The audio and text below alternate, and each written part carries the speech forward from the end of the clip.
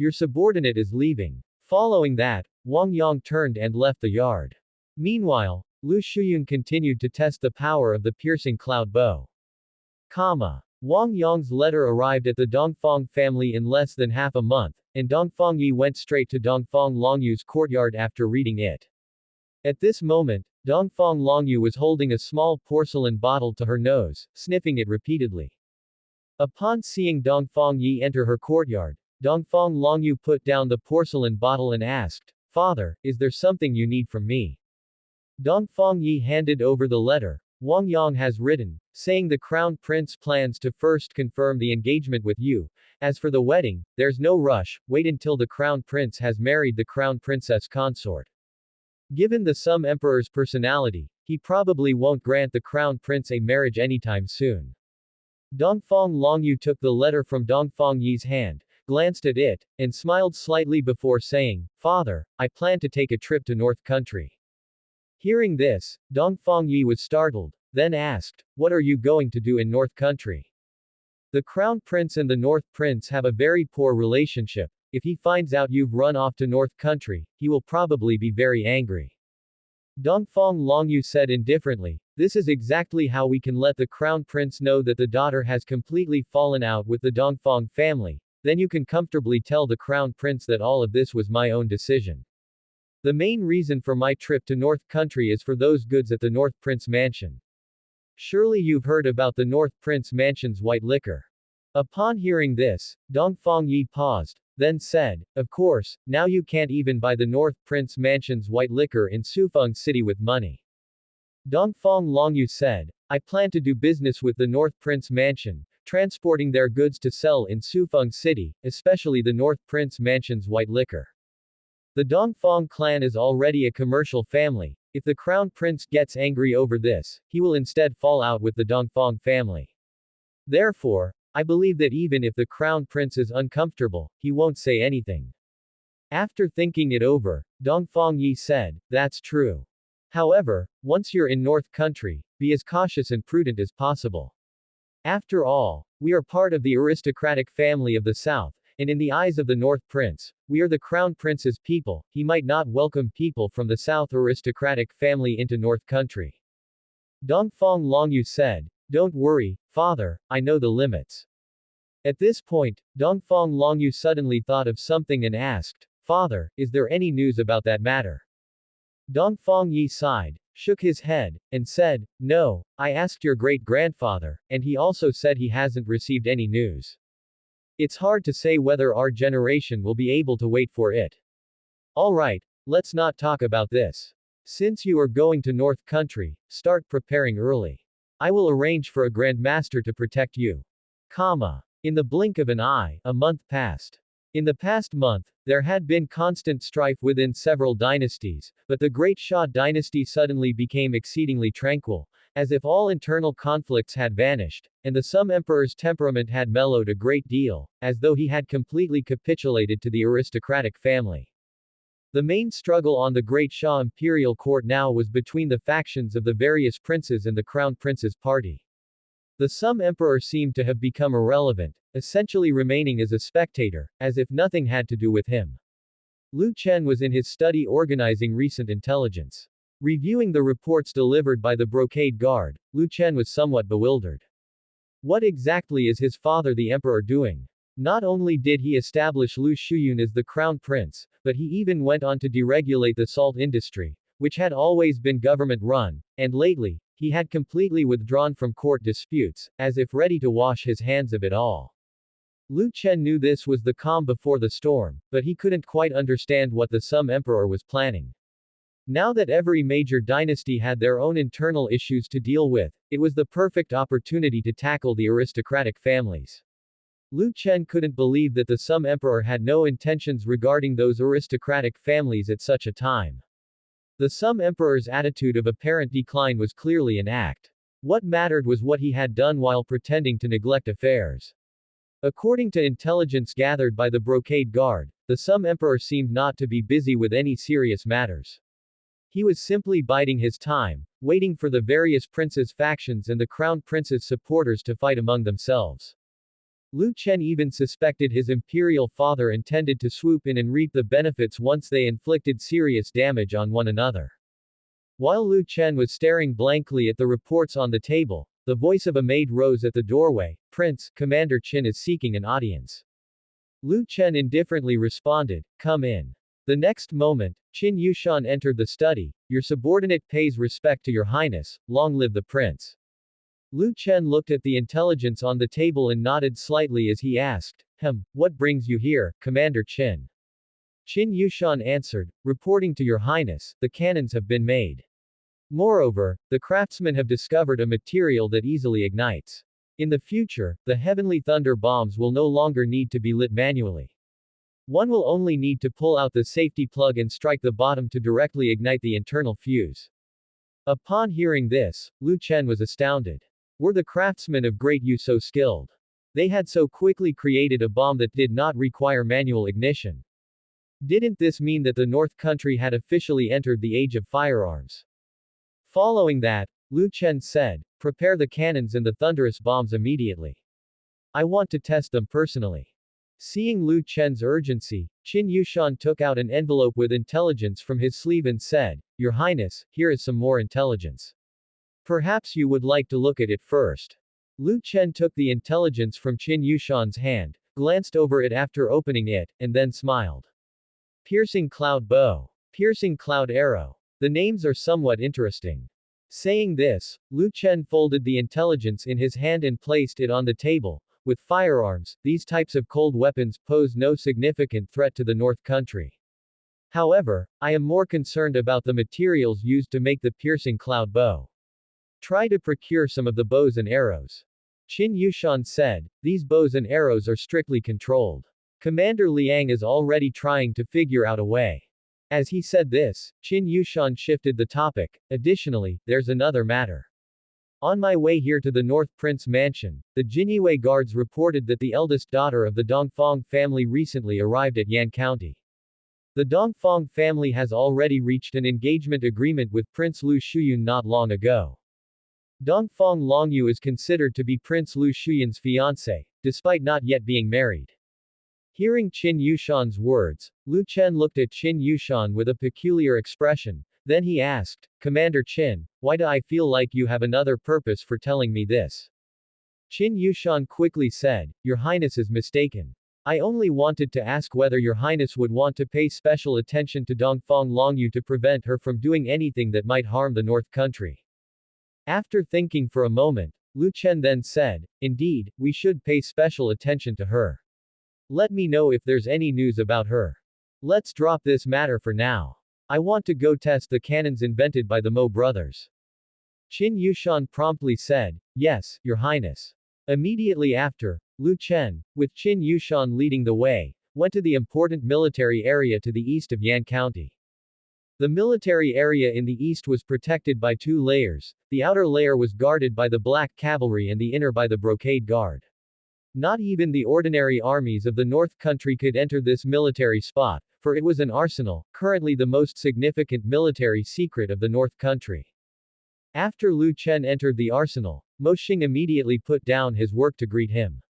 I pay my respects to Your Highness. Lu Chen said, dispense with the formalities, Mo Xing. I have heard that the cannons have been made. Mo Xing replied, they were made half a month ago, but, to avoid any issues during Your Highness's test, I've made some improvements to the cannons. Moreover, they were enhanced with reference to Your Highness's grenade cannons. In the end, we settled on 3 types of cannons. Hearing Mo Xing's answer, Lu Chen was already impatient and immediately said, bring out those cannons, and let me test them. Please follow me, Your Highness. Mo Xing then led Lu Chen to a specialized testing area for the cannons. In the middle of the forest, there was a barren area full of craters, void of any vegetation. The area was used daily for bomb testing, which prevented any plant growth. Before long, the Jinyue guards brought several wooden carts pulled by horses to Lu Chen's presence. As the boxes were opened, the cannons made by Mo Xing and his team appeared before Lu Chen. Mo Xing and his team produced 3 types of cannons. One kind with wheels was the red cloak cannon, one was a mortar, and the last one no longer belonged to the category of cannons, being only the size of a rifle and resembling one more closely. The Red Cloak cannon was very similar to Lu Chen's 122 mm howitzer, although not as large and complicated in structure, but from the cylindrical shape of the cannonball, it was clear that this Red Cloak cannon was different from the ones in his blueprints. Lu Chen caressed the muzzle, carefully sizing it up. This cannon was about 3 meters long, apparently firing cannonballs around 75 millimeters in diameter. He then lifted the cannon's wheels slightly, easily lifting them with one hand, and estimated the weight to be around 300 to 400 kilograms. This heavy cannon had a rather rough exterior and a thick barrel, obviously thickened due to the insufficient strength of the materials.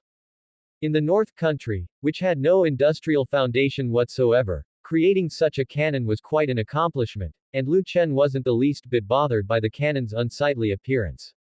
He squatted down to take another look at the loading port and discovered that the firing principle of this cannon was pretty much the same as his 122 mm howitzer, where both operate by triggering the detonator at the base of the cannonball to ignite the fuel inside and launch it. This wasn't it a bit too advanced? All he wanted was to make Red Cloak cannons. Traditional Red Cloak cannons used a fuse ignited by fire to then launch the cannonball. The heavy cannons made by Mo Xing and his team could be essentially considered a replica of the howitzer. It was evident that these craftsmen had almost completely grasped the firing principle of the howitzer. Lu Chen couldn't help but think to himself, who says ancient people were foolish? Given a howitzer, they were able to create a miniature version, which might be smarter than some modern people. If he had the same number of people, he definitely wouldn't be able to produce a similar cannon. Of course, looking similar was one thing, but the key was whether it could actually be fired. Afterward, Lu Chen picked up a cannonball from the side and discovered it also resembled a scaled-down version of the 122 mm howitzer's cannonball. Then, Lu Chen loaded the cannonball into the chamber and proceeded to fire the cannon at a distant target himself. Accompanied by a thunderous boom, the cannonball was fired, quickly followed by another boom, as it exploded in the distance. The explosion wasn't as powerful as that of the 122 mm howitzer, due to the gunpowder used, but this cannon was basically sufficient for the martial arts world. As long as there were no grandmaster martial artists from the opposing side, carrying this type of heavy cannon, the soldiers of the North Country could essentially overpower any dynastic army, even grandmasters being of no use. After trying out the first type, the improved version of the Red Cloak cannon, Lu Chen then checked the second type, the mortar. The basic principle of the mortar was the same as the heavy cannon, using gravity to drop the cannonball, which then triggers the firing pin inside the barrel upon impact. At that moment, Lu Chen was extremely excited inside. He hadn't expected that by just providing one howitzer for Mo Xing and his team to disassemble, not only did they reproduce an improved version of the Red Cloak cannon but also invented a portable mortar. Lu Chen had never taught Mo Xing and his team how to create a mortar. Lu Chen didn't test the mortar, he just glanced at the mortar's cannonballs and then shifted his gaze to the so-called small cannon Mo Xing and his team had made. What they called a small cannon, Lu Chen saw as a rifle, only firing steel balls and having a separate detonator, and only being able to load one bullet at a time. However, this was just the first version of the firearm, so it was normal for it not to be very effective. Moreover, there was no complete industrial base in the world at the moment, so the fact that they could make such a simple firearm was quite impressive. Even though the firearm wasn't very practical at the moment, compared to those that required manual loading of gunpowder, Mo Xing and his team's firearm was evidently much easier to use. They had included the firing gunpowder in a container, eliminating the need for manual loading, which made it very convenient to carry, and most importantly, the gunpowder was less prone to moisture.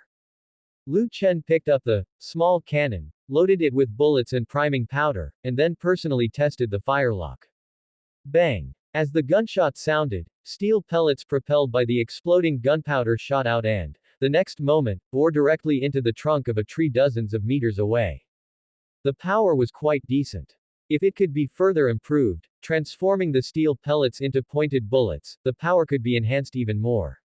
After testing the firelock, Lu Chen turned his head and, pointing at the improved red cloth cannon and the mortar, said to Mo Xing, next, we'll mass-produce these two types of cannons, at least 300 of each. Mo Xing asked, Prince, should we manufacture the small cannons as well? The small cannon Mo Xing referred to was naturally the firelock, which he had figured out himself, inspired by the launching principle of the shell-firing cannon. He believed that the cannonballs were too heavy, not nearly as convenient to carry as the small cannon, and moreover, if the small cannon were used on the battlefield, their soldiers would no longer need to carry so many arrows. Upon hearing Mo Xing's question, Lu Chen pondered for a moment. Although this was only the first version of the firelock and not yet very handy, their firelocks would surely become more advanced in the future, so it was essential to get the soldiers accustomed to it in advance. With this thought, Lu Chen said, let's first make 1,000 of the small cannons. Oh, and from now on, this small cannon will be renamed. Stop calling it a small cannon, call it a firelock. Mo Xing was very pleased to hear that Lu Chen wanted to manufacture the small cannon and had specially changed its name. He immediately said, yes, Your Highness. At that moment, Lu Chen looked at the firelock and asked, who designed this firelock? Mo Xing replied, Your Highness, it was designed by this humble one. Lu Chen was taken aback for a moment, then smilingly said, well then, from now on, this firelock will bear your name. It shall be called the Mo Xing firelock. Excited, Mo Xing said, thank you, Your Highness. Being able to name a weapon after himself made Mo Xing feel highly valued by Lu Chen. To be esteemed by the Son of Destiny was such an honor. Lu Chen continued, although the first version of the firelock is already usable, it is still not convenient enough. I hope you can further improve it and create an even more user-friendly Mo Xing firelock. Mo Xing said excitedly, yes, Your Highness, I will definitely not disappoint your expectations. Lu Chen glanced again at the improved red cloth cannon and the mortar, then said, from now on, this heavy cannon shall be called the Fire God Cannon, and the second type of mortar shall be called the Wind Thunder Cannon. Having said this, Lu Chen turned and said, let's end the testing here for today. Hurry up with the production, I want to equip the army with these weapons within a year. Commander Qin, take me to see the place where the cannons are cast. Yes, Your Highness, please follow me. Qin Yushan then led the way and escorted Lu Chen to inspect the entire armory. By the time Lu Chen returned to the prince's mansion after inspecting the armory, it was already dark. Lu Chen was delighted today, the firearms had taken shape, and now all he needed to do was wait for these weapons to be mass-produced. With the deployment of these firearms, coupled with the army's reforms, the soldiers of the North Country would undoubtedly become very powerful in battle. By then, there might be no dynasty in the world that could defeat the North Country. Thinking of this, Lu Chen was filled with high spirits, full of anticipation for the future. In the following months, as the new city began construction, Lu Chen was very busy every day. If he wasn't handling government affairs in his study, he was overseeing the construction of the new city. Occasionally, he would also visit the armory to check on the progress of the firearms production.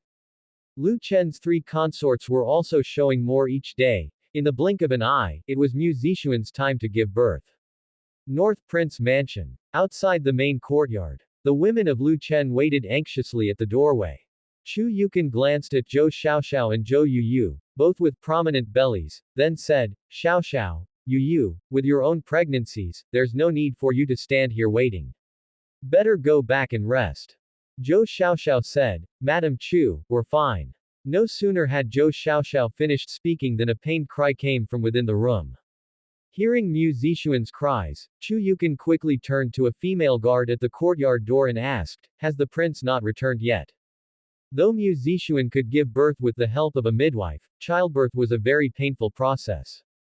Chu Yukan had already sent someone to notify Lu Chen, urging him to come back quickly and use his immortal technique to alleviate Mu Zixuan's pain.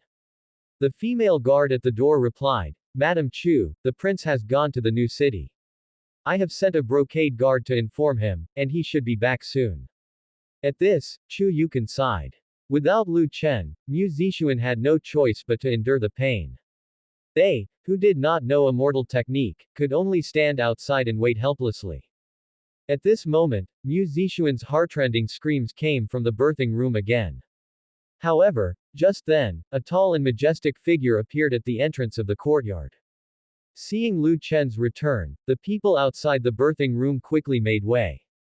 Chu Yukon said anxiously, "Chen'er, go in quickly and check on Zixuan. She's giving birth." Lu Chen, wearing a smile, said, all right. There was no urgency on Lu Chen's face. With his return, Mu Zixuan would be fundamentally safe. In ancient times, childbirth was risky for women, with frequent occurrences of childbirth complications leading to both mother and child perishing. But in the prince's mansion, with Lu Chen present, his wives and concubines were safe from such complications. Lu Chen strode into the birthing room, where Mu Zixuan lay on the bed, drenched in sweat, her complexion deathly pale, with her wet hair clinging together on her forehead. Seeing Lu Chen enter, a smile surfaced on Mu Zixuan's pale face. With this man's return, nothing was a problem. Lu Chen walked over to the bed, took Mu Zixuan's hand, and immediately started to use the rejuvenating skill to take away her pain. Mu Zixuan wanted to speak, but as the child had not yet been born, she needed to focus her strength. She swallowed her words before they could leave her mouth. Lu Chen then infused Mu Zixuan with spiritual power, which, once inside her, separated the baby from her body. The baby was enveloped in a cocoon of energy, its skin becoming smooth, and it slipped out effortlessly. The next moment, the sound of the baby's crying filled the birthing room. The midwives immediately began to take care of the newborn. Lu Chen chuckled to himself, finally understanding why the system had rewarded him with the rejuvenating skill. Its greatest use was aiding women in childbirth.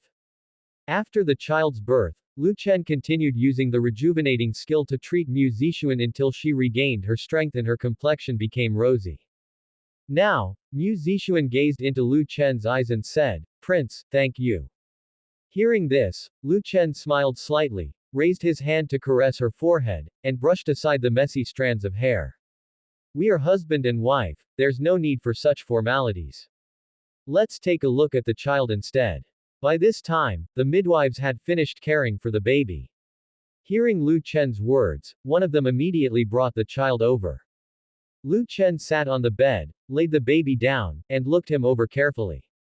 It was a boy. And a hefty one at that, weighing at least 10 pounds.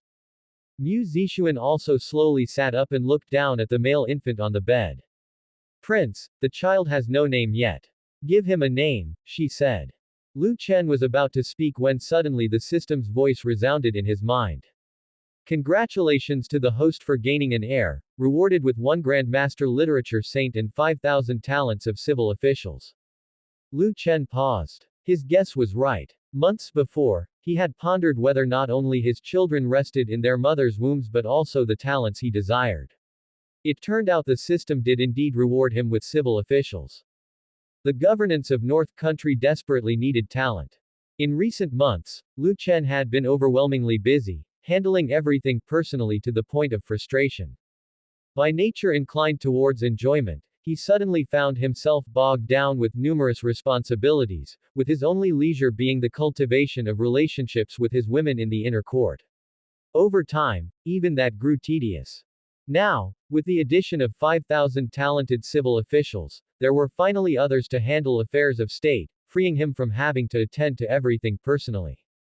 Moreover, the talents rewarded by the system were 100% loyal, so he had no worries of backstabbing and intrigue. As for the possibility of officials vying with one another, that didn't concern him much. The stone that had hung heavy in Lu Chen's heart for nearly a year finally fell. Returning to the present, Lu Chen, gazing at the infant on the bed, smiled and said, "How about we call him Lu Ziming?" At that moment, Chu Yukon and the other women entered the birthing room. Thanks to Lu Chen's treatment, Mu Zixuan had nearly recovered and did not need to rest like other women after childbirth. Hearing Lu Chen's words, the baby who had been moving restlessly on the bed gradually calmed down, and a smile seemed to appear on his small face. Mu Zixuan smiled and said, "Prince, it seems that Ming'er really likes the name you picked for him." Lu Chen lifted his hand and gently touched Lu Ziming's small face, smiling as he said, "Ziming, you have really helped Daddy a great deal." Seeing this harmonious scene, Yelv Nanyan couldn't help but touch her own belly. She also wanted to have a child with Lu Chen, but nearly a year had passed, and there was still no response from her belly. She began to wonder if she was too old and had lost the ability to conceive. At this thought, Yelv Nanyan sighed softly in her heart. Lu Chen stayed in the delivery room for about 2 hours. Once Mu Zixuan had fully recovered both physically and mentally, he then left the delivery room and went to his study. Entering the study, Lu Chen opened the system panel again to check where the talents he needed were located. Literature Saint Grandmaster Implanted Identity, Universal Academy's headmaster Zhuge Zongguang, who has already received your information. He is currently in the Great Wu Dynasty and will soon head to Dayu. Should you require his immediate presence in the North Country, host can issue a direct command once. 5,000 civil officials talents implanted identity. They are currently tutors and students at the Universal Academy in the Great Qian Dynasty. If their immediate presence in the North Country is needed, the host can issue a direct command once. Seeing the system interface, Lu Chen was momentarily stunned. Universal Academy. As someone who had transmigrated to this world since childhood, Lu Chen was naturally aware of this academy's name. It was said that the students of this academy harbored very lofty ideals, aiming for a world of great unity, which put them at odds with the typical ruling class. Although the Universal Academy was within the borders of Great Qian, the royal family of the Great Qian dynasty had always had reservations about it and had wanted them to leave the dynasty for good. If not for a Grandmaster Literature Saint at the academy, the royal family of the Great Qian dynasty would have probably dissolved it with military force long ago. The Universal Academy certainly had many talents, and in recent years, they had also engaged in politics, but no ruling class of any dynasty favored them. Even if they held official positions, they wouldn't hold significant ones. Those with the notion of a world of great unity were considered outliers in the current world, unlikely to be accepted by rulers. If the world achieved such unity, what would sustain the ruling class's power? Therefore, the status of the Universal Academy in this world has always been somewhat awkward. Despite the abundance of talents in the Universal Academy, they were not put to significant use, which led to a decline in popularity over the years. There were fewer and fewer people willing to go there to study. After entering the Universal Academy, the students held ideologies that contradicted those of the ruling class. It was impossible for those in power to let them hold office, hence, they were not put to significant use. All their learning amounted to naught. Reflecting on his understanding of the Universal Academy, Lu Chen's lips curved slightly upward. A world of great unity. This ideal was indeed too advanced for its time. No wonder the ruling class was unwilling to let the students of the Universal Academy become officials. To be honest, if these students of the Universal Academy were not arranged by the system, Lu Chen, as the seigneur of a feudal state, would not want to employ these literati whose heads were full of visions of a world of great unity. In an era with such low productivity, how could one achieve a world of great unity? To achieve such a world would mean that the ruling class must cede their interests and share their resources with the common people. How then could the ruling class enjoy life? Lu Chen himself was a beneficiary of the status quo. He could never uphold the idea of a world of great unity. Yet, he still needed officials who would fight for the interests of the common people. Only by having officials serve them would the people of the North Country trust him as their North Prince, and his rule would be more secure. Thus, while to other ruling classes the people of the Universal Academy might be a cancer, to Lu Chen, they were a treasure. With this in mind, Lu Chen immediately said to the system, "Send out the summoning order, have them relocate to the North Country within half a year." As Lu Chen's words fell, the system's notification sounded once more. The summoning order has been issued, and all members of the Universal Academy have received your command. Meanwhile, in a tavern within the Great Wu Dynasty, a woman dressed in a purple gown with a stunningly beautiful countenance was seated at a table, and facing her was a white-haired, elderly man. Although the old man's hair and beard were completely white, he appeared to be very spirited and did not look like someone who is 150 years old at all.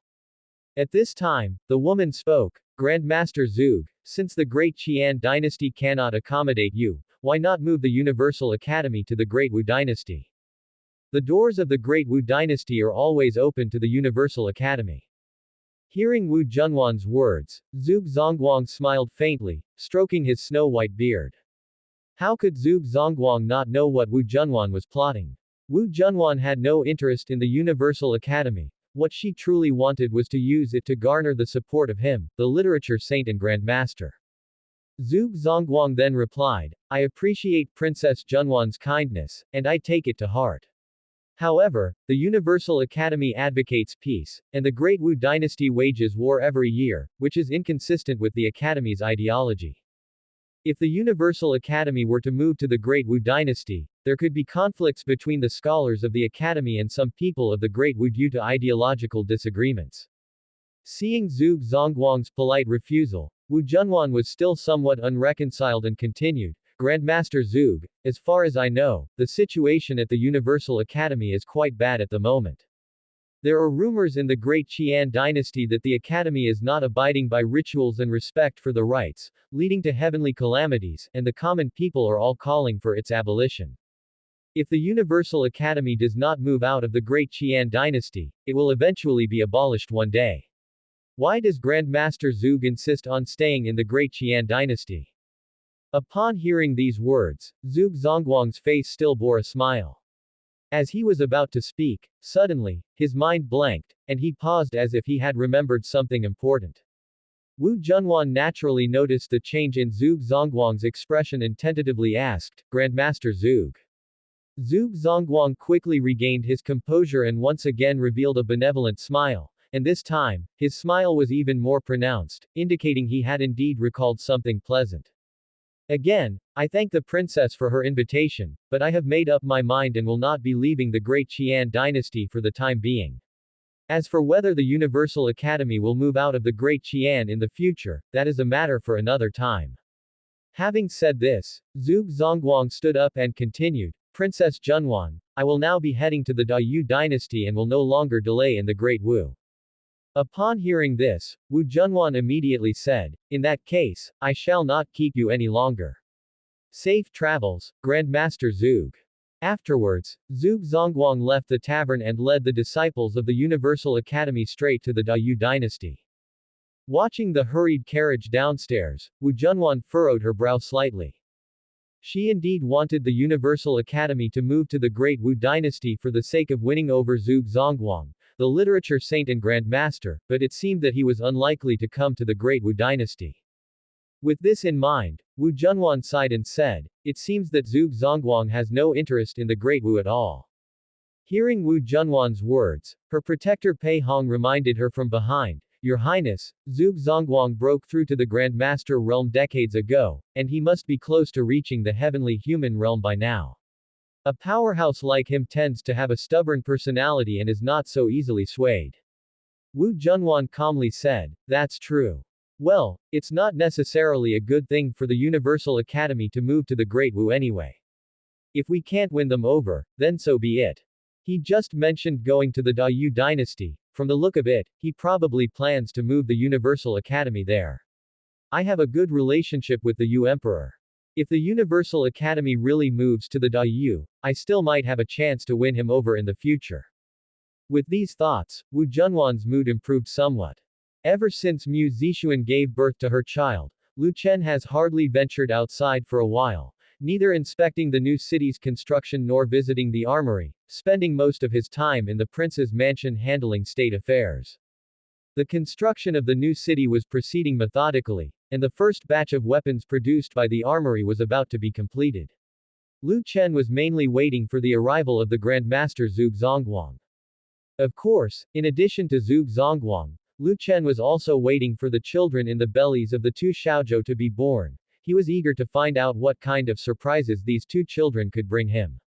Early morning. Lu Chen came out from Yelv Nanyan's room with a beaming face, his whole being feeling very delighted after spending the previous night cultivating affections with Yelv Nanyan. After leaving the Spring Sound Court, Lu Chen planned to eat breakfast in the main courtyard first, but at that moment, a maid came walking towards him. This servant pays her respects to the prince, long live the prince. Lu Chen nodded slightly, intending to continue toward the main courtyard, but the maid did not step aside and instead said, Prince, Commander Qin is looking for you. He's waiting for you in the study. Upon hearing this, Lu Chen was momentarily startled. Qin Yushan was looking for him so early in the morning, could it be some important intelligence? Lu Chen then skipped breakfast and went straight to the study to see what Qin Yushan needed. By the time Lu Chen arrived at the courtyard of the study, he found that not only Qin Yushan but also Wang Qingqi was standing at the entrance of the study. Seeing Lu Chen's arrival, Qin Yushan immediately performed a greeting, saying, "I pay my respects to the prince, long live the prince." Lu Chen nodded, then directly walked into the study, saying as he went, "Come in." Following closely behind, Qin Yushan and Wang Qingqi entered the study. Lu Chen then asked, "Commander Qin, what brings you to seek me out so early in the morning?" Qin Yushan took out a piece of intelligence from his sleeve and placed it on the desk. "Prince, there's movement in the capital city." Hearing this, Lu Chen's mind jolted. In recent months, he had been waiting for his father, the Sum Emperor, to act against those aristocratic families. Only if turmoil arose in Great Sha could the court's attention be completely diverted, allowing him to annex the North Land into the North Country. If he were to annex the North Land into the North Country now, it would inevitably attract the court's scrutiny, which would be highly disadvantageous for him. However, after waiting several months, there had been no movement from the capital city, making Lu Chen doubt whether his father had truly given up on striking down those aristocratic families. Both Great Wu and Great Qian had already descended into internal strife, and yet after such a long delay without action, if he didn't promptly eliminate those ancient families within the Great Sha dynasty, Great Sha would miss a golden opportunity once Great Wu and Great Qian recovered their strengths. After several months, there was finally some activity. Lu Chen immediately opened the intelligence on the table and read it earnestly. Having read the intelligence on the desk, a slight smile appeared on Lu Chen's face. It seemed that Great Sha's civil war was about to erupt. A few days ago, the Sum Emperor had purged some aristocratic family officials from the court and began to mobilize troops on a large scale, claiming that there was an epidemic in the Great Qian dynasty to the south. He planned to send troops southward to guard the southern border, to prevent the contagion from spreading into the Great Sha dynasty. Even a fool could see this was an excuse. First, he purged some officials from the South's aristocratic families, then mobilized a large army southward. This was obviously aimed at the aristocratic families of the South. It was true that the Great Qian dynasty was experiencing an epidemic, but even with the outbreak, with seigneurs guarding the borders, it would not be so easy for the epidemic to spread into Great Sha. Although the military force in a seigneur's domain was limited, at least each domain had 50,000 soldiers. Couldn't 50,000 soldiers defend a border? The Great Qian dynasty was not waging war, so the soldiers of the domain merely needed to prevent the population infected with the epidemic from fleeing to Great Sha. This minor matter definitely didn't necessitate the court deploying a large army southward. The Sum Emperor's intentions were all too obvious. Lu Chen now found his father quite baffling. He had previously refrained from acting, and instead of acting, he had established Lu Shuyun, that fellow, as the crown prince. Later, he even opened up the management rights to the salt industry, causing the salt prices within Great Sha to continue to rise, fattening up those salt-producing aristocratic families of the south. After such a long time, he's now remembered to purge the aristocratic families, and with such overt moves. Even the dimmest aristocratic families from the south could guess that the Sum Emperor was planning to send troops southward to deal with them, could they not? Considering the current situation, it probably wouldn't be long before news of the aristocratic family's rebellion would arrive. After reviewing the intelligence in hand, Lu Chen said, "Send a message back to Commander Liang, telling him to keep a close eye on the movements of the aristocratic families in the south." "Yes, Prince. Prince, if there are no other matters, then your subordinate will take leave." With Wang Qingqi still standing by, Qin Yushan certainly knew how to take his leave. Lu Chen nodded and said, "All right, go attend to your duties." As soon as the words fell, Qin Yushan turned and left the study. After Qin Yushan's departure, Lu Chen looked up at Wang Qingqi standing before him. Thanks to Lu Chen's nurturing over time, Wang Qingqi's figure had become even more enchanting, and her whole demeanor even more seductive. Lu Chen smiled and asked, "Mr. Wang, what brings you to seek me out so early in the morning?"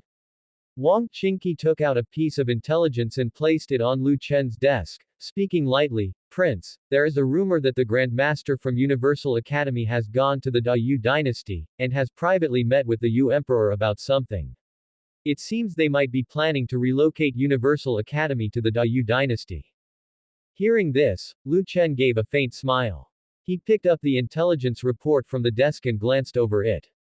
Clearly, Zhuge Zongguang's visit to the Da Yu dynasty was merely a smokescreen. His real objective was North Country. After all, with so many students at Universal Academy, it was impossible to move to North Country all at once. The process would require some time. As for the meeting between Zhuge Zongguang and the Yu Emperor, this was not at all surprising. After all, Zhuge Zongguang was a literature saint Grand Master, and a Grand Master would be respected in any dynasty. It was highly likely that the Yu Emperor wanted to win over Zhuge Zongguang, to have him join the Da Yu dynasty, which is why he would meet with Zhuge in secret. However, unfortunately for the Yu Emperor, Zhuge Zongguang would never join the Da Yu dynasty.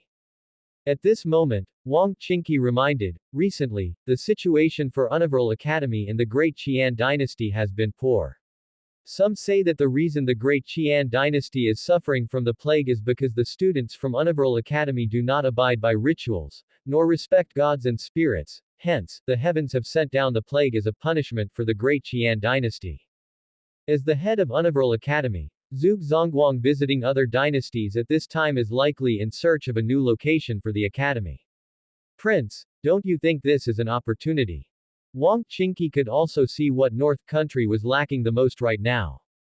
For the past few months, Lu Chen hardly engaged in that kind of activity with her inside the study. Most of the time, it was because Lu Chen was too busy. North Country did not have that many officials, and many matters required Lu Chen's personal attention, which led to him being in a state of high-intensity work upon entering the study, leaving him no time to seek relaxation with Wang Qingqi.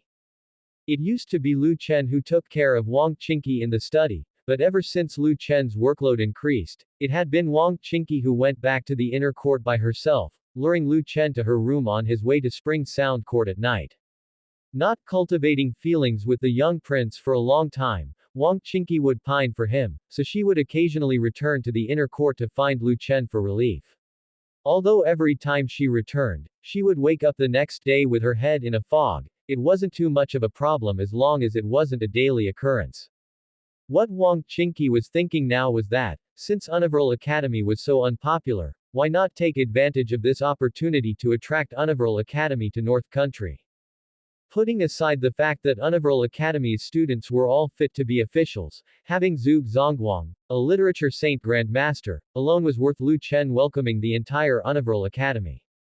With Grand Master Zhuge Zongguang, North Country's deterrence would grow significantly, and even if North Country wanted to become independent in the future, the court would not dare to act rashly. So far, no feudal state of a prince in the Great Xia dynasty had a Grand Master. Secretly, perhaps, but at least not publicly. North Country already had Lu Chen, a Grand Master, with another Grand Master, that would be two Grand Masters. A feudal state with two Grand Masters could completely disregard the imperial court's commands. Of course, this was just Wang Qingqi's personal idea. She also knew that those scholars from Universal Academy were filled with impractical ideas in their heads, so it remained to be seen whether Lu Chen, the ruler, would be willing to accept these scholars. After all, no ruler so far had been willing to embrace scholars filled with the ideology of a great unity. After hearing what Wang Qingqi said, Lu Chen smiled and then asked, opportunity? What opportunity? In your view, Qingqi, do you think the scholars from Universal Academy are of great use to North Country? Hearing Lu Chen say this, Wang Qingqi thought he looked down on the scholars from Universal Academy like other rulers and replied, Prince, although those scholars are filled with unrealistic ideas, their principles are good for the common people. If the students from Universal Academy could come to North Country to serve as officials, I believe they would wholeheartedly work for the people. If the officials work wholeheartedly for the people will surely credit their achievements to you. This would increase the people's trust in North Prince Mansion and consolidate your rule. Having listened to Wang Qingqi's words, Lu Chen smiled and then asked, have you not considered that if these people all come to North Country, They might one day sideline me, the prince, and decide everything in North Country, or even demand that I hand over the properties of North Prince Mansion. This. Wang Qingqi thought about it. If it were those people from Universal Academy, they might indeed try to have the ruling class surrender their benefits to the common folk. So, these people were indeed a threat to Prince Lu Chen, and it was not surprising that he did not want them. Then Wang Qingqi said, "The prince is right, I was being fanciful." Just when Wang Qingqi thought Lu Chen had no interest in Universal Academy, Lu Chen suddenly said, "No, you were not being fanciful. If it were an ordinary prince, indeed he would not want the scholars from Universal Academy, nor would he worry about those people coming to his feudal state and sidelining him. But I am different from other princes." Upon hearing this, Wang Qingqi was taken aback. Then she asked, "Does the prince mean to attract Zhuge Zongguang and the students from Universal Academy?" Recruitment. Lu Chen smiled lightly. "You're thinking too much, I have no intention of recruiting them." This. If Lu Chen isn't going to recruit them, how could they possibly come to North Country? It was clear that Lu Chen was still not very interested in Universal Academy. It made sense, after all. Lu Chen was the supreme ruler of North Country. Although he said he wouldn't be too opposed to them, deep down he surely wasn't very interested in the scholars from Universal Academy. Just as Wang Qingqi was thinking this, Lu Chen suddenly said, "Universal Academy is already mine, there is no need for me to recruit them." What? Upon hearing Lu Chen's words, Wang Qingqi was completely stunned. She seriously wondered if there was something wrong with her ears, causing her to hallucinate. After recovering her wits, Wang Qingqi immediately asked, "Your Highness, you aren't joking with me, are you? Universal Academy is yours." Lu Chen asked with a smile, "What, are you surprised?" This slave. Wang Qingqi hesitated, lost for words. This was no longer a matter of being surprised or not. Universal Academy was located within the Great Qian dynasty, and the whole academy belonged to Lu Chen. As far as she knew, Universal Academy's history seemed to precede Lu Chen's age by quite a bit, didn't it? Universal Academy had been around for decades, founded by Zhuge Zongguang in his youth. How could it now all belong to Lu Chen? Curious, Wang Qingqi inquired, "Your Highness, is Zhuge Zongguang also one of your people?" Lu Chen replied, "Naturally. His trip to the Dayu dynasty wasn't to pledge allegiance to them but to come to North Country. In a few days, Zhuge Zongguang will arrive in Yan County." This. Although it seemed unbelievable, Wang Qingqi quickly came to accept this shocking news. After all, she was dealing with Lu Chen, a miraculous man who had broken through to the Grandmaster realm at the mere age of 17. Nothing seemed impossible with him. After thinking for a moment, Wang Qingqi then said, "Since Universal Academy is under your influence, this slave will no longer pay attention to its affairs. No, you should still keep a close eye on Universal Academy's situation. Universal Academy is still within Great Qian's borders and hasn't moved to North Country yet. If something happens to Universal Academy, Rain Listening Pavilion can provide appropriate assistance from the shadows." Wang Qingqi said, "This slave understands. If there's nothing else, I shall take my leave now." "Yes, go ahead. You have things to do." As his voice faded, Lu Chen lowered his head and picked up the intelligence report that Qin Yushan had brought earlier, reading it carefully. Seeing this, Wang Qingqi pursed her cherry lips. Lu Chen's recent changes were indeed significant. If it had been before, he would have surely reprimanded her in the study. But now, Lu Chen didn't scold her in the study anymore, making her feel quite uncomfortable. With a soft sigh, Wang Qingqi felt that the young prince was becoming too serious, which wasn't necessarily a good thing. Just as Wang Qingqi was feeling sentimental, Lu Chen noticed that she did not leave the study immediately. He looked up at her and asked curiously, "What's wrong? Do you have something else on your mind?" Wang Qingqi quickly responded, "No, nothing, this slave is leaving now." With that, she turned around and left the study. Wang Qingqi thought to herself, the absurd things Lu Chen had done in the past were due to his youth, being only 16 or 17 years old. As Lu Chen grew older, his temperament would become more mature. The mature Lu Chen might not do those absurd things anymore.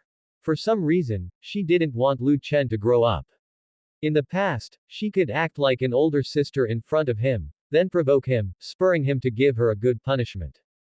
But in the future, it likely wouldn't be the same. Once a person matures, their thoughts change as well. If she continued to tease Lu Chen like before, it might not excite him but instead could make him dislike her. The thought made Wang Qingqi feel extremely dejected. She had realized that this day would come, but she hadn't expected it to come so quickly. Within a year's time, there had been such a great change in Lu Chen, becoming so mature, so manly. She still preferred the young prince who would carelessly lay hands on her, always thinking about treating her roughly. The more Wang Qingqi thought about it, the more suffocated she felt. Lu Chen also sensed something was off with Wang Qingqi. He always felt that Wang Qingqi had something on her mind. Lu Chen then accessed Wang Qingqi's personal profile. Name: Wang Qingqi. Status: the North Prince's favorite female slave, the North Prince's concubine, Tower Master of the Rain Listening Pavilion, half-step Grand Master. She has noticed that the North Prince has changed recently. He has become more serious, mature, and no longer treats her as he used to, which makes her feel very despondent, feeling that the North Prince is tired of playing with his female slave and might abandon her at any moment. Rating: 95. Favorability: 100. Seeing Wang Qingqi's latest profile, Lu Chen was somewhat speechless. Indeed, he hadn't been treating Wang Qingqi in the same way lately. One reason was that he was so occupied with endless affairs of state that he hardly had any thoughts about women when he was in his study, so whenever Wang Qingqi came to the study, he talked about business. Despite rarely engaging in such acts with Wang Qingqi in the study, he would still visit her room occasionally at night and role play with her. So Wang Qingqi thought he had changed. And even felt despondent about it. Could it be that, in Wang Qingqi's mind, his previous way of treating her indicated care, and now that he had suddenly become so serious, it meant he no longer liked her? Hey! This M. Just as Wang Qingqi was about to step over the threshold of the study, Lu Chen suddenly spoke, "By the way, something just occurred to me." Upon hearing this, Wang Qingqi paused, halted her steps, and turned to look at Lu Chen. "Does the prince have any other matters?" Lu Chen didn't immediately answer. Instead, he waved his hand, and the study door closed directly. Wang Qingqi was slightly stunned. In her view, Lu Chen had become more mature, and she believed he would no longer do the things he used to do in the study. The sudden closure of the door by Lu Chen left her bewildered, unclear about what Lu Chen had in mind. At that moment, Lu Chen said, "Mr. Wang, I've noticed that you seem to have some opinions about me recently." At these words, Wang Qingqi was taken aback once more. Opinions? What opinions could she have? Dare she have any opinions? Without delay, Wang Qingqi replied, "Prince, what do you mean by that? How could I possibly have any opinions against you?" With a smile, Lu Chen said, "No opinions. If you had no opinions of me, why would you sneakily meet with someone from the Qinghai Commercial Association in private?" At this, Wang Qingqi immediately became flustered. Indeed, she had met privately with someone from the Qinghai Commercial Association, who wanted to win her over, but she had rejected them. In her view, it was a trivial matter, so she hadn't reported it to Lu Chen yet. Unexpectedly, Lu Chen already knew about it. Now there was trouble. If she had reported to Lu Chen in advance, perhaps he wouldn't have given it much thought, but if Lu Chen discovered on his own that she had been in contact with the Qinghai Commercial Association, there was a real possibility he might misunderstand her. Rushing to explain, Wang Qingqi said, "Prince, my private meeting with the president of the Qinghai Commercial Association was for discussing business, and I haven't done anything to betray the North Prince Mansion or your highness." Internally panicking, Wang Qingqi was afraid of being abandoned by Lu Chen. And now he brought up this matter. Could it be that he was about to completely discard her, his female slave? While Wang Qingqi pondered, Lu Chen spoke, discussing business. "I somehow find that hard to believe.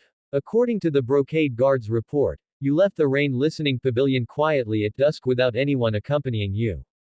Would you be so cautious in a mere business negotiation? Mr. Wang, it seems you're not telling the truth." Wang Qingqi's face turned deathly pale, and she hurriedly said, "Prince, the reason I did this was to mislead the president of the Qinghai Commercial Association. The president wanted to recruit me, and I was planning to pretend to be swayed, then extract some information. It's not that I wanted to hide it from you, Prince, it's just that I hadn't yet obtained any valuable information. And besides, this incident happened just yesterday, so I. As Wang Qingqi tried to explain further, Lu Chen interrupted indifferently, enough, I do not wish to hear any explanations.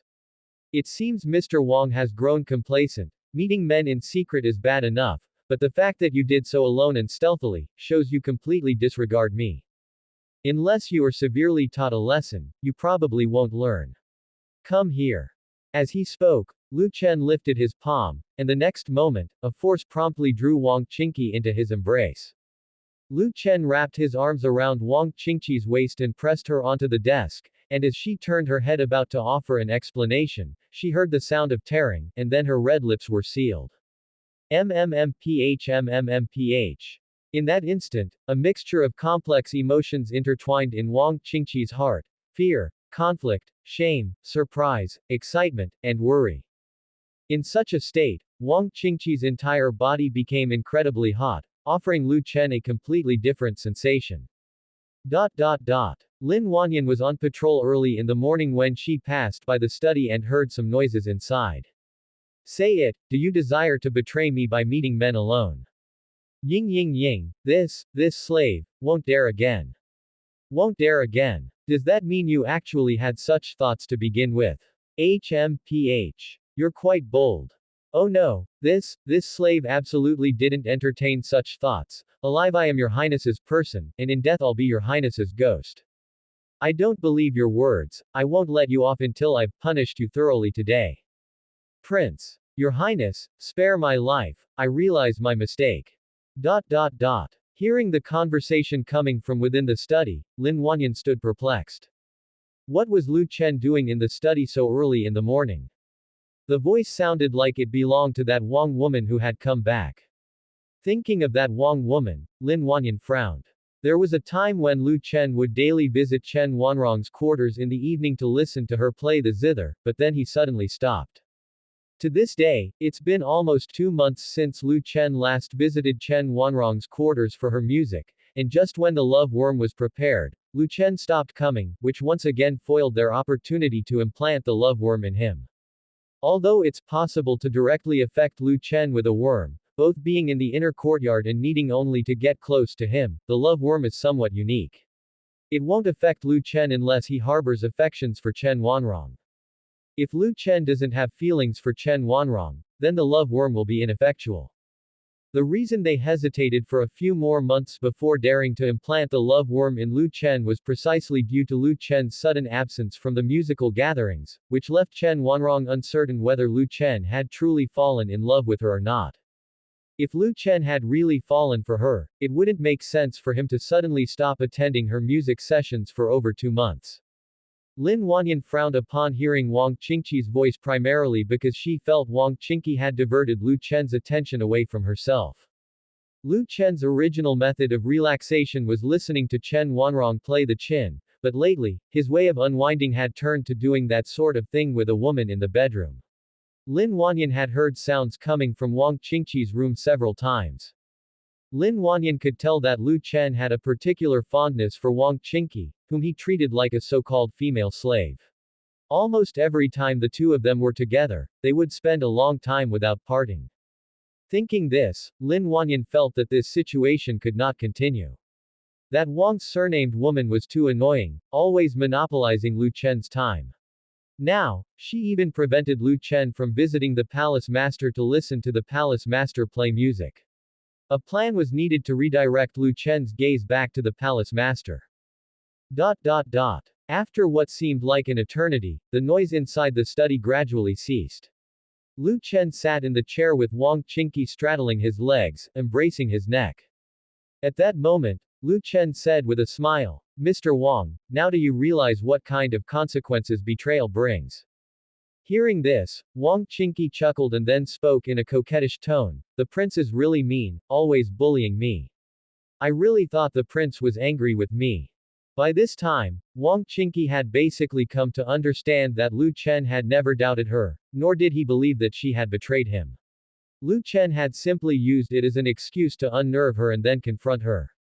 Just when she was about to leave the study earlier, she had thought that Lu Chen had changed, become more serious and mature. Now, it appeared that the young prince hadn't changed one bit, it was just that there might have been no time to deal with her before. At this thought, for some reason, a subtle, uncontrollable smile appeared on Wang Qingqi's lips. Not changing was good. She wished this young prince would always stay mischievously the same, always confronting her. Wang Qingqi continued, Prince, how did you know I met with the head of Qinghai Commercial Association alone? Could it be that you do not trust me and ordered the brocade guard to follow me?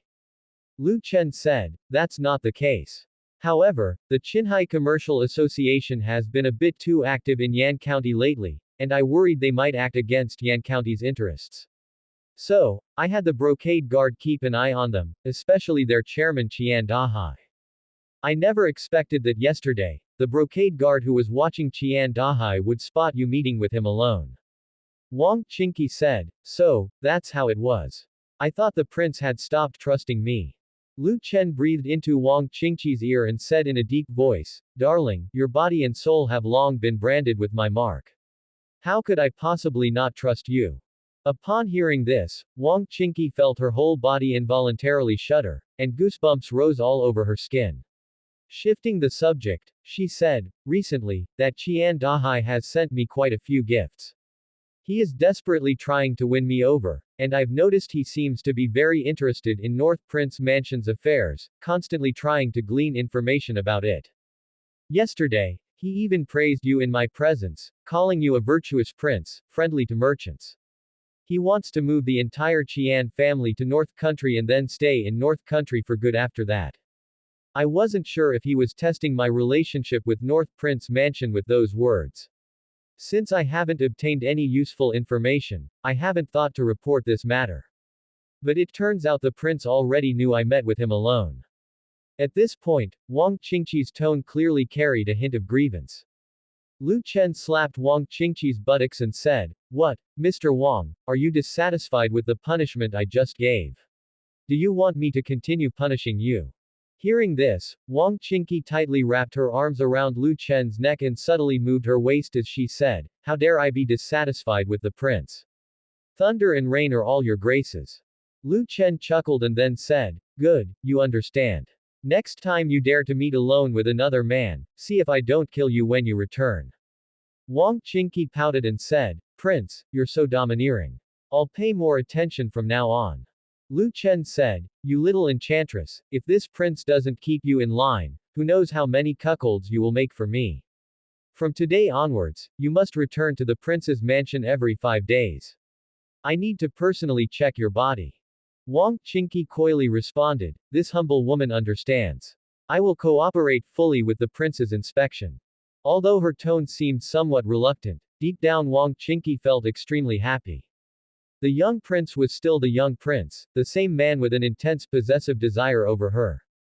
He hadn't changed at all. Lu Chen said, By the way, keep an eye on the Qinghai Commercial Association. They have suddenly become so active lately, there must be a reason. Since the last time Wu Junwan signed a business agreement with Rain Listening Pavilion under the identity of Miss Qian, the Qinghai Commercial Association had been quietly doing business in Yan County, rarely as active as they had been recently. For the past few months, they had almost not probed any intelligence from the North Country. However, in the past 2 months, the Qinghai Commercial Association suddenly showed a lot of interest in the comings and goings of the North Prince Mansion, even attempting to curry favor with Wang Qingqi.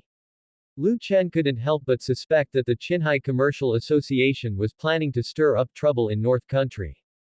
Lu Chen was highly suspicious whether the Qinghai Commercial Association wanted to probe into the manufacturing secrets of the prince's mansion, such as the methods of coal production, the brewing process of white liquor, and so on. But this seemed a bit far-fetched.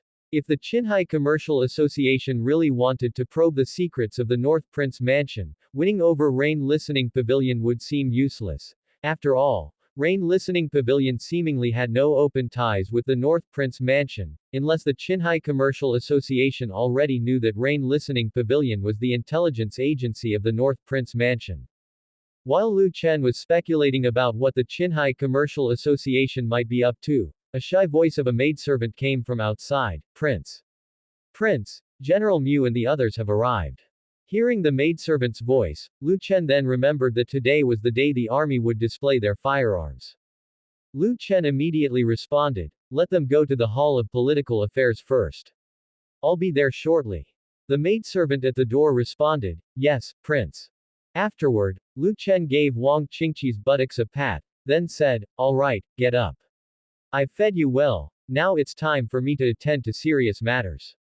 Upon hearing this, Wang Qingqi slowly stood up and cast a lingering look at Lu Chen, wondering what he meant by having fed her well, when it was clear that he had been the one to take advantage of her.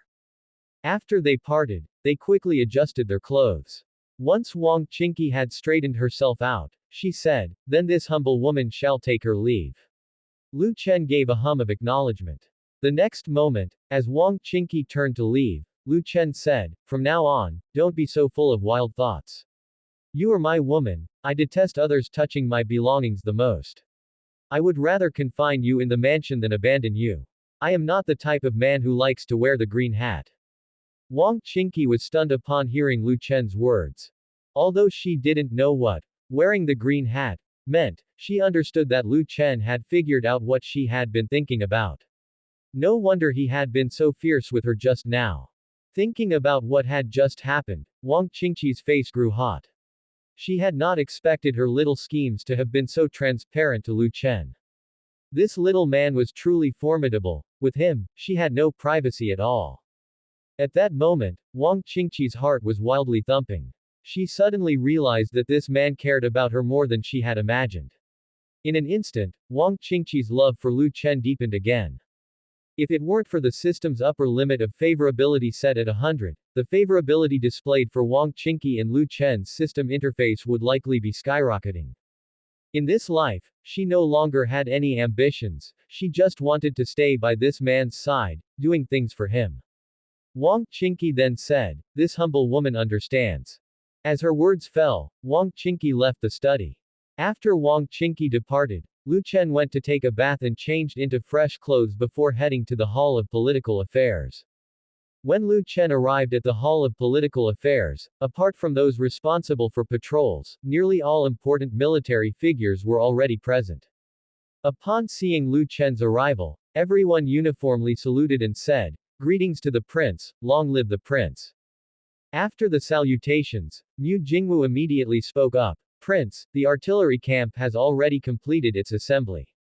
Lu Chen nodded, his gaze resting on Mu Chengtian, who then spoke, "Prince, the 1,000 new recruits you requested are ready as well. They have all been trained exactly according to the methods you provided." Lu Chen said, "Since everything is ready, let's set out." Then, under the lead of the Jinyue guards, everyone proceeded to the military strategic area near the munitions factory. This was a place Mu Changtian and the others had never been to before. They only knew that it was shrouded in mystery, guarded solely by the Black Cavalry. Ordinary soldiers were not allowed to enter, not even Mu Changtian himself. After the artillery camp and the new army had arrived at the designated spot, Lu Chen then addressed Mu Changtian and the others, "You should know that I've brought you here today mainly because the army is about to be equipped with new style weapons. These new weapons are similar to howitzer cannons. Although their power is not as great as that of the howitzer, they boast a much larger quantity. Moreover, these are weapons that the North Country is now able to mass produce." Upon hearing this, a jolt went through Mu Changtian and the others. Mass production. Wouldn't that mean the military strength of the North Country could soon surpass other dynasties? The last time they saw the howitzer, it made a profound impression on everyone. Back then, they were thinking that if such weapons could be mass-produced, then Lu Chen's ascension to the supreme position would be utterly effortless. However, at the time, people thought they were using immortal weapons, which would not be available in large numbers and would be gone once used up. It had been a while since the artillery camp's soldiers last touched a howitzer, and Mu Jingwu even wondered if the camp might be disbanded. Unexpectedly, the North Country had already started manufacturing similar weapons, which meant that the artillery camp would play a crucial role on the battlefield in the future. At this moment, Lu Chen said to Mo Xing, "Let the Jinyue guards bring out the weapons." "As you command, Prince." With the assistance of the Black Cavalry, soon 300 cannons and over 1,000 mortars were presented before the soldiers. Seeing such a vast arsenal, Mu Changtian and the others were stunned. At that time, Lu Chen said to Mu Jingwu, "Captain Mu, starting today, the artillery camp will train with live ammunition. I need you to become thoroughly familiar with these new cannons within 2 months." Mu Jingwu immediately replied, "As you command, Prince." The artillery camp's soldiers had long been eager to handle the real McCoy. Ever since the howitzer ammunition was used up, they had primarily been studying theoretical knowledge, which, no matter how thoroughly taught, does not compare to hands-on learning. At that moment, Li Feng noticed the stick-like weapons placed on the wooden boards, and his mind instantly conjured the scene where Lu Chen used a barret to kill a high-quality warrior. Li Feng couldn't help thinking, could these stick-like weapons be the same type of formidable arsenal that Lu Chen had previously used? With this thought, Li Feng immediately asked, "Prince, are these stick-like weapons also considered cannons?" Before Lu Chen could respond, Mo Xing answered from the side, "General Li, these are not cannons, they are muskets." Lu Chen said, "From now on, the new army should gradually abandon bows and arrows and switch to using muskets." Mo Xing, demonstrate the use of the musket for them. Very well, Prince. As soon as he finished speaking, Mo Xing picked up a musket, efficiently loading the primer and a steel ball bullet. Next, he raised the musket and pulled the trigger at a distant tree. With the sound of a gunshot, the steel ball was shot out, instantly embedding itself into the tree. Witnessing this, Li Feng and the others were taken by surprise. The weapon indeed resembled the mysterious black weapon previously used by the prince. However, it seemed to be less powerful than that mysterious weapon of Lu Chen's. After Mo Xing demonstrated the use of the musket, he told everyone, the musket's bullet and primer are smaller in size, making them more convenient to carry than arrows. In battle, a soldier can easily carry several hundred bullets on his person. Of course, that's not the most critical aspect. The most important thing is that even an ordinary person can use this musket, and the musket's bullets can easily penetrate armor. Hearing this, those present were again stunned. If they were using bows and arrows, soldiers without training might not even be able to draw the bow, and even if they could, the arrows lacked force and certainly couldn't pierce an enemy's armor. But once equipped with muskets, it meant that from then on, any ordinary person could join the army of the North Country. All they needed to learn was how to use a musket. An average person proficient with a musket would possess a strength comparable to that of a second-grade warrior. Mu Changtian sighed inwardly. Indeed, the era of warriors was coming to an end. After Mo Xing finished speaking, Lu Chen reminded them from the side, these are training guns, the bullets and primers are separate, and not yet convenient for carrying. I have already instructed the craftsmen to improve the muskets and produce ammunition that combines the primer and bullet. Such muskets will be more powerful, and not even a 9th-grade warrior can withstand their bullets. At this point, Lu Chen looked towards Mu Changtian. The new army must quickly learn how to use muskets. Mu Changtian snapped back to reality and said, "Yes, Prince." Lu Chen continued, "Additionally, I have one more thing to say. After we enter the age of firearms, some martial artists might feel they are no different from ordinary people. But I must remind you all that no matter how formidable firearms are, there exist people who cannot be killed by them." As he said this, Lu Chen immediately took a Mo Xing musket, loaded it with a bullet, and aimed it at his own head. Seeing this scene, everyone was shocked, their faces turning pale with fright. Prince, you mustn't. ... Before anyone could stop Lu Chen, he had already fired the gun at himself. The result was that just as the steel bullet was about to touch Lu Chen's head, a powerful force exploded from his body. In the next instant, the steel bullet turned into powder. Once again, everyone was stunned. The pressure emanating from Lu Chen made it hard for everyone present to breathe. Even Mu Changtian, who was a grandmaster, felt the weight of a mountain upon him. Lu Chen had never told them that he had become a grandmaster, but the pressure he was now releasing was clearly that of a grandmaster. The summoned martial artists naturally knew that Lu Chen was a grandmaster, but Mu Changtian and the others did not know, and the ordinary soldiers were also unaware. By revealing this power, Lu Chen not only demonstrated the importance of martial arts but also showcased his grandmaster strength. The soldiers and others found it somewhat unbelievable. Grandmaster. Was their prince a grandmaster? A 17-year-old grandmaster. Indeed, their prince was the son of destiny favored by immortals. If their prince had not been favored by immortals, how could he possibly have produced such a terrifying weapon, and how could he have broken through to the grandmaster realm in such a short time? Given their prince's rate of growth, perhaps before he turned 30, their prince would become a celestial powerhouse. It was rumored that celestial powerhouses possessed strength close to that of immortals, capable of summoning the wind and calling the rain. Thinking of this, the soldiers were boiling with excitement. At that moment, Lu Chen continued, as you all have seen, with absolute power, even a musket cannot harm the body. So, do not be disheartened, martial arts remain very important. Moreover, practicing it can indeed prolong one's life, so do not abandon the path of martial arts just because firearms have emerged. Lu Chen had already noticed that since the grenade cannon had shown great prowess on the battlefield, the military martial artists had been feeling lost. Some soldiers even thought that martial arts had become useless, and even Mu Chengtian began entertaining such thoughts. The advent of firearms would certainly impact martial artists. They would definitely think, if an ordinary person could easily kill a 9th-grade martial artist, what was the point of practicing so hard for decades? Although Lu Chen knew firearms were powerful, he would never say martial arts were useless. On the contrary, with the emergence of firearms, martial arts might become even more important than before. Because only by reaching the Grandmaster realm can one easily block bullets.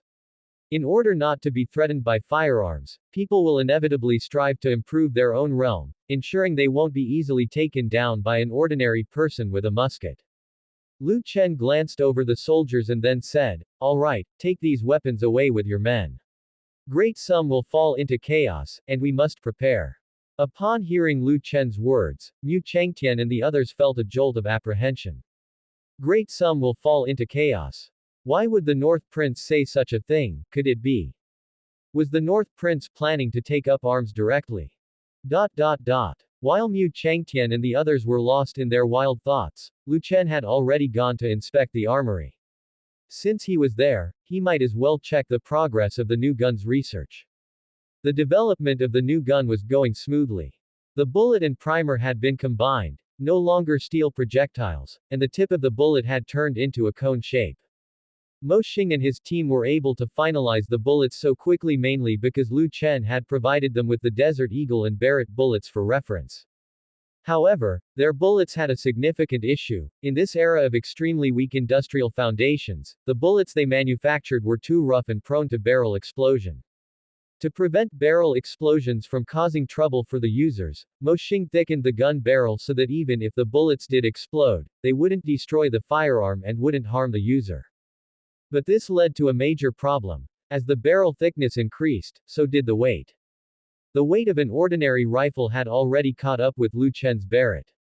Indeed, the gun was rather heavy for ordinary people, but for the martial artists of this world, this weight was not an issue. Lu Chen found that what he had said earlier was correct. Martial artists were indeed still very important in the North Country. For instance, their newly produced firearms required at least a 9th-grade martial artist to use them with ease, and in the future, these new types of firearms could be provided to martial artists above 9th grade ahead of time. Of course, this was only a temporary measure. The current industrial foundation was poor and the materials inadequate, so they had to resort to thickening the gun barrels. Once the North Country developed a certain industrial base, the firearms they manufactured wouldn't explode as easily, and even ordinary people would be able to use new firearms with ease. About half an hour after inspecting the armory, Lu Chen returned to the prince's mansion.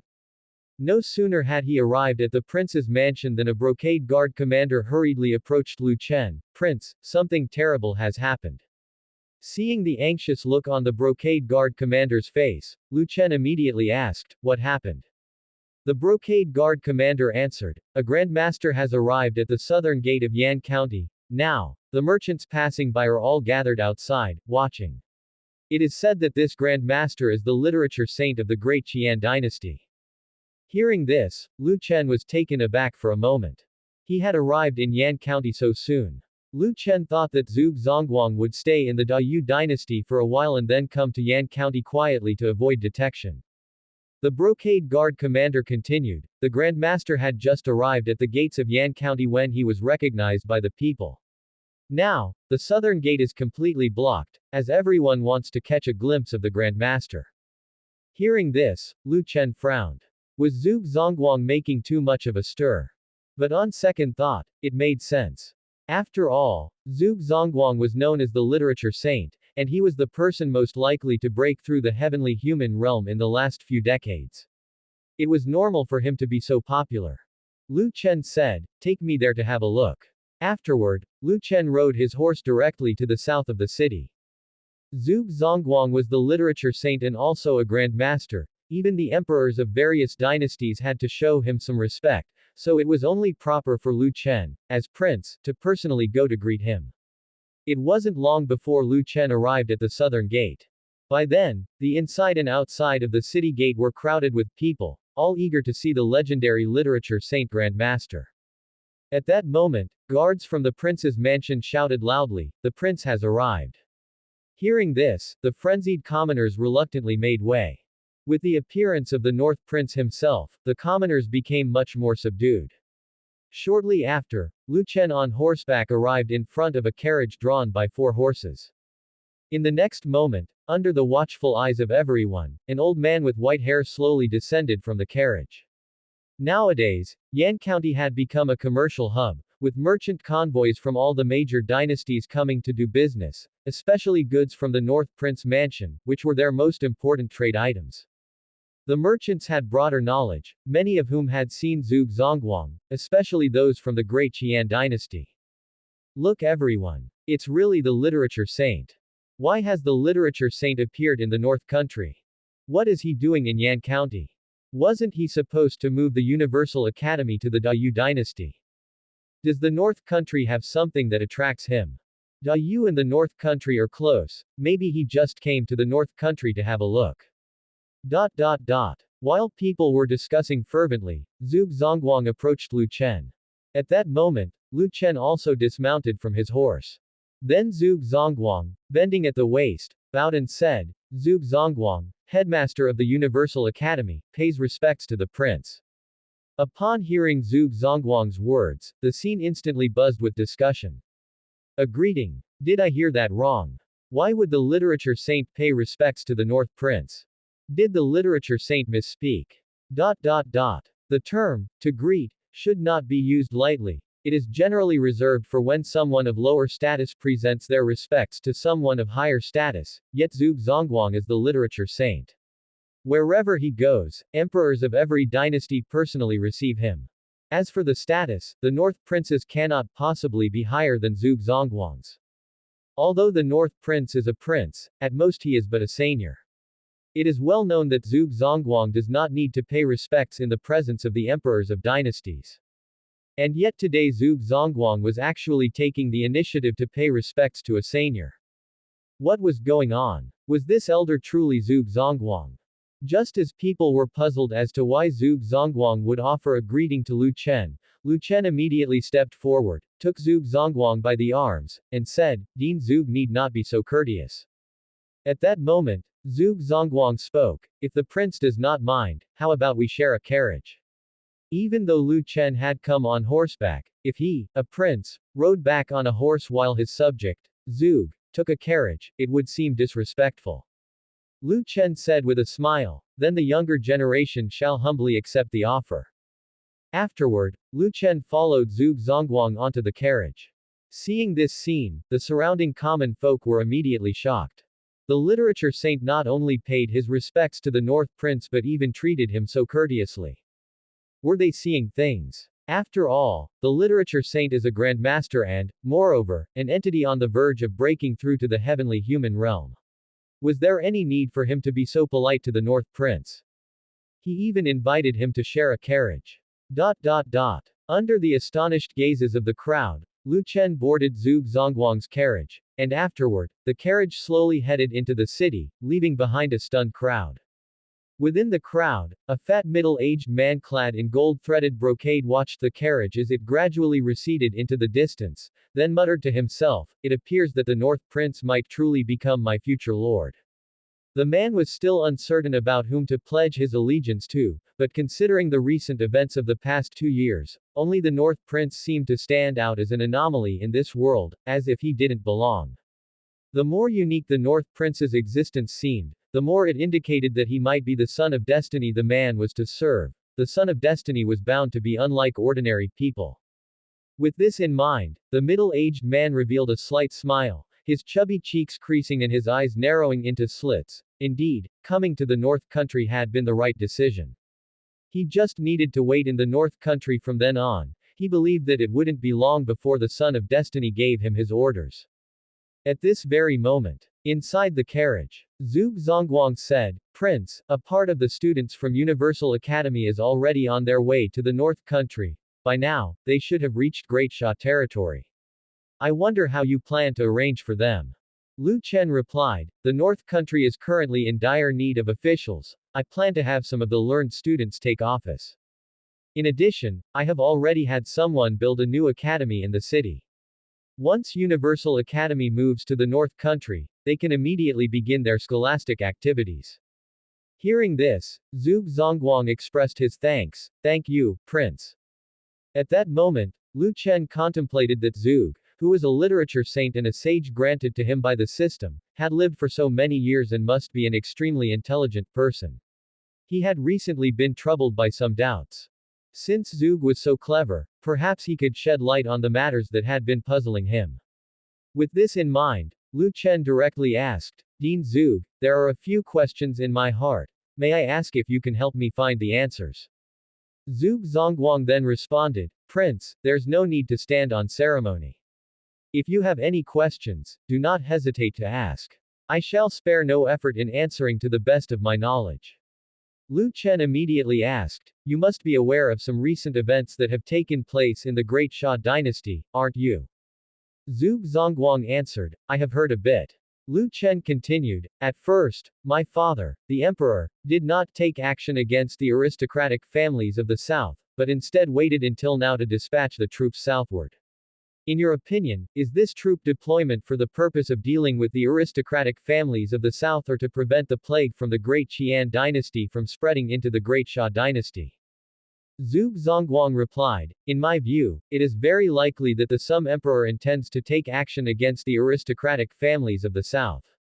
Lu Chen remarked, "Logically, a few months ago would have been the perfect opportunity to act. Why didn't my father initiate action then, instead of waiting until now? Isn't this a bit too late?" Zhuge Zongguang asked in return, "Prince, you must be aware of the Great Sha Imperial Court's decision to open up salt trade rights, correct?" Although Zhuge was in the Great Qian dynasty, the decision by Great Sha to open up salt trade rights was major news for all dynasties. Salt was incredibly important in that era, and all dynasties managed it through official channels. Great Sha was the first dynasty to dare to liberalize salt trade rights. Over the past year, Zhuge had frequently heard discussions about Great Sha's move to open up salt trade rights. Lu Chen responded, "That is certainly true. I have also been very curious about this matter. Opening up the salt trade rights equates to handing over the lifeblood of Great Sha to the aristocratic families. If in the future everything is operated by the aristocratic families, they will hold the entirety of Great Sha's economy in their hands. Then, if my father ever tries to eliminate the aristocratic families, the outcome would be the collapse of Great Sha's economy. My father couldn't afford the consequences of such an act." Zhuge Zongguang said, "Although I was not in Great Sha before, I also knew about the Sum Emperor's determination to eliminate the aristocratic families. In my view, the Sum Emperor would definitely not completely compromise with the aristocratic families. Since the Sum Emperor would not fully compromise with the aristocratic families, every action he takes must be driven by his own interest considerations. I believe that when the Sum Emperor handed over the salt industry management rights, it was not to compromise with those aristocratic families, but to trade with a certain aristocratic family. Even though the salt industry management rights, once released, would benefit most aristocratic families, within this, there must be one family that gains the most. Hearing Zhuge Zongguang say this, Lu Chen suddenly thought of something and then said, Dean Zhuge means that my imperial father does not plan to eliminate all the aristocratic families, but intends to ally with some in order to first deal with those he most wants to remove. Zhuge Zongguang said, this is just my personal speculation, your highness should just listen to it. As to whether it is truly the case, I am not sure, especially since I was always in the Great Qian dynasty in the past and I'm not particularly familiar with the internal situation of the Great Xia dynasty's aristocratic families. Lu Chen said with a smile, Dean Zhuge's speculation has reminded me. I couldn't understand why my imperial father would make some seemingly compromising moves, but now it seems that he may have been scheming all along. Lu Chen thought to himself that it was not for nothing that he was awarded a sage by the system. Unexpectedly, the person saw through the current situation of Great Xia at a glance. If Zhuge Zongguang's speculation is correct, then his imperial father is probably already working with a certain aristocratic family or some interest groups in secret. Thinking this way, has he not made a move against the aristocratic families of the South for nearly a year because he was secretly rallying some people? Now that he suddenly dispatched troops south, is it because he has negotiated the distribution of benefits with certain interest groups? Lu Chen smiled knowingly. So that's how it is, it seems his mind is still not flexible enough, he hadn't thought of this at all. He had previously wondered whether his imperial father had completely given up on taking action against the aristocratic families, intending to indulge in pleasures within the imperial palace like emperors before him, then just muddle through life that way. Many emperors in history were like this, starting with ambitious intent and harboring all sorts of grand aspirations. Yet, once they faced slightest hindrances, they would begin to degenerate, staying in the imperial palace indulging in pleasures until they grew old and died. On his way back to the North Prince's mansion, Lu Chen took the opportunity to ask Zhuge Zongguang several questions. The answers from Zhuge Zongguang enlightened him greatly. Lu Chen lacked political wisdom, and he hadn't been involved in politics in his previous life, so he did not understand the rules of politics, making it hard for him to comprehend some of the sly actions of the old foxes. But with Zhuge Zongguang, it was different. If he had any questions in the future, he could directly ask him. The arrival of Zhuge Zongguang made Lu Chen very happy, and he personally held a banquet in the prince's mansion to entertain both Zhuge Zongguang and the students from Universal Academy who accompanied him. This event quickly spread throughout Yan County. The common people of Yan County, as well as the secret agents from various powers, found it somewhat unbelievable. The famous literature saint actually came to the North Country, and it was said that he was very courteous to the North Prince. What in the North Country could attract the literature saint? Could it be that the literature saint is planning to move the Universal Academy to the North Country? Various speculations and rumors circulated among the people. As for the news that the literature saint appeared in Yan County, not only outsiders were surprised, but even members of the North Prince's mansion were somewhat incredulous. After all, the literature saint was a Grand Master, and how could such a Grand Master come to such a remote place as the North Country? At this moment, Yunrong Courtyard. The name Yunrong Courtyard is what the servants of the North Prince's mansion called this place. Previously, this courtyard had no name, but because Lin Wanyan and Chen Wanrong had been living here for a long time, the servants, for the sake of differentiation, gave this courtyard its name. Just like with Spring Sound Court, it was also the maids and servants of the North Prince's mansion who first called it that, and then Mu Zixuan and the others simply adopted the name. At this moment, Chen Wanrong was sitting in the pavilion, her delicate fingers placed on the guqin, preparing to play a tune when Lin Wanyan rushed into the courtyard in a fluster. Palace Master, there is trouble. Hearing Lin Wanyan's words, Chen Wanrong was taken aback. What could make Lin Wanyan so flustered? Chen Wanrong asked, Madam Lin, what has happened? Lin Wanyan did not immediately answer. She walked over to Chen Wanrong and whispered in her ear, just now, the literature saint Zhuge Zongguang came to our prince's mansion, and the North Prince held a banquet to receive him. Chen Wanrong's heart skipped a beat. Literature saint.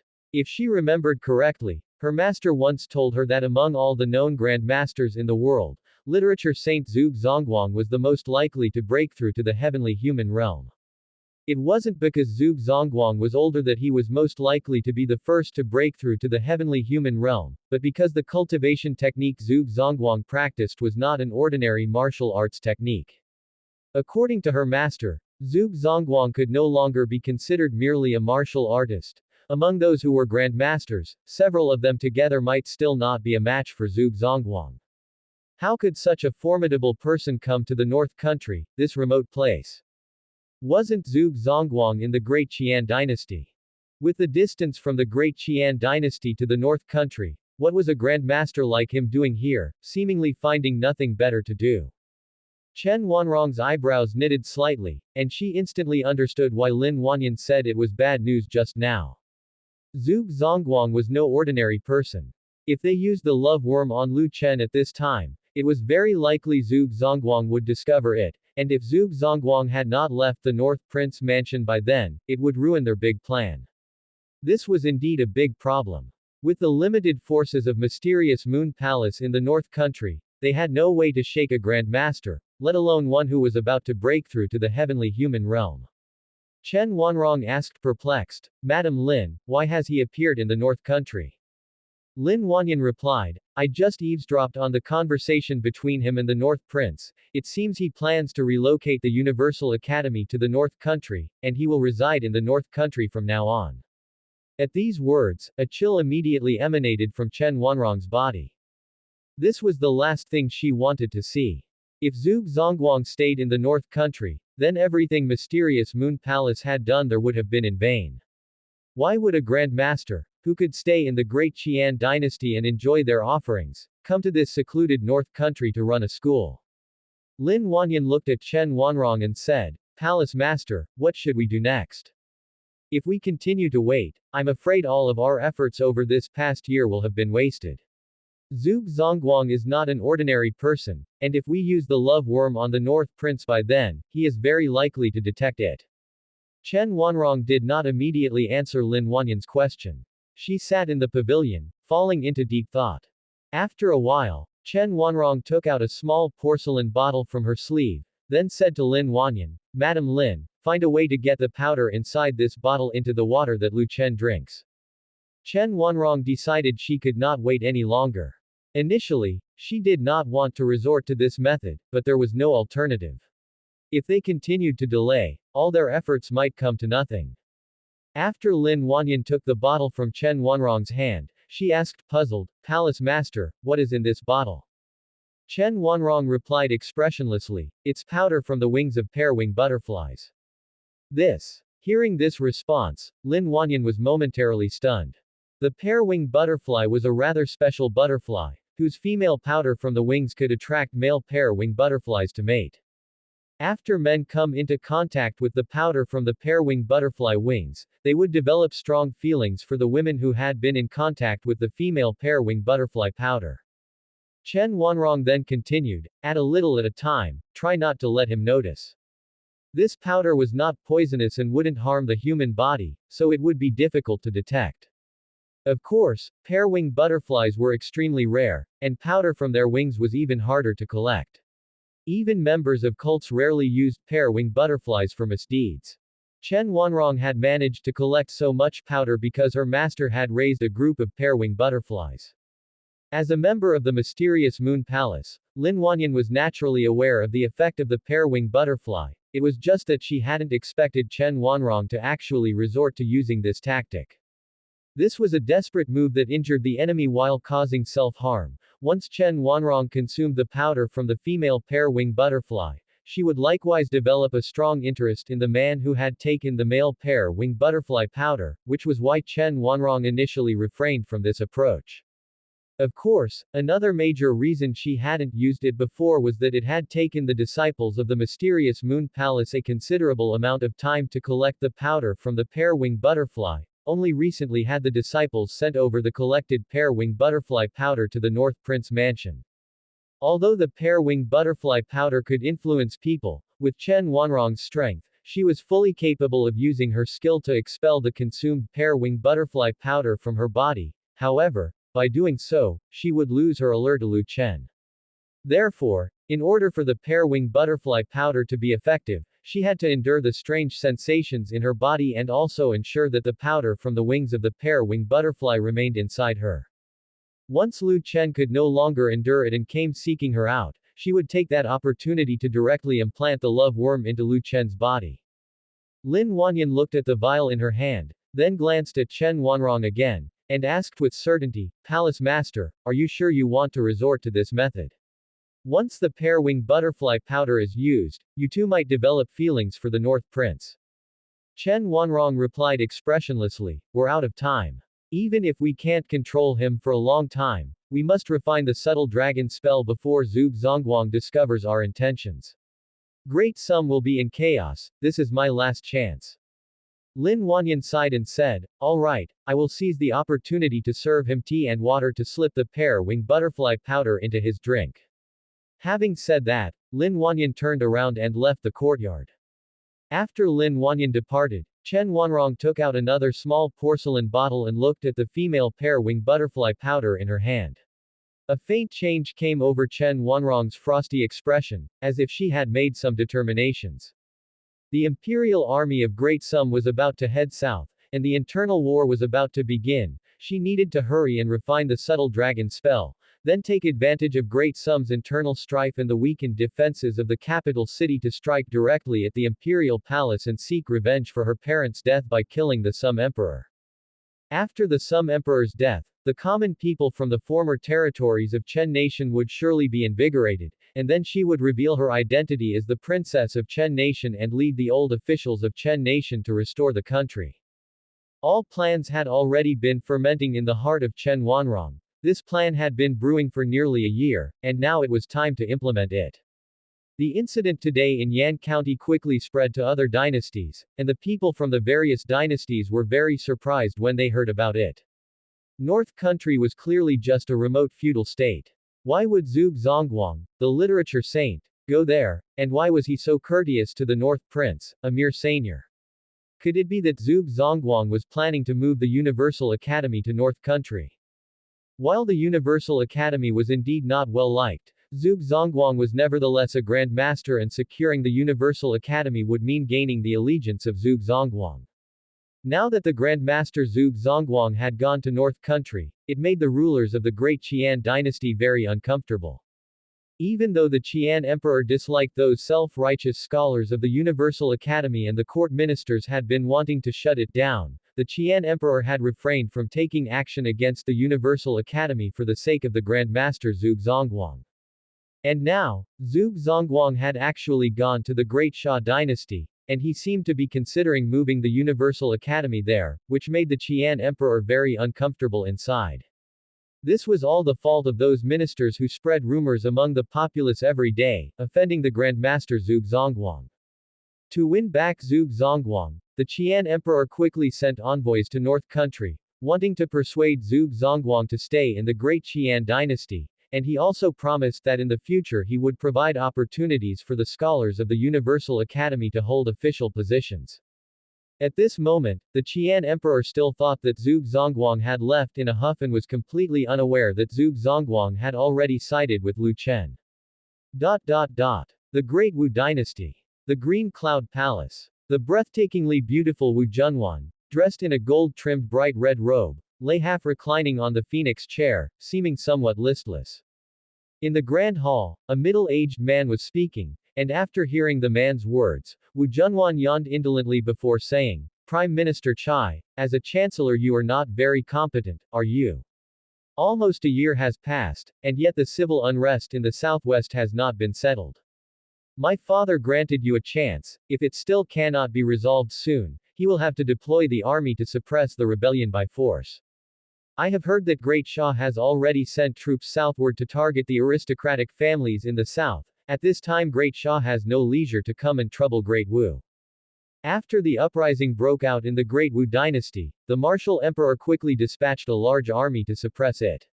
Initially, the martial emperor and all the courtiers of Great Wu thought that the rebel peasants were just ordinary people, and the rebel forces would disperse in fear once Great Wu's army arrived. They wouldn't even need a month to resolve the rebellious troops. But to everyone's surprise, until now, Great Wu hadn't settled the unrest in the southwest, and the imperial army had even been brought to a standstill with the rebel forces. This made the martial emperor, who always preferred to solve problems with military force, feel extremely angry inside. The rebel army was nothing more than a few 100,000 peasant soldiers, with hardly any martial artists among them. Yet, these few 100,000 peasants had managed to hold against the imperial army for so long. If it were not for the fear that Great Sum might retaliate against Great Wu at this time, the martial emperor might have directly transferred those elite soldiers from the Great Sum border to attack the southwest rebels. Chai Jiliang belonged to the peace faction in the imperial court. He intended to resolve the southwest turmoil with the least cost and peacefully.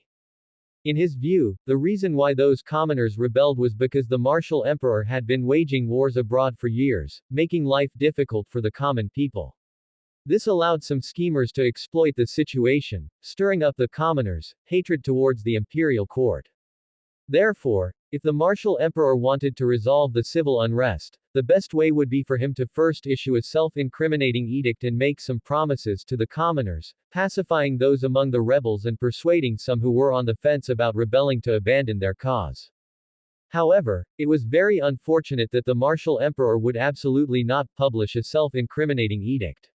He never believed he was in the wrong, and as the emperor, how could he admit his mistakes so readily? But in order to resolve the unrest in the southwest, the martial emperor still heeded some of Chai Jiliang's suggestions and sent envoys to convey some peaceful intentions to the rebels. The martial emperor's envoys told the rebels that as long as they surrendered and stopped rebelling, he would pardon all their crimes, and he could even confer the rank of general upon the rebel leaders.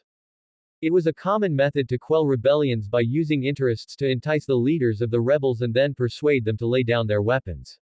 Nonetheless, it seemed the rebel leaders were not swayed by what the martial emperor offered.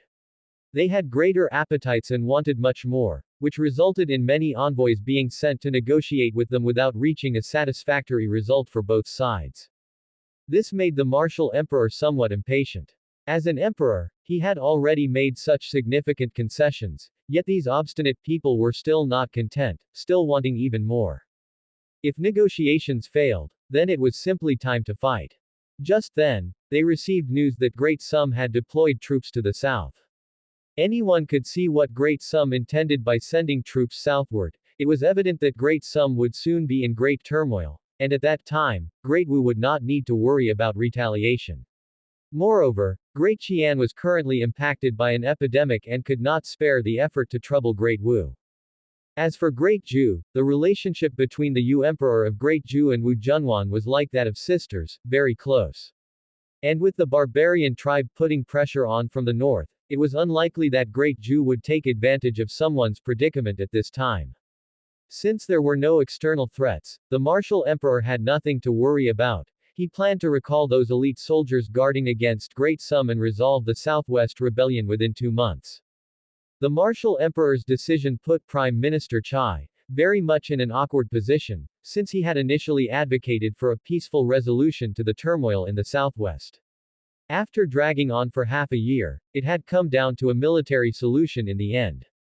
After hearing Wu Junwan's words, Chai Jiliang said, "If your majesty really uses force to suppress the rebellion, it will only create opportunities for the seigneurs within Great Wu's territory.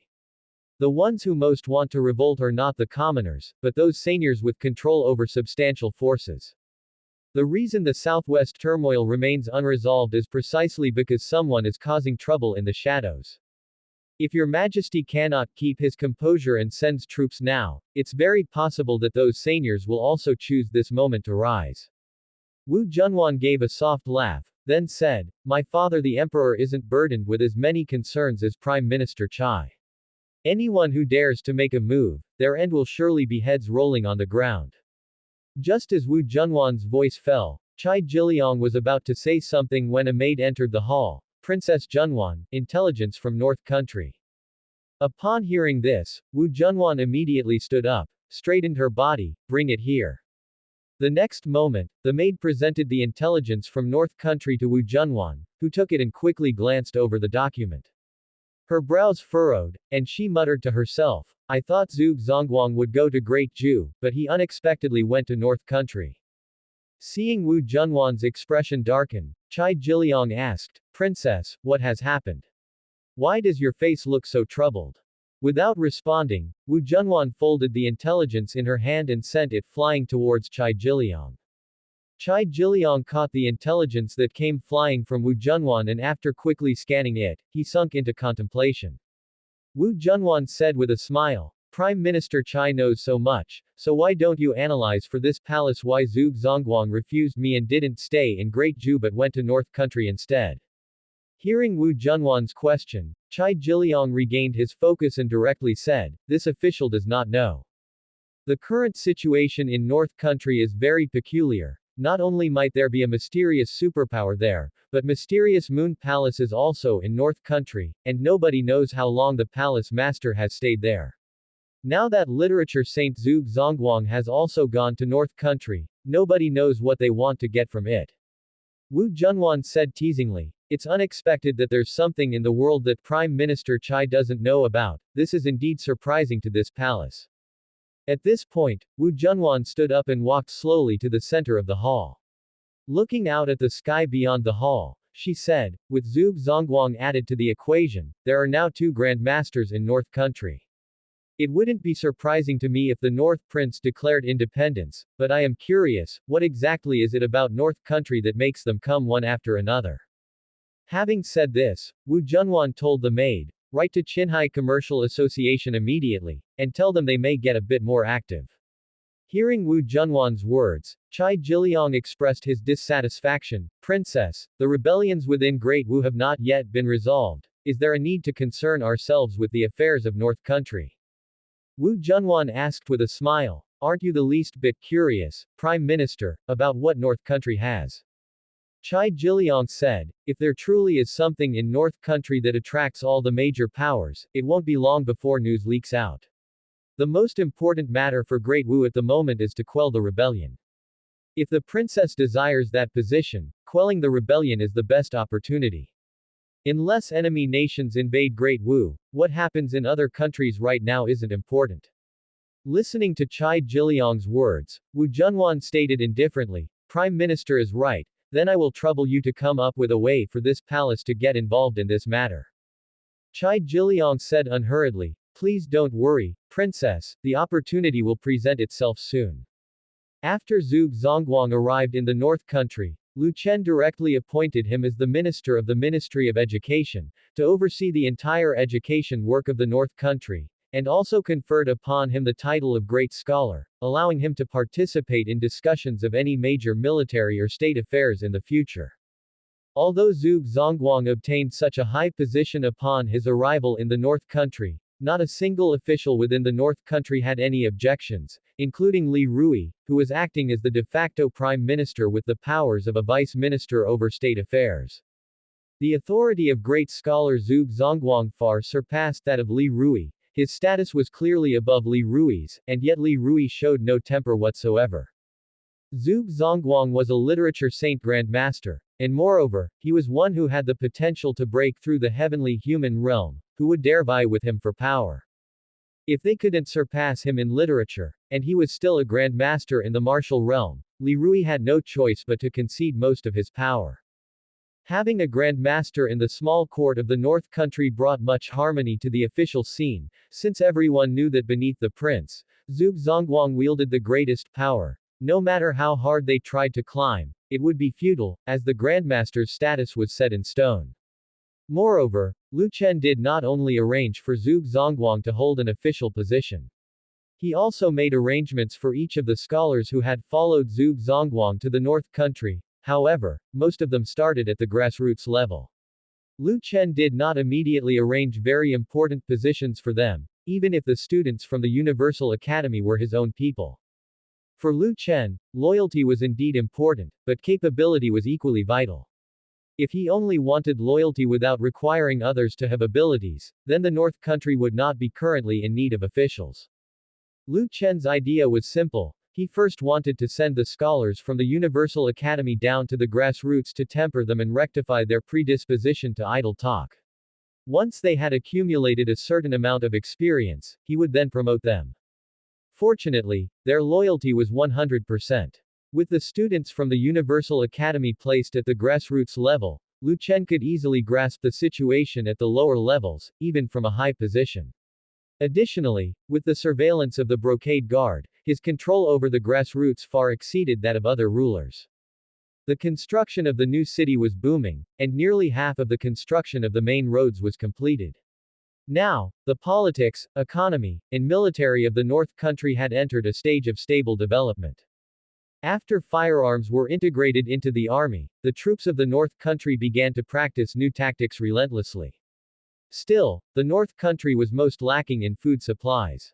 Although Lu Chen had obtained high-yield crops like corn and sweet potatoes, time was limited, and only one round had been planted, which had not yet spread throughout the entire North Country. To solve the food problem in the North Country and ensure it wasn't affected by famines, it would take at least 2 to 3 years. Before that time, the North Country would need to purchase grain from other dynasties. Luckily, the commerce of the North Country was already very developed, and the merchant caravans of various dynasties kept coming in a continuous stream. Even if the merchant caravans from the North Prince Mansion did not actively go to other dynasties to purchase grain, those caravans would bring grains from other dynasties to sell in the North Country, which somewhat alleviated the food shortage. Seeing everything in the North Country developing in a favorable direction, Lu Chen had recently felt much less pressure. He delegated many of his tasks to Zhuge Zongguang. Although Zhuge Zongguang was a person from ancient times, he was hardly less intelligent than modern people. Lu Chen didn't need to explain much, for Zhuge Zongguang was able to accurately implement Lu Chen's policies, which greatly relieved Lu Chen. With Zhuge Zongguang and the scholars from the Universal Academy, Lu Chen no longer needed to toil as he had before. He just needed to continue with his plan of propagating his progeny and quietly wait for opportunities. North Prince Mansion. In the evening, the study. The lights in the study were bright. Lu Chen had stayed a bit late at work today, as a lot of intelligence from the capital city had arrived in the evening, and he was sorting through this information. The conflict between his father, the Sum Emperor, and the aristocratic families of the south, had become increasingly apparent. The Sum Emperor wished to send troops southward, but the official members of the South aristocratic families strongly obstructed him, and the contradiction between the two parties had become public. The aristocratic families of the South likely realized by now that the Sum Emperor intended to take action against them. Therefore, they didn't hold back any longer and directly used various means to stop the Sum Emperor from deploying troops. Enraged, the Sum Emperor had already beheaded several officials from the aristocratic families. In the past, the Sum Emperor feared the aristocratic families, so he rarely executed their officials. Even if those officials committed some wrongdoing, at most, they would be stripped of their official hats. Now that he had started executing officials from the aristocratic families, it meant he had reached the limits of his patience. The atmosphere in the capital city was especially tense, with a sense of an impending storm brewing. Lu Chen sat at his desk, continuously flipping through the intelligence that had arrived at the North Prince Mansion tonight, while Qin Yushan still stood in front of Lu Chen, not immediately leaving. After Lu Chen looked through some of the intelligence on the desk, he asked, "How is the investigation, ordered by this prince for Commander Liang to carry out, going?" Qin Yushan replied, "Your Highness, ever since the emperor opened up the salt industry rights, the Dongfang clan from the south aristocratic families has profited most from salt production. Even before the court had opened up the rights to operating the salt industry, they had already purchased a lot of coastal land for salt production, and they were smuggling salt into the Great Qian dynasty. Ever since the court liberalized the salt industry rights, the Dongfang clan has been selling the previously smuggled salt openly to the whole country. In less than a year's time, they've earned nearly 10 million pieces of silver, and this is only the data we were able to find. If we include the data we couldn't find, my estimate is that the Dongfang clan must have earned over 10 million taels of silver," said Qin Yushan. Upon hearing Qin Yushan's words, Lu Chen stopped the action of flipping through the reports and fell into deep thought. Since the Dongfang clan was the biggest profiteer, did that mean there was some sort of deal between the Dongfang clan and the Sum Emperor? Seeing that Lu Chen had sunk into thought, Qin Yushan did not continue further. After a while, Lu Chen spoke, "What else have they found about the Dongfang clan, Commander Liang and the others?" Qin Yushan went on to say, the Dongfang clan has always wanted to enter the court, but they are not like other aristocratic families. They migrated to the Great Shah from another dynasty and do not possess much land here. Moreover, having been merchants for generations, they have always been looked down upon by other families. Although they have some say in the court, it is extremely difficult for members of their family to get positions there. In the past year, the Dongfang clan's trade with the capital city has been very frequent, their merchant ships have hardly ever stopped. Hearing Qin Yushan's report, a smile appeared on Lu Chen's face. Could it be that the chess piece his father, the emperor, had planted among the southern aristocratic families was most likely the Dongfang clan? Although the Dongfang clan was considered an ancient family, they only had wealth but not the matching political status, so strictly speaking, they were different from the typical ancient families. If the Dongfang clan desired political status and wanted to secure positions in the court, the Sum emperor could fully take advantage of this opportunity and reach a covert agreement with them. They could eliminate the other families first, then raise the status of the Dongfang clan afterward. However, would the Sum emperor really keep his promise? If the Dongfang clan was indeed a chess piece of the Sum emperor, would he discard them after making full use of them? After all, in the eyes of the Sum emperor, the aristocratic families were the root cause of the chaos in Great Shah, and he personally detested them greatly. He might not necessarily honor his promises. If they only eliminated a batch of ancient families and then supported another batch, it was very likely that the Great Shah dynasty would fall into a historical cycle. Perhaps in not too many years, it would again reach the current situation of Great Shah. Lu Chen was very curious about what his father the emperor would do eventually. With these thoughts in mind, Lu Chen said, have Commander Liang keep a close watch on the Dongfang clan. Every move they make should be written in a memorial and sent to the North Country.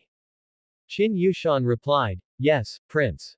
Lu Chen continued, all right, it's already so late. If there's nothing else, you should go back. Your subordinate takes his leave. With those words, Qin Yushan turned and left Lu Chen's study. After Qin Yushan had left, Lu Chen continued to sift through the reports on his desk. He felt very pleased with the current state of the world. All major dynasties and nations had their own problems, and solving these issues would take at least 2 or 3 years based on the intelligence he had gathered before the world would stabilize. By the time the other dynasties had sorted out their internal strife, the North Country would already have grown. Now that the commercial trade of the North Country was developing more and more, if they could accomplish the primitive accumulation of capital in the next few years, perhaps it wouldn't be long before they could embark on the road to industrialization. Just as Lu Chen was contemplating the future, a maid's voice sounded from outside, Prince, Commander Lin is here. On hearing this, while still looking through the reports, Lu Chen said, let her come in. The next moment, Lin Wanyan pushed the door open, carrying a multi-tiered food box. Upon entering the study, Lin Wanyan said, Chenur, this is the supper Zixuan just made for you. Hearing this, Lu Chen looked up at Lin Wanyan and then glanced at the food box, thank you, Madam Lin. With a smile, Lin Wanyan said, it's no trouble at all, this is what I should do. Have something to eat first. At this point, Lin Wanyan placed the lunch box on the desk, then opened it and served out all the food inside. Lu Chen moved all the intelligence reports to one side of the desk and then looked at tonight's supper. He found that, as usual, it was a soup brewed from various kinds of nourishing ingredients. In fact, these things were of no use to Lu Chen, who was already a grandmaster, with abundant physical strength and energy, and did not need these supplements. It was completely unnecessary for Mu Zixuan to prepare these tonics for him. However, this was a gesture of kindness from his consort, and Lu Chen wouldn't say anything about it. Moreover, having some tonics wouldn't do any harm, and although his physical strength was bountiful, he needed something like this for cultivating affection with his wife and concubines. With that thought, Lu Chen picked up a spoon, ready to take a sip of the soup. Just then, his mind reeled and he suddenly felt that something was amiss. Even though Lin Wanyan had now become the head of the inner court of the prince's mansion, she was, to a certain degree, still an outsider. Outsiders usually didn't have the right to bring food to Lu Chen. The food was typically brought to him by the closest maids of Mu Zixuan, and Mu Zixuan would not have given the food to Lin Wanyan to deliver. Mu Zixuan was a clever woman. How could she fail to see that Lin Wanyan had ulterior motives concerning Lu Chen?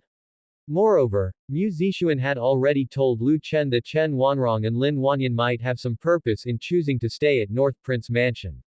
Lu Chen smiled faintly, suspecting that tonight's supper might have an extra ingredient. Thinking this, Lu Chen glanced at Lin Wanyan. Lin Wanyan was wearing a purple dress today, looking enticing and voluptuous, her ample figure filling out the clothes, which made her appear quite mature and charming. Lu Chen used the system to identify Lin Wanyan's personal information. Name: Lin Wanyan. Identity: adopted daughter of the great Shah left minister Lin Gaoyuan. Later left the Lin family to join the mysterious Moon Palace, a half-step Grand Master, 32 years old. She followed mysterious Moon Palace Master Chen Wanrong to North City, intending to use the blood of the North Prince to concoct the subtle dragon spell against the Sum Emperor. Sensing the impending chaos in Great Shah and feeling pressured by Zhuge Zongguang's arrival, Chen Wanrong decided to use the love worm on the North Prince in advance. In order to succeed with the enchantment, Chen Wanrong had Lin Wanyan add male-paired wing butterfly powder into the North Prince's food, so that once the North Prince consumed the male pair wing butterfly powder, he would fall under the influence of Chen Wanrong, who had ingested the female pair wing butterfly powder, which they believed would greatly increase the success rate of the enchantment. Rating: 95. Favorability: 100. Seeing the update on Lin Wanyan's personal information, the smile on Lu Chen's face grew even brighter. He wondered why Lin Wanyan had taken the initiative to bring him supper today, so this was Chen Wanrong and Lin Wanyan's plan to drug him. However, speaking of which, the effect of the pear-wing butterfly powder seemed to be similar to that of the dragon phoenix tree. Lu Chen was somewhat uncertain whether this thing could affect him, so he asked in his mind, "System, can the poison immunity body neutralize the pear-wing butterfly powder?" Yes, the pear-wing butterfly powder is a type of spring poison. Hearing the system's reply, Lu Chen felt reassured. Since he was immune to poison, there was nothing to worry about. Chen Wanrong and Lin Wanyan no longer wanted to wait, and coincidentally, he didn't want to wait either. It was time to add 2 more women to his life, as he had always been coveting the body of this beautiful woman in front of him. Seeing Lu Chen suddenly stop his spoon, Lin Wanyan felt a pang of unease and began to have a bad premonition. She worried whether Lu Chen had discovered the pear-wing butterfly powder in the soup. Lin Wanyan immediately tried to reassure herself. She had only added a little powder today, Lu Chen should not be able to detect it, plus the pear-wing butterfly powder wasn't exactly poison, and it was tasteless. Then Lin Wanyan tentatively asked, "Chen'er, what's wrong?" Lu Chen pretended to sigh and said, "Alas, why did Zixuan prepare so many nourishing foods for me again? If I eat these at night, how can I possibly sleep?" Hearing Lu Chen's words, Lin Wanyan breathed a sigh of relief. Thankfully, he hadn't noticed. After Lu Chen finished speaking, Lin Wanyan said, "You exhaust your mind over the affairs of the North Country and still look after your wives at night. You really should take in more nourishment." Hearing this, Lu Chen smiled slightly, then put down his hand and scooped up a spoonful of soup. "Madam Lin is right, with so many women of mine, I really should replenish." At this point, Lu Chen lifted his hand again and brought the spoonful of soup to his lips, as Lin Wanyan stared intently at Lu Chen's movements, eager to see him drink the soup. The next moment, Lu Chen blew on the spoon and tipped it, drinking the soup into his mouth. After seeing Lu Chen's throat move to swallow, Lin Wanyan's heart tensed up again. Chen'er hadn't noticed before because he hadn't touched the soup. She was unsure whether he would detect anything now that the pear-wing butterfly powder had entered his body. Lin Wanyan tentatively asked, "Chen'er, how is the soup?" Lu Chen replied with a smile, "Not bad, no different from the soup Zixuan used to brew. I've been fortifying myself every day recently, I've grown accustomed to it." With that, Lu Chen took out a small bowl from the lunchbox, ladled some more soup into it, and continued to drink. Seeing Lu Chen drink so much soup at once, Lin Wanyan's face also revealed an almost imperceptible smile. The first attempt at drugging Lu Chen should have been a success. She would find another opportunity to drug Lu Chen a couple more times, and once Chen Wanrong had also ingested the female pair wing butterfly's powder, it should be very easy to infect Lu Chen with the love worm. While Lin Wanyan was thinking this, Lu Chen began to eat his midnight snack. He seemed completely unaware of anything amiss. Seeing this, Lin Wanyan was completely reassured. A while later, Lu Chen suddenly remembered something and said, "Oh, right, Madam Lin, what has Miss Chen been up to lately?" Lin Wanyan replied, "She's been practicing in the pavilion every day, the same as before." "Chenur, it's been a long time since you listened to her play the zither, hasn't it? Are you tired of it?" The palace master mentioned this matter a few days ago. Chen Wanrong seems somewhat disheartened that you don't visit her. "I think she might have fallen for you," she said. As she spoke, Lin Wanyan's beautiful eyes gazed at Lu Chen's handsome face, eager to see his reaction. Hearing Lin Wanyan's words, Lu Chen sighed, I really want to listen to her play, but I've been so busy lately. I hardly have any spare time every day. Fortunately, Dean Zug has brought his students from the Universal Academy to the North Country. In some time, once I hand over some government affairs to Zug Zongguang, I will have time to listen to Miss Chen play the zither again." Lin Wanyan said, "So it's because you've been too busy. I thought maybe you'd lost interest in the palace master since you haven't gone to listen to her play in several months." Lu Chen said with a laugh, "How could I not be interested? Miss Chen is as beautiful as a celestial being. If I were not interested in her, would I even be a man?" After he spoke, Lu Chen continued to eat, and Lin Wanyan did not say much more, just stood quietly at the side. After a while, Lu Chen finished the midnight snack that Mu Zixuan had prepared and picked a soft piece of paper from the table to wipe his mouth. Lin Wanyan then said, "Chenur, I'll take these things away." Lu Chen said indifferently, all right." Lin Wanyan then bent down to start cleaning up the lunchbox on the table. As Lin Wanyan bent down, the graceful curves of her body became even more pronounced, stirring some restlessness within Lu Chen. Lu Chen then said, "Sigh, it's really better not to eat such nourishing food late at night. I'm afraid I won't be able to sleep again tonight." Lin Wanyan thought Lu Chen was just making small talk and didn't take his words to heart, as she busied herself cleaning up while distractedly saying, "Zixuan is just looking out for your well-being." As Lin Wanyan finished tidying up the lunchbox on the table and was about to leave the study, Lu Chen suddenly spoke up, "Oh, Madam Lin, there's something I want to ask about." At these words, Lin Wanyan hadn't yet realized what Lu Chen was planning to do next. She thought he wanted to ask about some serious business. Lu Chen rose from his seat and asked, "Madam Lin, General Lin once came to see me and told me about a few things." "General Lin." Lin Wanyan was momentarily startled. She quickly reacted, "Do you mean my sworn brother Lin Shuming?"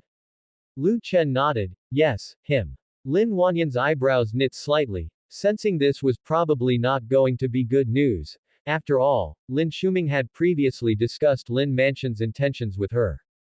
Lin Mansion planned to marry her off to Lu Chen as part of an alliance. Of course, she was definitely against it. She was already 32 years old, and at her age, women had children as old as Lu Chen. Their age difference was nearly that of a generation. How could she marry Lu Chen? Curious, Lin Wanyan asked, "What did Shuming tell you?" At that moment, Lu Chen rose from his chair and walked slowly to the center of the study. Then, he said to the maid at the door, "Xiao Huan, stand guard at the entrance of the courtyard. Without my command, do not approach the study." No sooner had Lu Chen's words fallen than Xiao Huan's voice could be heard from outside the study. "Yes, Prince." Afterward, the maid at the door left the study entrance. What? Seeing Lu Chen sending the maid away from the door, Lin Wanyan became even more curious about what he was going to say next. Just then, Lu Chen said with a smile, "Madam Lin, General Lin told me that you are not yet married, and the Lin Mansion intends to marry you to me. What do you think of this proposal?" Lin Wanyan's heart skipped a beat. Just as she thought, it was about this matter. Lin Shuming, that shameless man, despite my having already said I wouldn't marry Lu Chen, he went ahead and personally brought it up with him. Lin Wanyan quickly said, "Chenur, your mother and I are sworn sisters, and besides, I am already of such an age, how could I marry you?" If this were to spread, it would greatly affect your reputation. Lu Chen said nonchalantly, I think it shouldn't be too much of an issue, and age isn't really a big problem. Isn't Nanyan also over 30 this year? She married me, and as you know, having been guard commander in the prince's mansion for so long, I often visit her room to conduct matters between a man and a woman. Therefore, age is not a serious concern for me, the main question is how you, Madam Lin, feel about it. Lin Wanyan was taken aback, then responded, Chenur, I still feel that we aren't suitable for each other. Lin Wanyan was also aware that her age truly wasn't much of a problem in Lu Chen's eyes, though she had her reservations, Lu Chen was certainly unconcerned about it. Moreover, having stayed at the North Prince mansion for over a year, she had long noticed that Lu Chen seemed to particularly fancy mature women, especially one like Yelv. Whenever Lu Chen entered Yelv room, he would nearly always stay up the whole night. The thought that Lu Chen might fancy her caused Lin Wanyan's cheeks to suddenly feel warm, a blush creeping onto her face. Seeing the slight reddening of Lin Wanyan's complexion, Lu Chen slowly advanced toward her. Seeing the young man approaching closer and closer, Lin Wanyan instinctively stepped back 2 paces.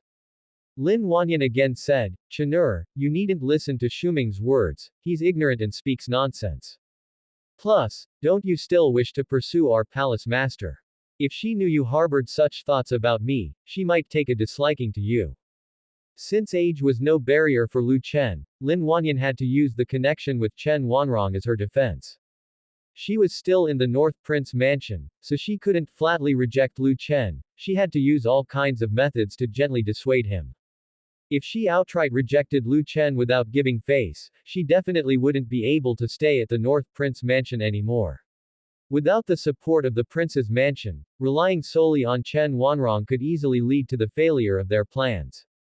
Seeing Lin Wanyan somewhat afraid of him, Lu Chen stopped in his tracks and said indifferently, Madam Lin, Chen Miss already knew from the start that I'm quite fickle in love. If she truly takes an interest in me, she probably wouldn't mind if I took another wife, right? Lin Wanyan quickly said, Chenur, although I always address Rongrong as palace master, in truth, I raised her from a young age. Despite her addressing me as aunt, we are as close as mother and daughter. If you want to be with her, you cannot marry me. If she found out about this, her heart would definitely not accept it. Lu Chen remarked, oh. You and Miss Chen share such a relationship. Lin Wanyan replied, when I left the Lin family that year, I met Rongrong on the way to the mysterious Moon Palace. Seeing her plight, I took her in. Later, the Honorable of the Palace recognized her exceptional martial arts talent, and subsequently handed over the position of the Palace Master to her. Although we're not blood-related, our connection is no different from that of a mother and daughter.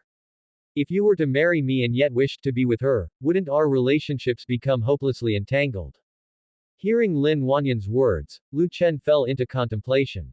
Seeing that Lu Chen had silenced, Lin Wanyan thought to herself that with the link to Chen Wanrong, Lu Chen most likely wouldn't consider her romantically anymore. Chen Wanrong was even more beautiful, and he should know who to choose.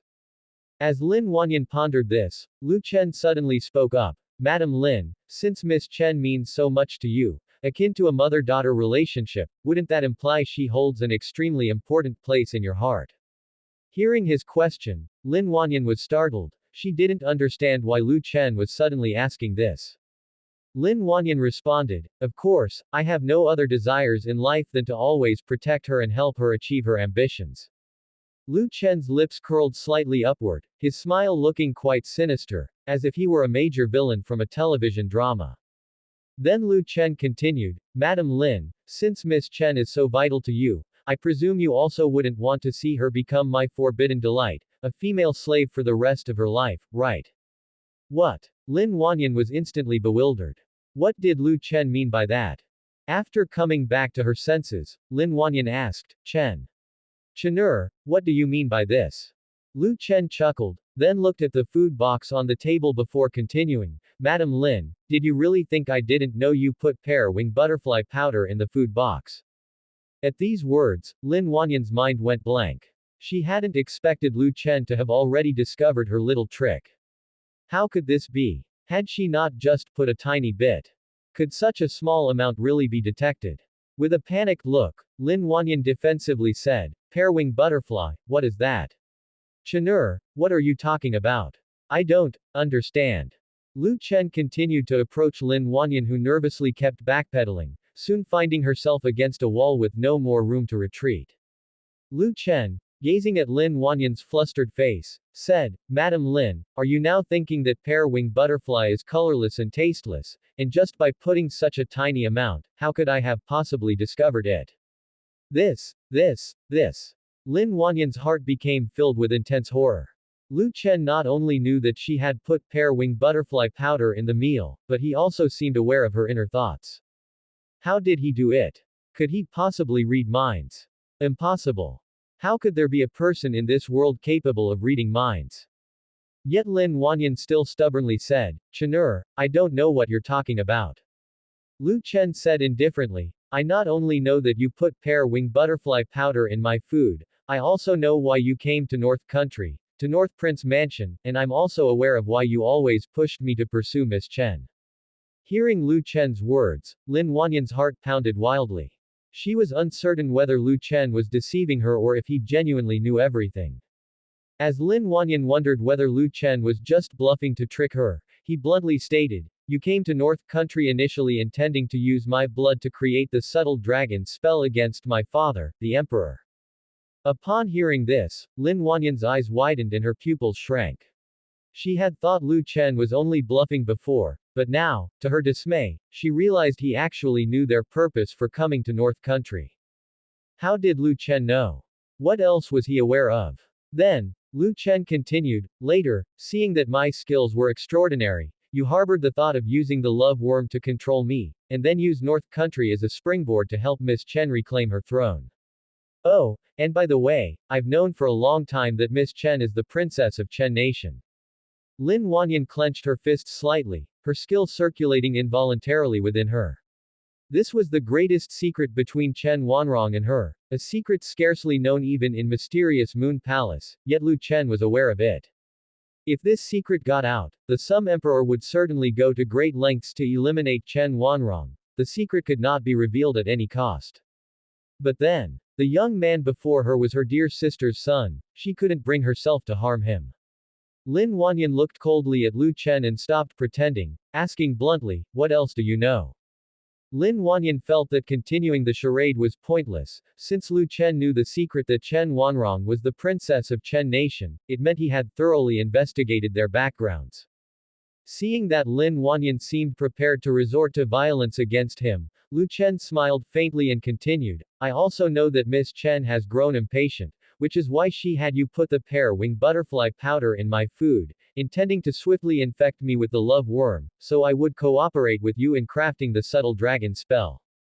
Seeing that Lu Chen had already seen through all their scheming, Lin Wanyan no longer hid her intentions. She looked at Lu Chen with cold eyes and asked, since you already know what the palace master and I intend to do, why did you still drink the soup just now? Lu Chen laughed and said, Madam Lin, you may not know this, but I have a poison immunity body. The powder of the pear-wing butterfly is useless to me, so why wouldn't I drink it? Hearing this, Lin Wanyan was taken aback and said subconsciously, impossible.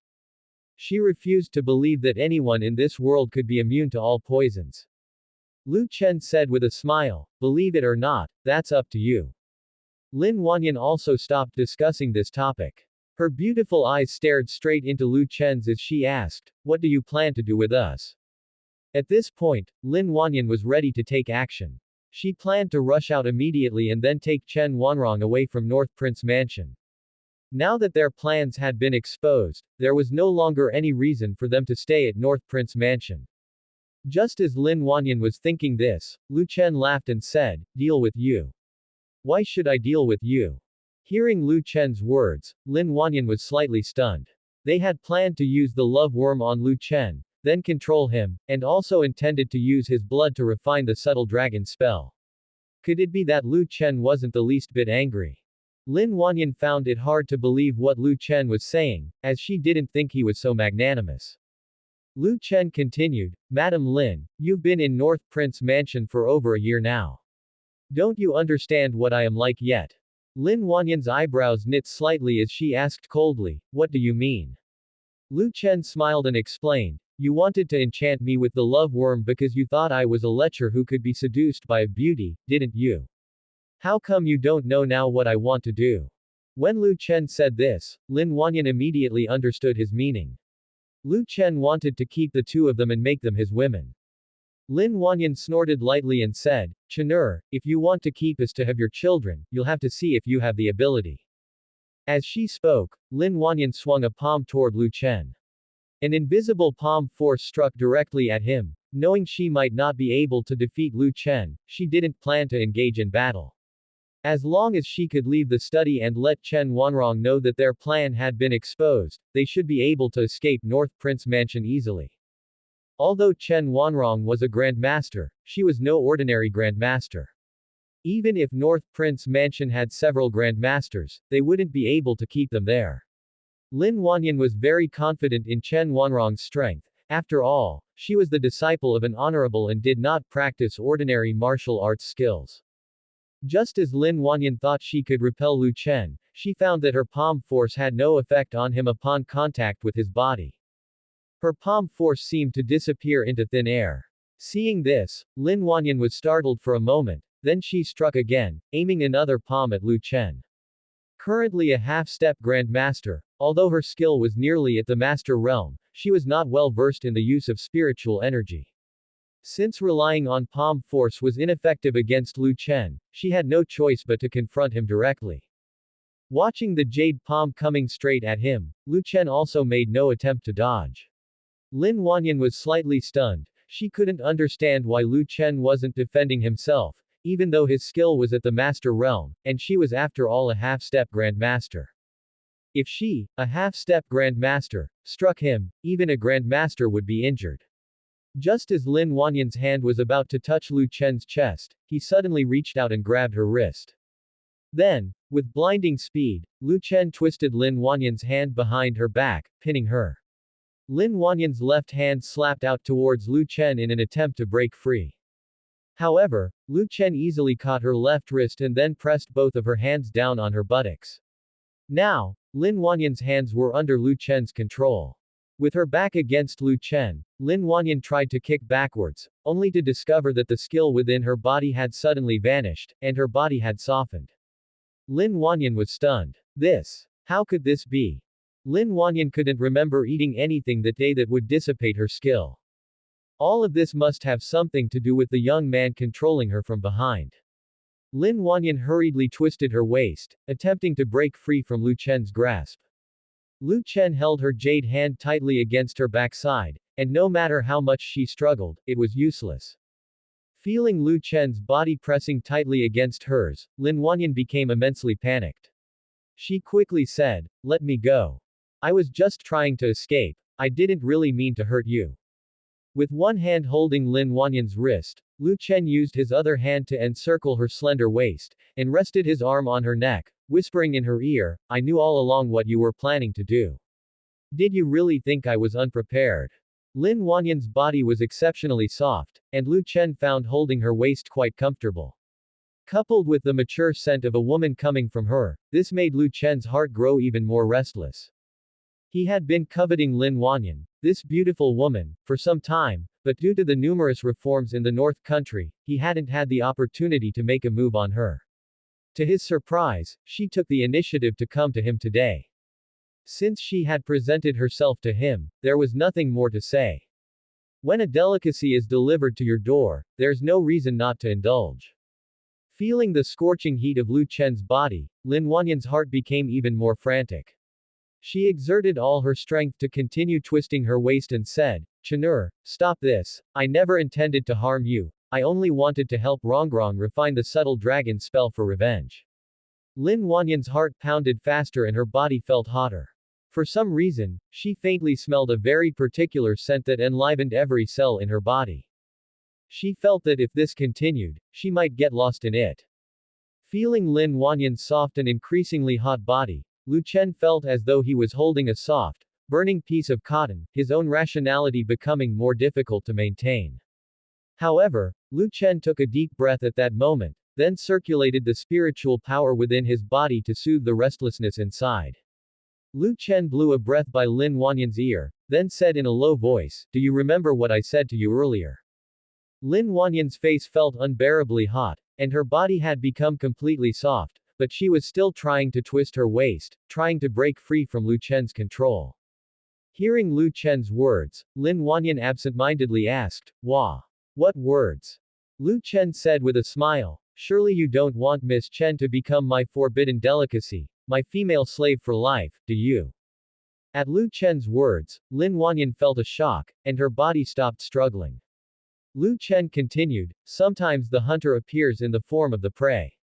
You have had your sights on me, and I have had my sights on you. Did you really think I did nothing during the 1 year and more you have been in the North Prince Mansion?" A bad feeling suddenly arose in Lin Wanyan's heart. She asked tentatively, What have you done?"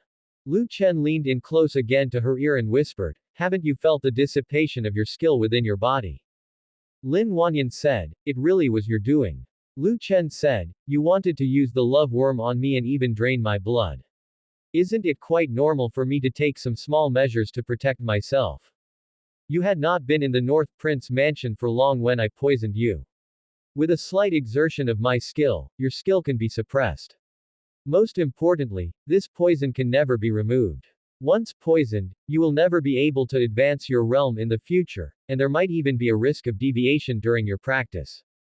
The reason you haven't felt the poison's effects is because I have been periodically releasing the antidote into your courtyard." Upon hearing Lu Chen's words, Lin Wanyan's face showed a new wave of panic, and she immediately asked, "Has Rongrong also been poisoned by you?" Lu Chen said, "Of course." Flushed with anger, Lin Wanyan said, "You're despicable." Lu Chen responded, "How am I despicable? You were also trying to use the powder of the pear-winged butterfly on me just now. I simply made the first move, that's all. What we're doing is essentially the same." With that said, Lu Chen blew on Lin Wanyan's earlobe again, then said in a deep voice, "The poison I used is undetectable, and no one other than me can produce the antidote. In other words, both Miss Chen and you, once you leave the prince's mansion for too long, will experience the poison's onset." Hearing this, Lin Wanyan felt somewhat terrified. She did not believe Lu Chen was lying to her. Though they did not notice when they had been poisoned, something had indeed been off with her body for some time. She always felt a restlessness, especially during cultivation, when Lu Chen's image would always appear in her mind. If they really were poisoned as Lu Chen had said, and if an antidote could not be found, wouldn't they be forever unable to leave the North Prince Mansion? How could Chen Wanrong then seek revenge or restore her nation? While Lin Wanyan's mind was racing with chaotic thoughts, she suddenly felt an immense pressure from behind, so overwhelming that even she, a half-step grandmaster, could hardly breathe. Lin Wanyan was stupefied for a moment. This oppressive force obviously couldn't belong to a master level, as Chen Wanrong was a master herself. Lin Wanyan, having spent much time with a master, was acutely aware of what their oppressive aura was like, and the pressure she felt at the moment was that of a grandmaster level.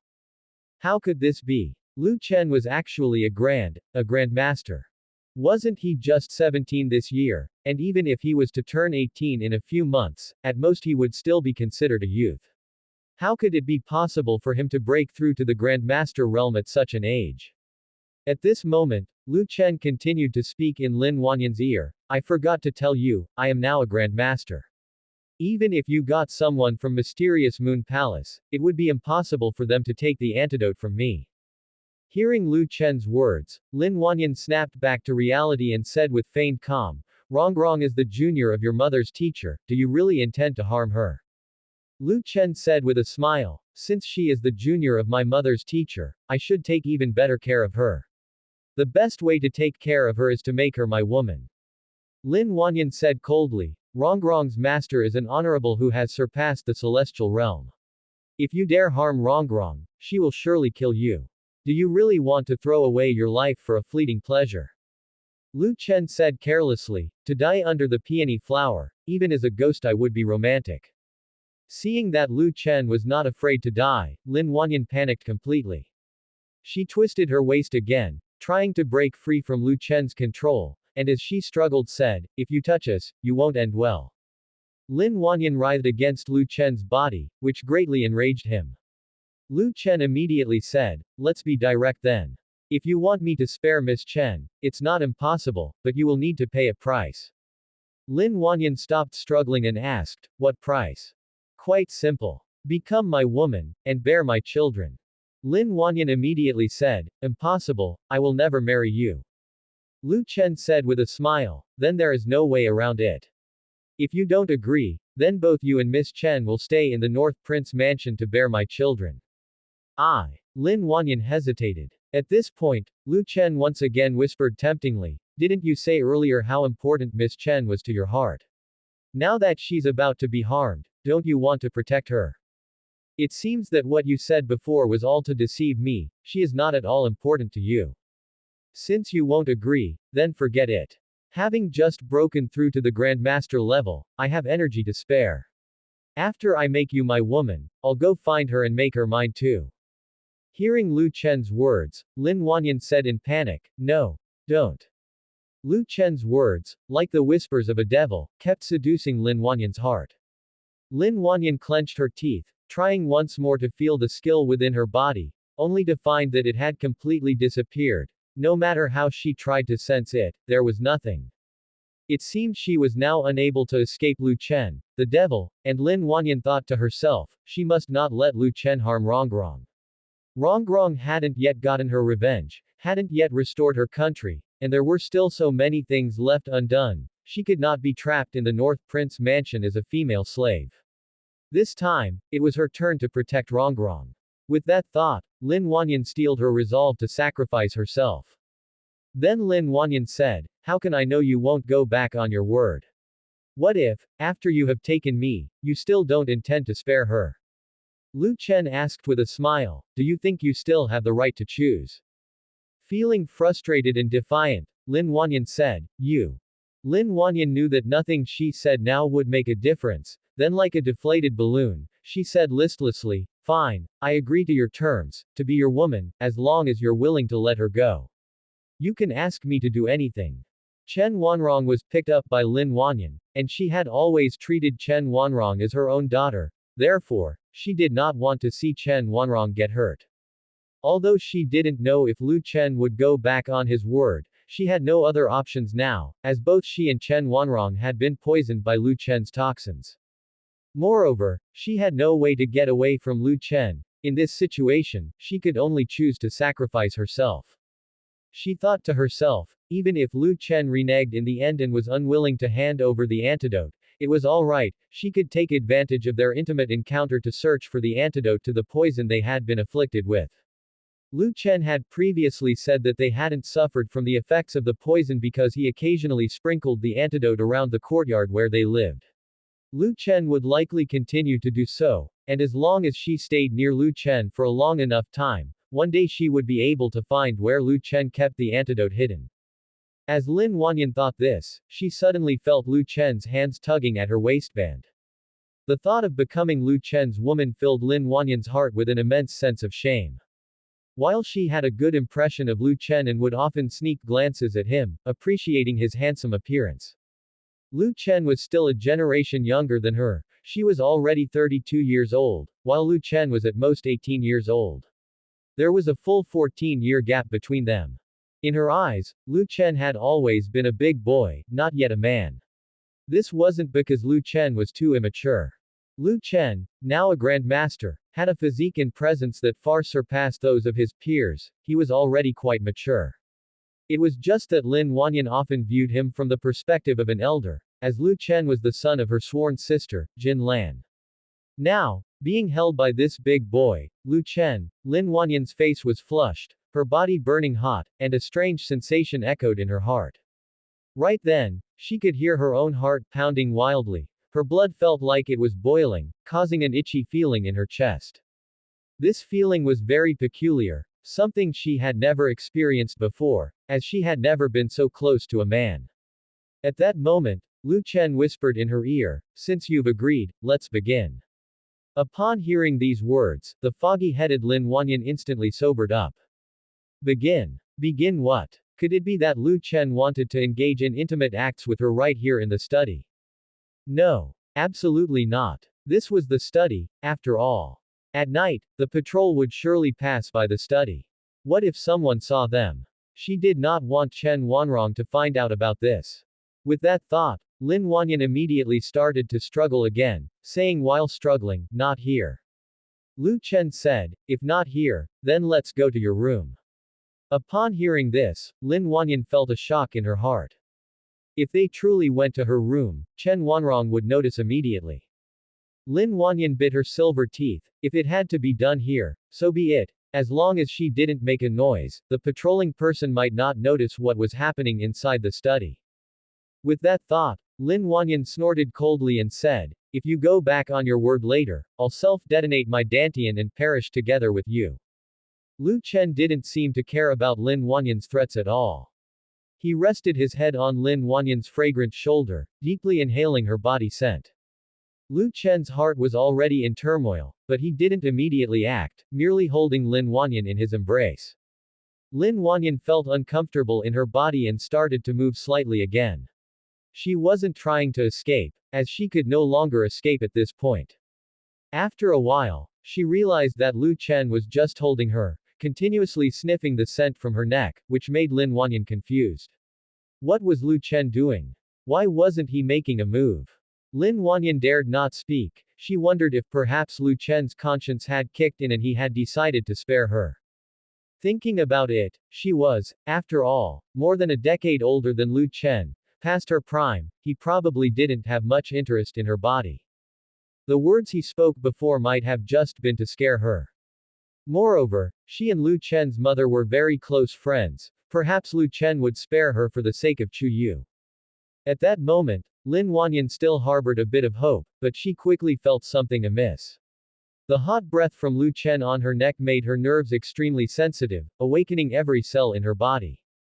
Although Lu Chen hadn't done anything yet, she felt increasingly wrong. The flush on her face had spread to her snow-white neck. She felt as though she was about to be ignited. Holding Lin Wanyan's plump and rounded body, Lu Chen had long been unable to restrain himself, but he still contained his urges. After all, there was plenty of time tonight, he didn't need to rush. However, if he continued to merely embrace her, that wouldn't suffice either. Afterwards, Lu Chen's hands began to wander over Lin Wanyan's body. As Lu Chen caressed her, Lin Wanyan's body trembled, becoming even more sensitive and even hotter to the touch. For a moment, Lin Wanyan was at a loss. She had never had such intimate contact with a man, nor did she know that such closeness would elicit these feelings. This was her first time experiencing such unusual sensations. Lin Wanyan couldn't understand why her body was reacting this way. When had she become the kind of shameless woman? After a while, Lin Wanyan's body uncontrollably began to squirm, and at that moment, the voice of the big boy rang in her ear, "Wanyan, why has your body become so burning hot?" Hearing this, Lin Wanyan's cheeks became even hotter. She snorted coldly and didn't speak. She tried to control herself, to calm the restlessness in her heart. But no matter how hard Lin Wanyan tried to quell the turmoil inside her, it was in vain, and gradually, her consciousness began to blur. Lin Wanyan clenched her teeth. No, she had to stay alert, she couldn't fall for this little rascal's tricks. Lin Wanyan gradually realized why Lu Chen hadn't made a move immediately. He probably wanted to wait until she couldn't bear it and then beg him for that kind of thing. This little rascal wanted to humiliate her, she had to endure it. As she thought this, Lu Chen suddenly released the hand that bound her wrists and then turned her body around. When Lin Wanyan turned to face Lu Chen, he saw her eyes shimmering with tears. Startled by being turned around by Lu Chen, Lin Wanyan paused for a moment. After her hands were set free, she instinctively wanted to attack Lu Chen, but her arms were so weak that she couldn't lift them at all. Lin Wanyan was stunned. How could this be? At that moment, Lin Wanyan looked up at Lu Chen, and through her hazy vision, she seemed to see Lu Chen looking at her with a mischievous smile, making her feel even more ashamed. Then, Lu Chen leaned down, and Lin Wanyan's head immediately twisted to one side, trying to dodge. But Lu Chen's large hand firmly held her head in place and then captured her lips. Lin Wanyan raised her hand and pounded on Lu Chen's chest, trying to push him away, but it was all to no effect. Soon Lin Wanyan's mind went blank, completely lost in Lu Chen's kiss, and in the last moment of complete blur, Lin Wanyan knew it was over for her, fearing she would never be able to get rid of Lu Chen again. In the end, the little rascal had his way. Nobody else could be blamed, she could only blame herself for trying to scheme against Lu Chen. Not only did she fail to do so, but Lu Chen also discovered it. As Lin Wanyan's last lucid consciousness faded, she was completely conquered. The moonlight tonight was exquisite, casting a ripple-like glow on the ground, where the shadows of trees swayed as if the ripples were undulating. Summer had arrived, and the cool breeze of the night rustled the leaves. At that moment, a maid at the entrance of the study's courtyard was watching the shadows cast by the window. Seeing the overlapping shadows moving about, the little maid's face flushed red. She was actually accustomed to such sights since she often saw them as a maiden on duty in the study.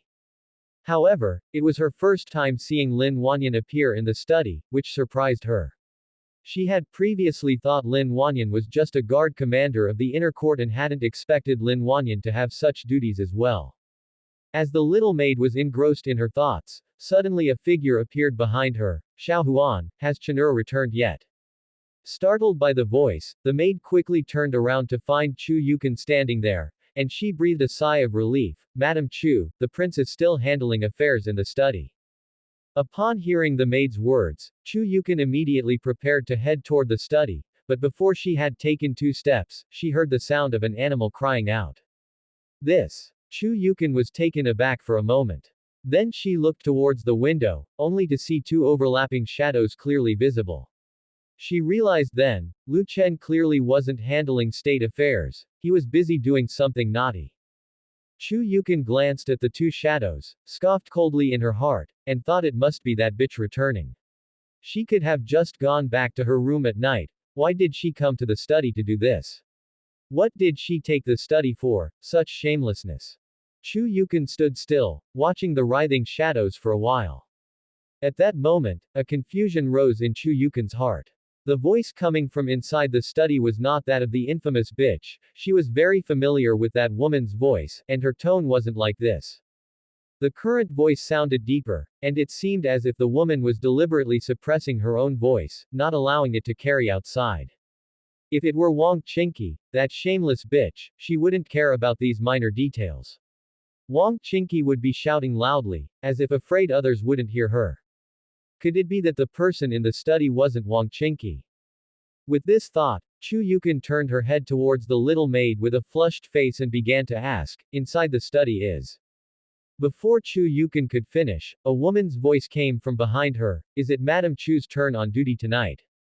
Hearing this enchanting voice, Chu Yukan was startled, then she turned to see that it was Wang Qingqi, the bitch. Since Wang Qingqi was still outside, that meant the person inside was indeed not her. It's not like Wang Qingqi could be in 2 places at once. If it wasn't Wang Qingqi, then who was thoughtless enough to disturb Lu Chen while he was attending to state affairs by running into the study, and even doing that sort of thing with him? Having arrived at the entrance of the courtyard, Wang Qingqi intended to continue speaking, but suddenly heard a series of strange noises. Then she looked up at the study windows and, upon seeing 2 shadows, said with a smile, I never would have guessed Madam Chu has such a hobby. But what's the point of eavesdropping? To experience something once is worth more than eavesdropping 100 times. Upon hearing Wang Qingqi's words, Chu Yukan snorted coldly and then, without asking which maidservant was inside, she turned around and left. Watching Chu Yukan's departing figure, Wang Qingqi smiled slightly. Although she didn't know if Chu Yukan had ever done that sort of thing with Lu Chen, in her view, not a single woman in the inner court could escape from the palm of Lu Chen's hand, aside from the maid-servants and lower servants. After Chu Yukan's figure disappeared from view, Wang Qingqi turned her head to the maidservant and asked, which lady of the prince's mansion is inside? Startled by the question, the little maidservant hesitated. Though Wang Qingqi was also one of Lu Chen's women, it was the first time Lin Wanyan had appeared in the study, so she wasn't sure if it was permissible to divulge such matters. Seeing the little maidservant hesitating without answering immediately, Wang Qingqi instantly guessed that the woman in the study must not be one of Lu Chen's usual women, and it was highly likely that he had conquered another one. Was it Chu Qingli? Or possibly Lin Wanyan, or Chen Wanrong. Judging by the voice, it didn't sound like Chu Qingli or Chen Wanrong. The voice seemed subdued, clearly that of someone older and with a strong sense of shame. Then it could only be Lin Wanyan. Wang Qingqi covered her mouth and chuckled. She didn't feel jealous at the thought of Lu Chen having one more woman. On the contrary, her heart was somewhat pleased that Lu Chen had added another woman.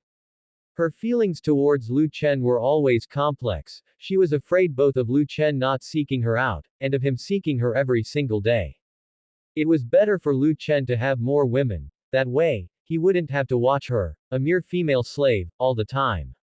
With this thought, Wang Qingqi said to the maidservant Xiao Huan, once the prince finishes his business, tell him I came looking for him, and have someone come to my courtyard to remind me. Yes, Lady Wang, replied the maidservant immediately.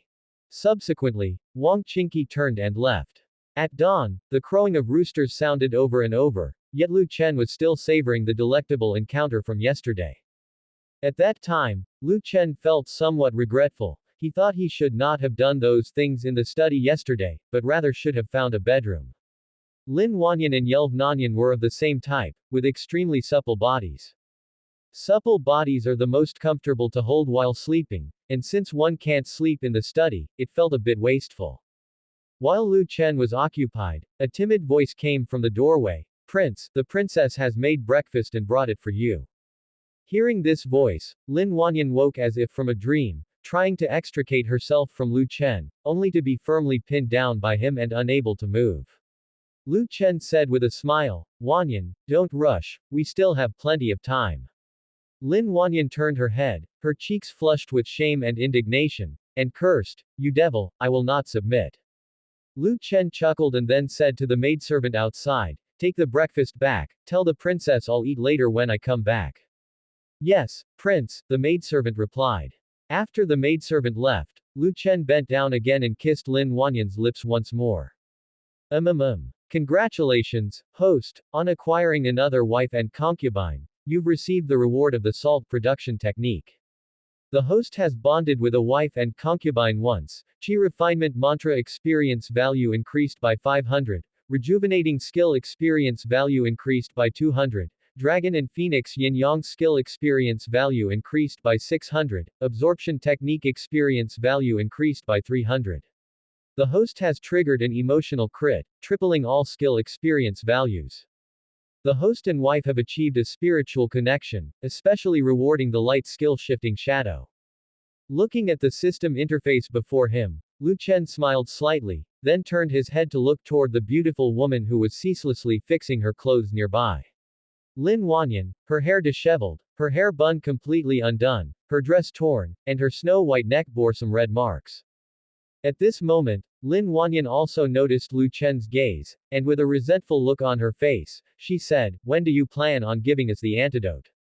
Lu Chen indifferently replied, what's the rush, at the very least you should wait until you are carrying my child. Lin Wanyan's heart skipped a beat. Although she had spent a night in the study, tormented throughout, she was well aware that the higher the realm of a martial artist, the harder it is to conceive a child, and just one night's time would not lead to her bearing Lu Chen's child. She was a half-step grandmaster, and Lu Chen was a grandmaster, making it even more difficult for the two of them to produce offspring. If she had to wait until she was pregnant with Lu Chen's child to get the antidote from him, then Chen Wanrong might very well miss the best opportunity for revenge. Not only might Chen Wanrong lose the chance to avenge herself, but she might also miss the opportunity to reclaim the throne for her nation. With this thought, Lin Wanyan's eyebrows knitted together, determined she could not wait to bear a child before leaving the prince's mansion. She must find another way to get the antidote from Lu Chen. At that time, Lin Wanyan said, I hope you'll keep your word. Having said this, Lin Wanyan prepared to turn around and leave the study, but after just a few steps, she felt uncoordinated and wobbled, hastily stabilizing her body. It wasn't that she was feeling uncomfortable, rather the sensations before had been too intense, causing her brain to still feel foggy, and she hadn't yet recovered. Lin Wanyan gritted her teeth, struggling to regain lucidity as quickly as possible.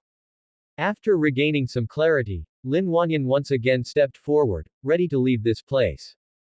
However, with one step forward, her body suddenly lost its balance, and she was pulled back by Lu Chen, falling into his embrace. Lin Wanyan thought Lu Chen was going to do that sort of thing to her again, so she immediately began to struggle. What do you want to do? Lin Wanyan was somewhat afraid. It was broad daylight now, and people often came to Lu Chen's study. If they were to do something disgraceful in the study room again, others would surely find out. If this matter reached Chen Wanrong's ears, what would Chen Wanrong think of her? It's very likely that Chen Wanrong would think she had betrayed her.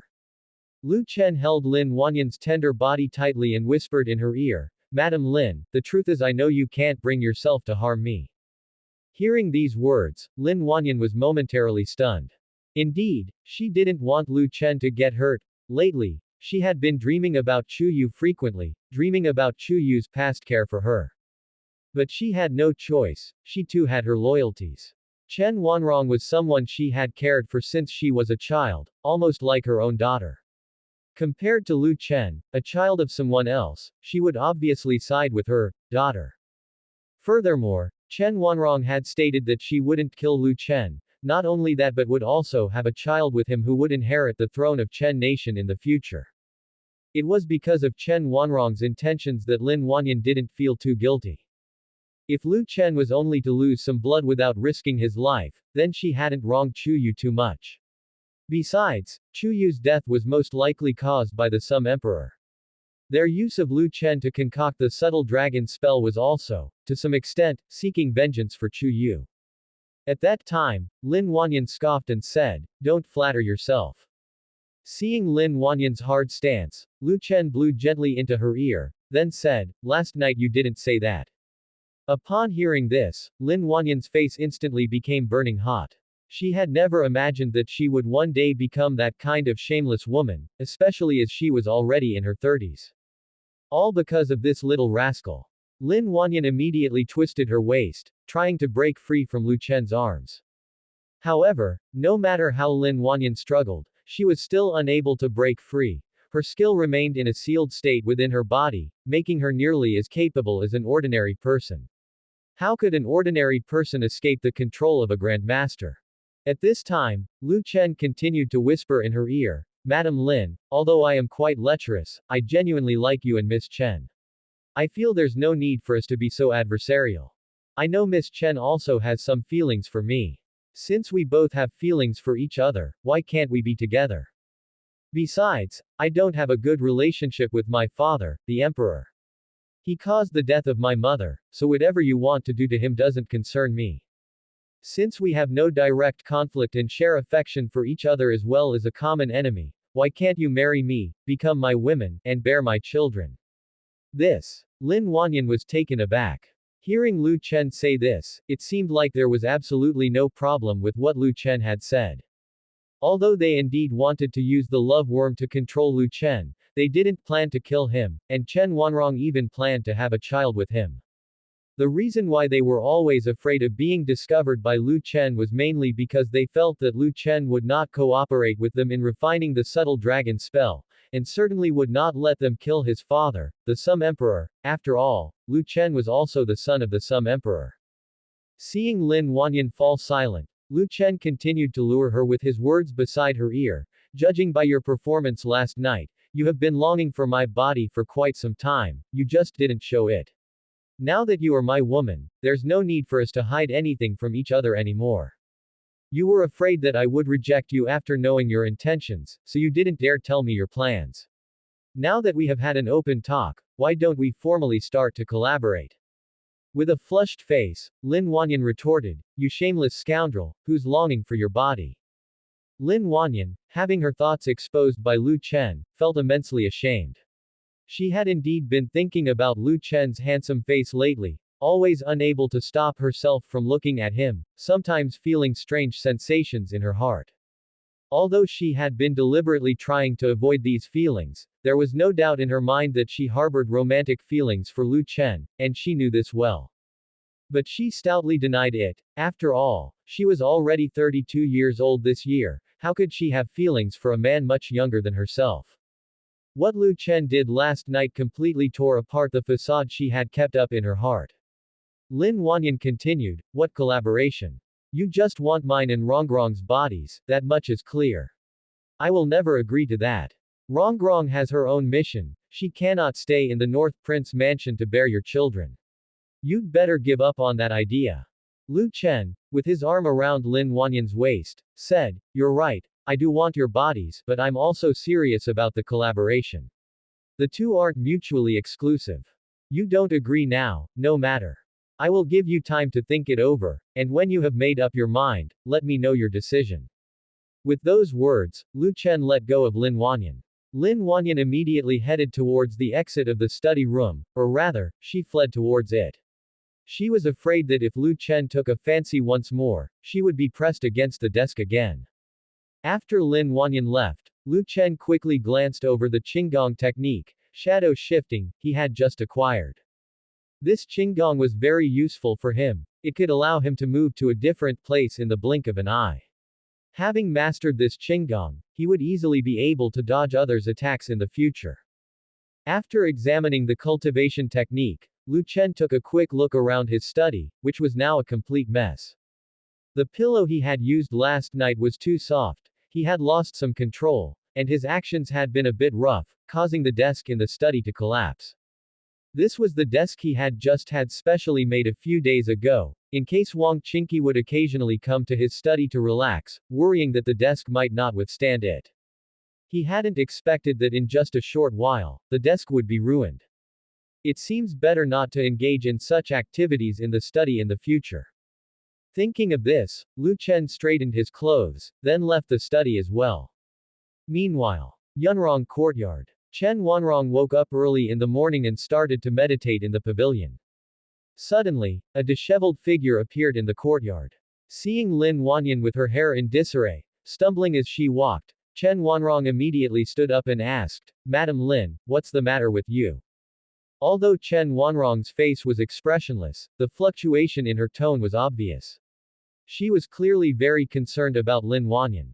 If it hadn't been for Lin Wanyan taking her to the mysterious Moon Palace all those years ago, and caring for her ever since, it was questionable whether she would have survived at all, let alone achieved what she had today. Even though she always addressed Lin Wanyan as Auntie, in her heart, she had long regarded Lin Wanyan as her own mother. Fearing that Chen Wanrong might notice something amiss, Lin Wanyan hastily said, I'm fine. An assassin came to the prince's mansion last night, and I exchanged a few moves with him. Just my clothes got a bit torn, I'm not hurt. I'm going to take a bath now. With that, Lin Wanyan hurried off to her room. Watching Lin Wanyan's receding figure, Chen Wanrong did not harbor much suspicion, as she had absolute trust in Lin Wanyan. She believed that Lin Wanyan wouldn't lie to her. However, Chen Wanrong felt she smelled a sharp, pungent odor, the likes of which she couldn't recognize. It was her first time encountering such a scent. After catching a whiff of this odor, the image of that man involuntarily surfaced in her mind. Chen Wanrong immediately regulated her inner strength to calm her inner turmoil, preventing herself from continuing down the path of intrusive thoughts. Not long after, Lin Wanyan stripped off her tattered clothes and submerged herself in the bath, scrubbing her body over and over again. At that moment, the words said by Lu Chen seemed to echo in her ears. Unable to discern whether Lu Chen's words were true or false, she dared not trust him. If Lu Chen were sincere in seeking an alliance, then perhaps it could be considered. But then, how would she face Chen Wanrong? Could she really expect herself and Chen Wanrong to marry Lu Chen? Such a preposterous notion. Only that little devil could come up with such an idea. Lin Wanyan sighed. The priority was to find the antidote first, then consider other matters. Just then, she began to circulate her cultivation technique, intending to expel the impurities from her body. But the next moment, she froze, feeling the roundness of her belly, and suddenly realized that if she couldn't conceive Lu Chen's child soon, how would she obtain the antidote from him? At this thought, Lin Wanyan had to abandon her cultivation technique. The idea of bearing a child for Yu's son filled her with such inner shame, it felt like dying was a better option. How had she, of her age, come to have an affair with a man over a decade her junior? All because of that little devil. Every time she thought of that demon's face, Lin Wanyan's mind was once again filled with the scenes from last night. To halt her chaotic thoughts, she immediately submerged herself, burying her head entirely in the water. Backquote. After capturing Lin Wanyan, Lu Chen was completely relaxed and refreshed. Despite not having slept all night, due to his grandmaster physique, he did not feel tired at all. Lu Chen sat at the table in the Great Hall, eating breakfast and humming a tune. At this moment, Mu Zixuan was nearby feeding the child, and seeing Lu Chen so cheerful early in the morning, she curiously asked, "Prince, did something happy happen to you just now?" Lu Chen put down his bowl and asked, "How could you tell?" Mu Zixuan chuckled and then said, "Since the prince returned, you've been humming tunes non-stop, with your mood written all over your face. Naturally, your concubine can see it." Lu Chen smiled and said, "Is that so? It seems I can't hide anything at all." At that point, Lu Chen suddenly thought of something and then said, "Right, I obtained a method for producing salt not long ago. The eastern part of the North Country is by the sea, so later you could recruit some workers to go there and make salt." Upon hearing this, Mu Zixuan was momentarily stunned and then asked, "Prince, is the prince's mansion going to make salt as well? Isn't that somewhat inappropriate to place under your concubine's responsibility?" Lu Chen said with puzzlement, "My beloved, you should have heard by now. The imperial court has already abolished the state monopoly on salt production, so we princes can make salt in private now." Mu Zixuan said, "Your concubine doesn't mean that. What I mean is that the issue of the ownership of salt production rights is of great importance and should be handed over to the small court of the North Country." Although the responsibilities between the North Prince Mansion and the small court weren't entirely separate, such as the mansion's profits still being periodically contributed to the North Country's treasury, everyone knew that as the political power of the North Country gradually stabilized, there would certainly be a split between the small court and the North Prince Mansion. Issues like the harem not interfering in politics would inevitably be raised sooner or later. Even though the central government of Great Sum had already liberalized the right to operate salt production, if such a remote place like the North Land opened up its salt business, the price of salt could surge upwards any day. The common people were already poor, and if the price of salt rose excessively, then they wouldn't be able to afford salt. It would definitely be better to manage salt production rights uniformly. The right to operate salt production represented politics, and Mu Zixuan deeply understood that she was merely Lu Chen's consort, a woman, and that the harem should not carelessly meddle in politics. Producing salt was not an economic issue, but a political one. If Lu Chen insisted on involving her in the management of salt production, then that would imply he planned to liberalize the rights to salt production. Once those rights were liberalized, it wouldn't matter who made the salt and there would be no issue with her involvement in politics. However, once those rights were liberalized, it could easily lead to chaotic fluctuations in salt prices. Upon hearing Mu Zixuan's explanation, Lu Chen instantly understood her point and then said, "The task of making salt needn't be given to officials, the prince's mansion's people can handle it just fine. Plus, the method I've acquired is fairly superior, producing high-quality salt with no bitter taste. I don't wish to leak the method of making salt just yet. As for the issue with the right to operate salt production, that can be dealt with too. We'll hand over a portion of the profits from the mansion's salt production to the treasury. Besides, I'll establish a salt monopoly bureau, which will be in charge only of selling salt, not producing it.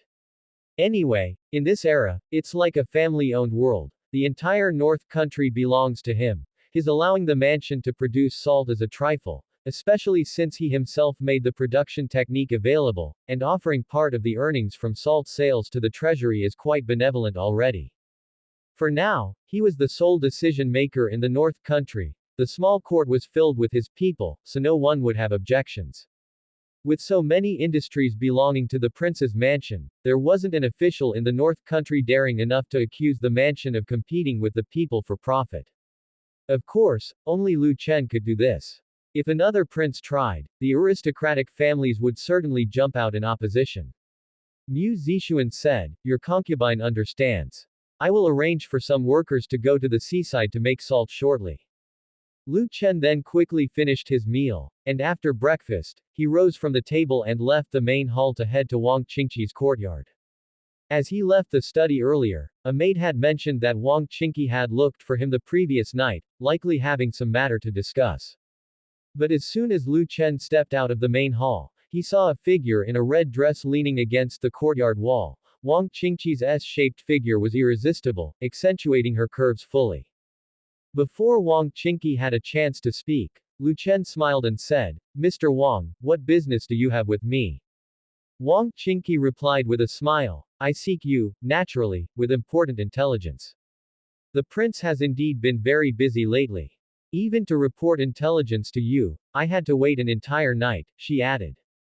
By then, Lu Chen had approached Wang Qingqi and casually placed his hand on her slender waist. "Mr. Wang, should we go to your room, or to my study?" Hearing the question, Wang Qingqi gave Lu Chen a sidelong glance. She knew that Lu Chen had not slept at all last night, so she wasn't worried about him trying anything with her later, thus she said, "Let's go to my room." Since Lu Chen had spent the previous night in the study with Lin Wanyan, the scent in there was probably quite strong. After all, she was just there to report intelligence to Lu Chen, and it didn't matter where she did it. Lu Chen said, "All right." Then, Lu Chen, with his arm around Wang Qingqi's willow waist, brought her to Wang Qingqi's bedroom. As soon as they entered the room, he placed her on the bed and then lay on top of her. Wang Qingqi was momentarily stunned, thinking that Lu Chen might take advantage of her, but she soon realized she had been overthinking it. After Lu Chen lay down on the bed, he turned to lie on his side, holding Wang Qingqi's waist, as if she were a pillow. At that moment, Lu Chen buried his head in her embrace and took a deep breath of her scent before speaking. "Tell me, what's been happening with the major dynasties recently? Just give me a direct report. Later, you can leave the paper reports on my study's desk. I didn't sleep last night, let me doze off a bit." Returning to her senses, Wang Qingqi thought to herself, how could Lu Chen be thinking of such things at this time? Lu Chen had been busy all night long in his study, and even as a grandmaster, he needed rest. Afterward, allowing Lu Chen to hold her tender body, she began. The students from Universal Academy originally wanted to pass through the Great Xia dynasty on their way to North Country but were driven to Great Wu dynasty by Great Xia's troops. Great Xia's army claimed they were afraid the students would spread plague, so those students will need some time before they can reach North Country. Had they come directly through other regions of the Great Xia dynasty, it would take at most 3 months for Universal Academy's students to arrive in North Country. But now, detouring through Great Wu dynasty and then crossing the Da Yu dynasty, would likely take 4 or 5 months. Holding Wang Qingqi close in his embrace, her soft and tender body emitting a gentle jade fragrance, Lu Chen said indifferently, "I see. Any other intelligence?" Wang Qingqi continued, "The Princess Junwan of Great Wu dynasty is said to have gone to the southwest region to negotiate with the rebel leaders, intending to assimilate the rebels." Hearing this, Lu Chen immediately lifted his head from her gentle jade fragrance and turned to look at Wang Qingqi. It shouldn't be her conducting the negotiations, right? A princess going to negotiate with rebel leaders. Wang Qingqi explained, initially, it wasn't her who went. Initially, the martial emperor wanted to suppress the rebellion with military force and accumulate some merit for his 2 sons. So, he sent them to lead the troops to annihilate the rebels. However, both of his sons were defeated, resulting in heavy losses. Persuaded by the prime minister, Chai Jiliang, the martial emperor once again agreed to the negotiations. Princess Junwan has always had a good reputation among the common people, so she was chosen to negotiate with the rebel leaders. Lu Chen smiled at Wang Qingqi's words, "That's quite interesting. It looks like in a few decades, the world will see another empress. But then again, there has never been a half-done rebellion in history. Those rebel leaders probably won't agree to surrender to Great Wu's royal court, will they?" Hearing Lu Chen's remark, Wang Qingqi spoke with a smile, "Prince, you are mistaken this time. I have heard that some rebel leaders in the southwest region of Great Wu are already planning to surrender and are choosing to side with the Princess Junwan." This. Lu Chen was once again taken aback. Rebelling halfway? Weren't those guys afraid of being severely dealt with later? Lu Chen asked, "Is this information accurate?" Wang Qingqi replied, "It's accurate. Some rebels are indeed planning to surrender to the Great Wu court. However, there is also a part that refuses to give in, mainly from the aristocratic families in the southwest region. Lu Chen chuckled. Those aristocratic families truly had no way out. If they were ordinary people who had rebelled, the ruler might choose to pardon them due to their large numbers in the end. But the aristocratic families were different. Their rebellion was clearly aimed at overthrowing the great martial royal family's rule. Even if they surrendered, they would definitely be held accountable, so the war in Great Wu would continue for a while. Thinking of this, Lu Chen was reassured. The current situation in Great Sha was quite chaotic too, and if Great Wu recovered now, there was a good chance that the martial emperor, given his personality, would immediately send troops to attack Great Sha. Even though Lu Chen wasn't the Great Sha emperor yet, in his eyes, the whole Great Sha dynasty would eventually be his, and he didn't want to see Great Sha taken over by Great Wu. At this point, Wang Qingqi went on, additionally, there is some intelligence about the Da Yu dynasty. Curious, Lu Chen said, Da Yu's intelligence. Has anything happened there recently? Compared to other dynasties, Da Yu had always been relatively peaceful. Aside from stationing 200,000 troops at the border with North Country, there hadn't been any movement. Wang Qingqi stated, the barbarian tribe is moving southward, and the 200,000 troops Da Yu had stationed at the border are gradually being transferred to the northwest area to confront the barbarian tribe. Hearing that, Lu Chen fell into deep thought. Although the main tribes of the barbarians in the Northland had already been destroyed, in truth, there were many barbarians to the north, divided into several large tribes, each with its own king. These tribes had been united, but following the death of one of their great commanders, they declared themselves kings. Among them, the Sky Wolf King and North Free King tribes moved to the Northland, and the others stayed in the northwest area. Like Great Sha, Da Yu was subjected to annual invasions from the barbarian tribes, and the number of tribes in the northwest area far exceeded those in Northland, so the southern incursion by the barbarian tribes of the northwest could put significant pressure on Da Yu. Lu Chen thought to himself, with Great Ju now resisting the invasion of the barbarian tribe, it meant that the major dynasties would have no time to deal with him. It was time to incorporate the Northland into the North Country. After annexing the Northland, the North Country's territory would very likely surpass that of the Great Sha dynasty. By then, if the North Country were to further develop, proclaiming himself emperor would be no issue at all. With that thought, Lu Chen's lips slightly curved upwards. He buried his head into Wang Qingqi's gentle jade fragrance once more, before continuing to sleep with his eyes closed. At this moment, Wang Qingqi said, this concubine has finished reporting the intelligence.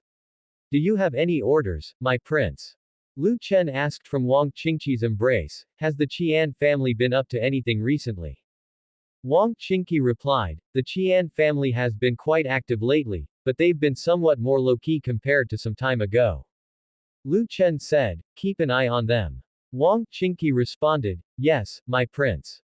Lu Chen then deeply inhaled Wang Qingqi's scent and said, all right, if there's nothing else, then no more talking. Let me sleep in your arms. Hearing this, Wang Qingqi smiled slightly and, without another word, her delicate chin rested on Lu Chen's head as she lifted her jade arm to embrace him. Holding the soft and tender body of Wang Qingqi, Lu Chen soon drifted into dreamland. Time flew by, and before long, it was Zhou Yuyu's due date for childbirth. Lu Chen had recently not left the prince's mansion, and as luck would have it, he was there on the day Zhou Yuyu was to give birth, having arrived at her birthing chamber early in the morning to wait. With Lu Chen standing by her bedside, Zhou Yuyu wasn't worried in the slightest about what could happen later. At this time, Lin Wanyan stood outside the birthing chamber alongside Chu Yukan and the others, her thoughts in turmoil. These past days, Lu Chen had been consummating their relationship ceaselessly, attempting to get her pregnant, and she felt as though she had been thoroughly branded by Lu Chen. Thinking about having to bear Lu Chen's children in the future, Lin Wanyan's cheeks flushed a shade of crimson, and her face burned with heat. No, this won't do, I must quickly find the antidote and help Rongrong escape. I can't be obsessing over having children for this little rascal. By the time I get pregnant, who knows how many years it'll have been. At that moment, Chu Yukan, who was standing by, said to Lin Wanyan, Sister Lin, why is your face so red? Snapping back to reality, Lin Wanyan hastily replied, "Oh, it's nothing. I've been slightly overexerting myself while practicing my martial arts these days." Hearing this, Chu Yukon blinked in confusion. Overexerting in martial arts. Then Chu Yukon noticed the many red marks on Lin Wanyan's neck, which resembled those on Chu Qingli's neck, and said, "Sister Lin, how come you've also overexerted yourself in practice?" Perplexed, Lin Wanyan said, "Are there others in the prince's mansion who've done the same?" Chu Yukon replied, "Yes, Qingli has often overdone it in the past few months.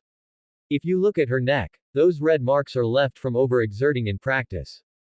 It's so strange. Why is it that after you both practiced too hard, your necks would have so many red and purple marks?" Upon hearing this, both Lin Wanyan and the nearby Chu Qingli stiffened. They turned to look at each other and discovered that the marks on each other's necks were indeed the same. Seeing this, Chu Qingli inwardly scoffed, that lecherous wretch hadn't even spared Lin Wanyan. She realized, in the inner quarters, any beautiful woman caught Lu Chen's eye, and he had no intention of sparing any of them. She had to hasten her negotiations with Lu Chen and rescue her sister. After her efforts over this time, there weren't many instances left in Chu Yukon's deal with Lu Chen. She needed to step up the pace. Although deep down they probably both knew that their bodies and hearts were most likely shaped by Lu Chen, both Chu Qingli and Lin Wanyan tacitly avoided addressing the fact. They turned their gazes back towards the birthing chamber, pretending as if nothing had happened. Lu Chen had stayed for a while in Zhou Yuyu's birthing room when her belly began to move incessantly. At that moment, the midwife reminded him, "Prince, Madame Xiaozhou is about to give birth." Lu Chen replied, "I know." Then Lu Chen took hold of Zhou Yuyu's hand and said to her with a smile, "Yuyu, don't be nervous, it will soon be over."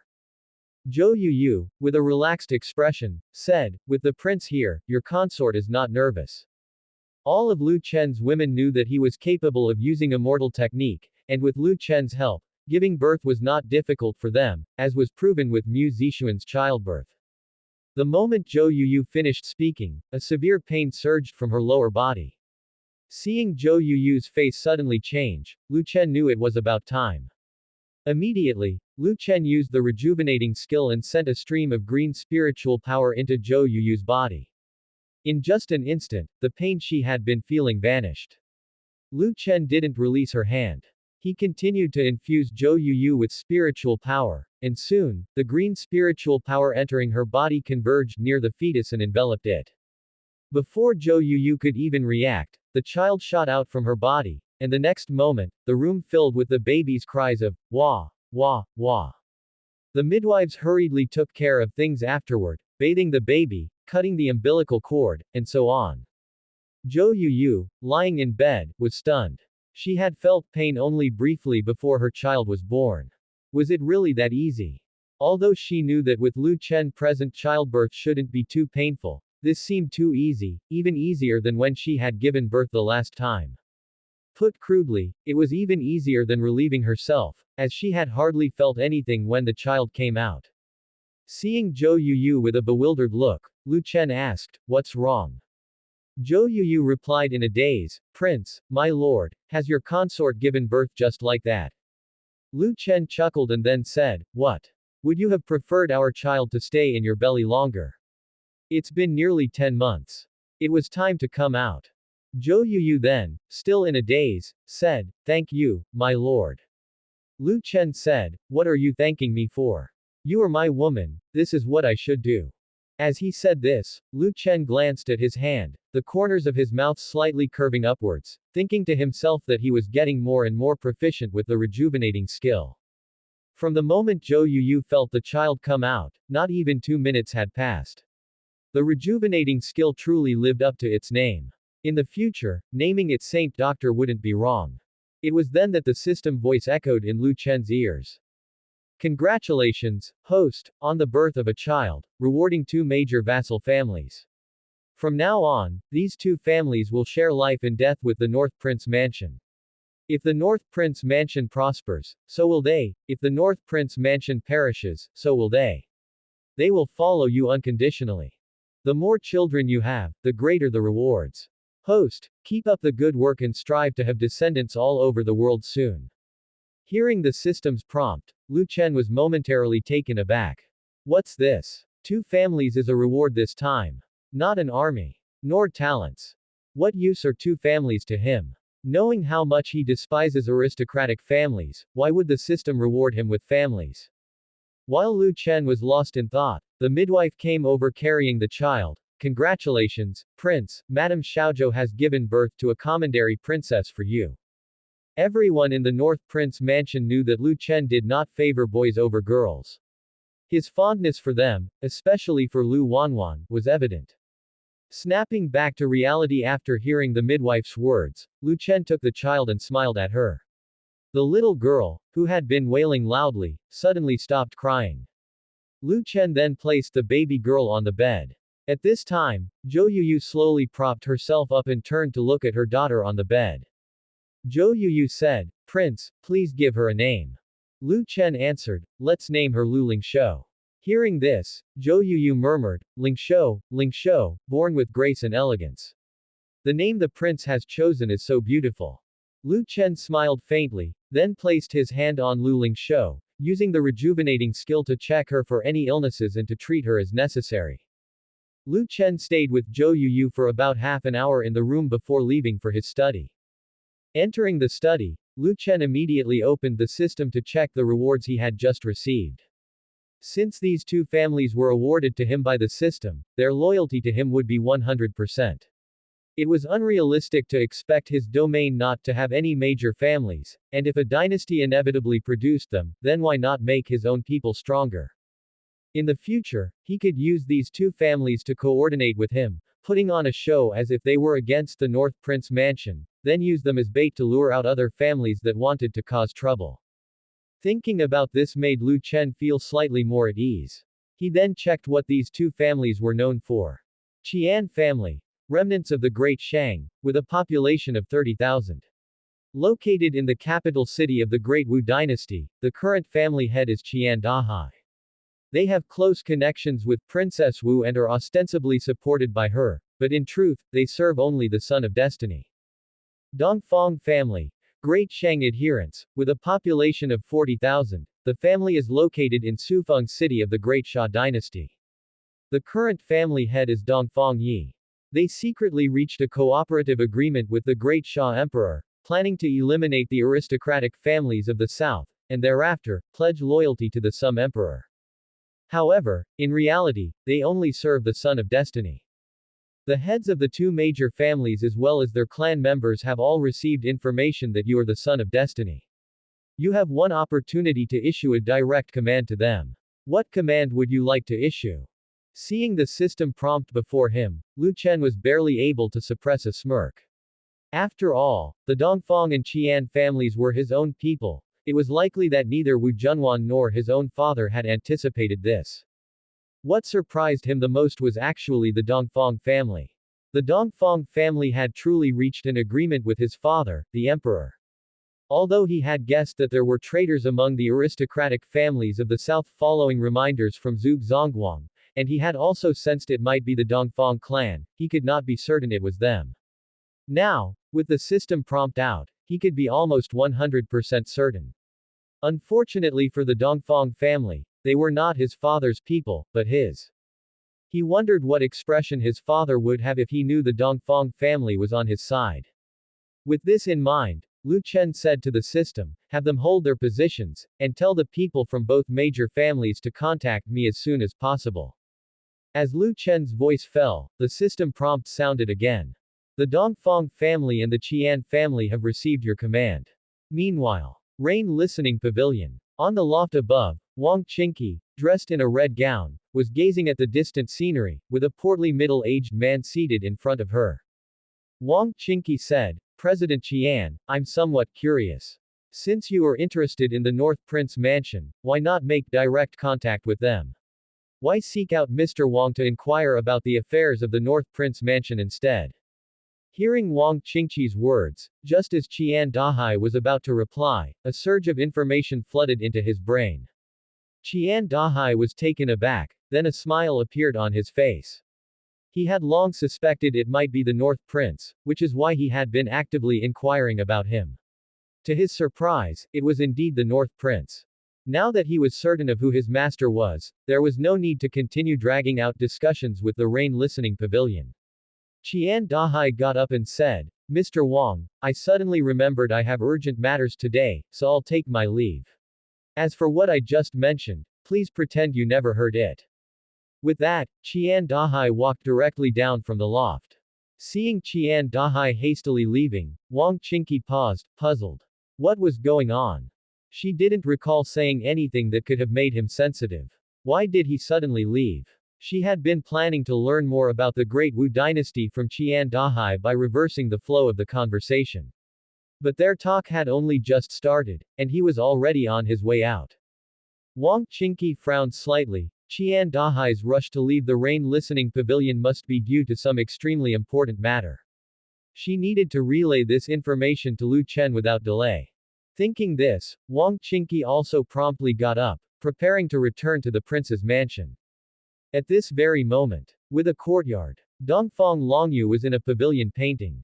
Suddenly, her mind went blank and her hand trembled, ruining the painting with a stroke of her brush. If anyone were here, they would surely recognize the person in the painting as the North Prince.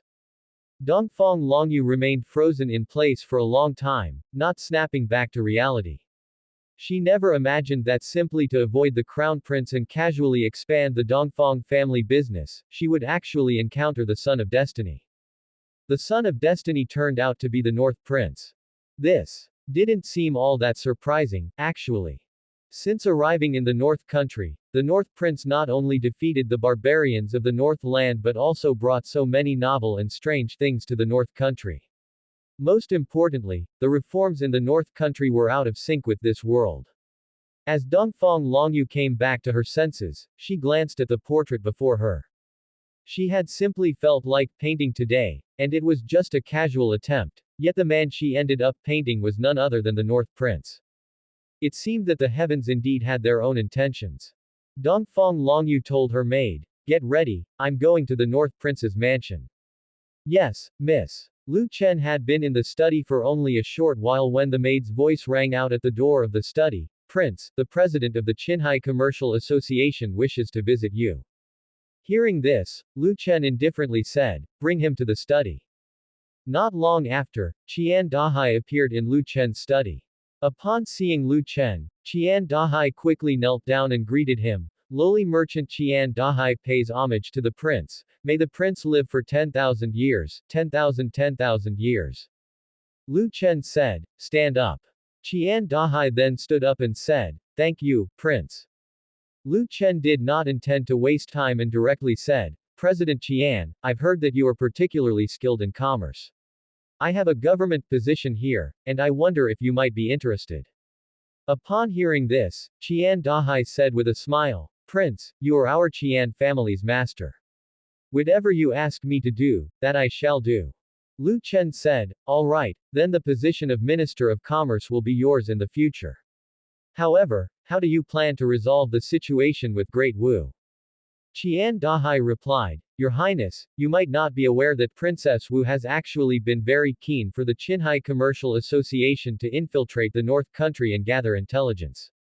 If you want me to be the Minister of Commerce, I just have to mention it to Princess Wu, and she is probably more than eager for me to join the small court of the North Country. Moreover, the Qian family is still in Great Wu, so she should not suspect me."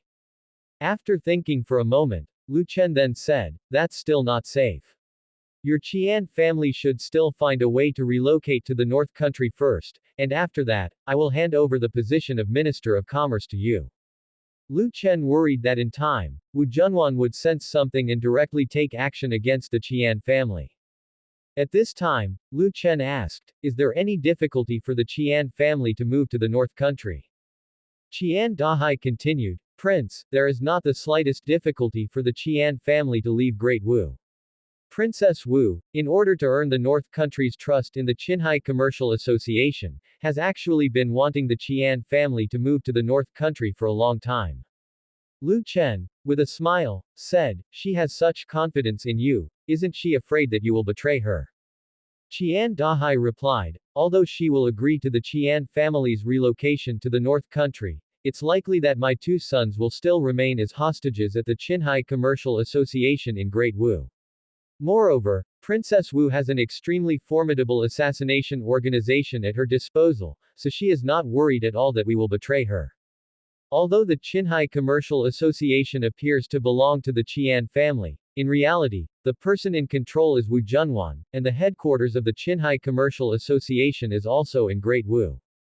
Most importantly, the Qinghai Commercial Association controls the Qian family's wealth, so even if the entire Qian family relocates to another dynasty, Wu Junwan is not afraid that the Qian family will betray.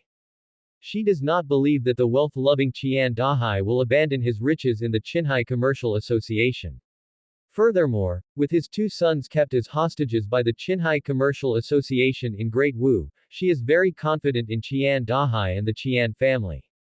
Lu Chen said, then go back and hasten the Qian family's relocation here. No sooner had Lu Chen's words fallen when once again the voice of the maid came from the doorway of the study. Prince, Lady Wang is looking for you. Lu Chen directly said, let her in. The next moment, Wang Qingqi pushed the door open and entered. As soon as she walked in, she immediately prepared to inform Lu Chen about Qian Dahai looking for her. Prince, Qian Dahai just now. Wang Qingqi's words were not finished when she froze in place. For she saw Qian Dahai himself in front of her. With a smile, Qian Dahai said, so Mr. Wang is also the prince's person. I was wondering how Rain Listening Pavilion could have developed so quickly. Wang Qingqi was somewhat bewildered. From what Qian Dahai implied, was he also Lu Chen's person? For months, Rain Listening Pavilion and Qinghai Commercial Association had been at each other's throats, only to discover they were all on the same side. Wang Qingqi then turned to Lu Chen and said, Prince, are you making fun of your servant like this? Wang Qingqi felt a sense of grievance in her heart, having led the Rain Listening Pavilion in a constant struggle against the Qinghai Commercial Association, tirelessly contriving to extract their intelligence, only to discover that the president of the Qinghai Commercial Association was one of Lu Chen's people. Why didn't Lu Chen tell her sooner? She suddenly felt that Lu Chen didn't trust her, which was why he didn't share this information with her. It was even possible that Lu Chen had deliberately sent Qian Dahai to test her.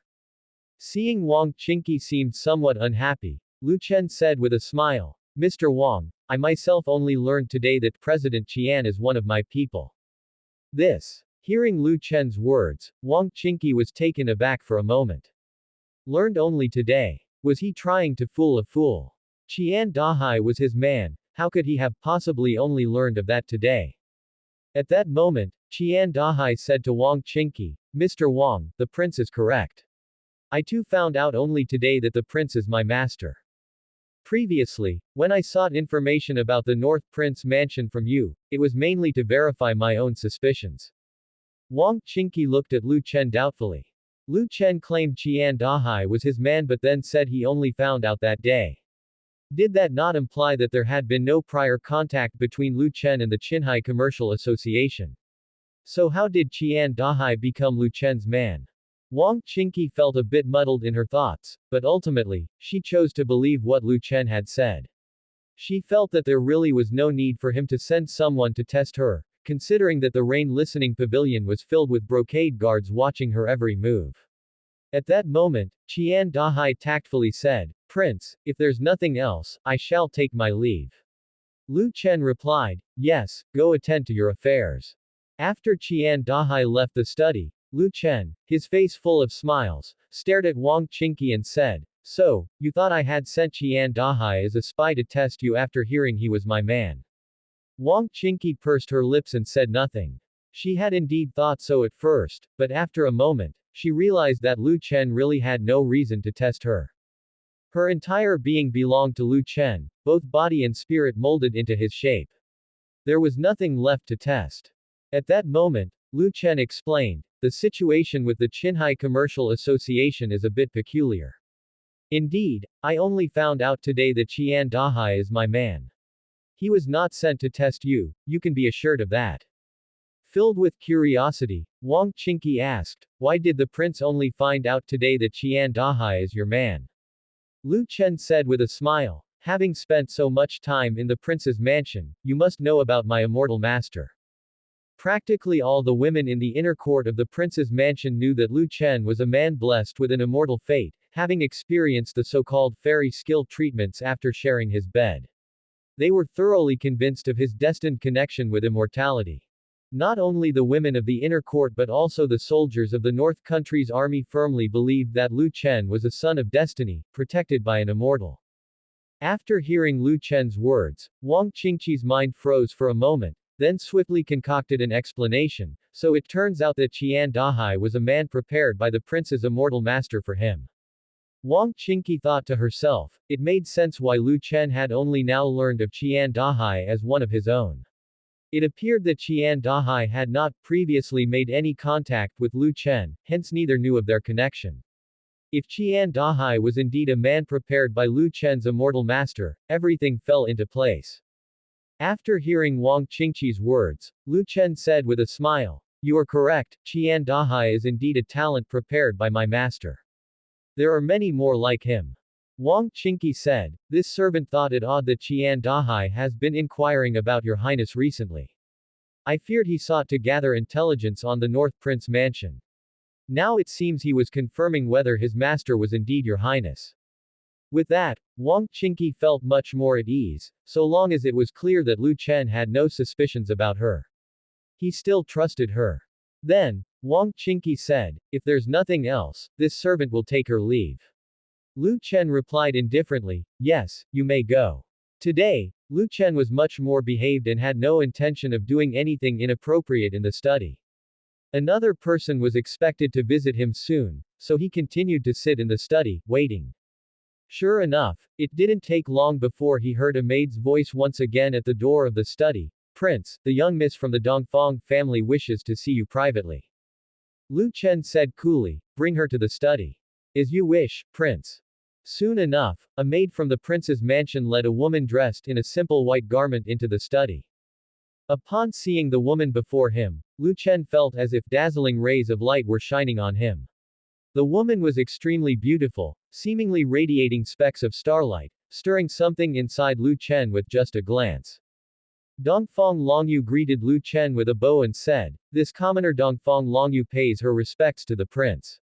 May the prince have a long life of 1,000 years." Snapped back to reality by Dongfang Longyu's voice, Lu Chen responded, "Rise." Then Lu Chen recognized Dongfang Longyu's personal details through the system. Name: Dongfang Longyu. Identity: daughter of Dongfang Yi, the family head of the Dongfang family, 26 years old, Master Realm. Rating: 98. Favorability: 50. Loyalty: 100. Seeing Dongfang Longyu's details, Lu Chen was once again stunned. He did not anticipate that Dongfang Longyu's displayed information would be similar to that of Xuanyuan Yunqi, with favorability and loyalty being separate. Having come back to his senses, Lu Chen took another look at Dongfang Longyu. Dongfang Longyu wore a white belt around her waist, perfectly accentuating her curvaceous figure. Her temperament was very similar to that of Chen Wanrong, both of whom were the epitome of women with an immortal aura. However, she gave Lu Chen a different feeling. When he was in front of Chen Wanrong without having made any physical contact with her, it was difficult for Lu Chen to harbor even the slightest inappropriate thought about her. But the moment Lu Chen saw Dongfang Longyu, he conceived the desire to have relations with her, to have her bear his children, and he felt an incomparable restlessness within him. With a smile on her lips and peerlessly beautiful features, Dongfang Longyu seemed like an intelligent elder sister, which reminded Lu Chen of the neighbor's elder sister from his previous life. Of course, Dongfang Longyu was not the neighbor's elder sister from his previous life, although they bore a striking resemblance. He remembered that the first time he ever felt an urge toward a woman in his previous life was because of his neighbor's elder sister, wanting to engage in certain activities with her, a phase every man goes through. Lu Chen couldn't help but think that, despite already being a father of several children, he could still feel such a stirring in his heart. It seemed that the pressure he had been under recently was too great, and he hadn't taken the time to relax properly. If he had relaxed, he probably wouldn't feel such impulses.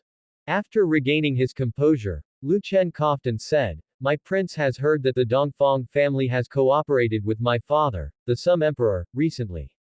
Is it true or not? Dongfang Longyu answered calmly, replying to the prince, my father plans to bring the Dongfang family into the imperial court. Therefore, he has chosen to pledge allegiance to His Majesty actively, preparing to cooperate with His Majesty in eradicating other aristocratic families. Hearing this, Lu Chen laughed and said, isn't your father afraid that my father, the Sum Emperor, will turn against him once his purpose is served? Dongfang Longyu responded, the Dongfang clan has a Grand Master, as well as numerous merchant ships.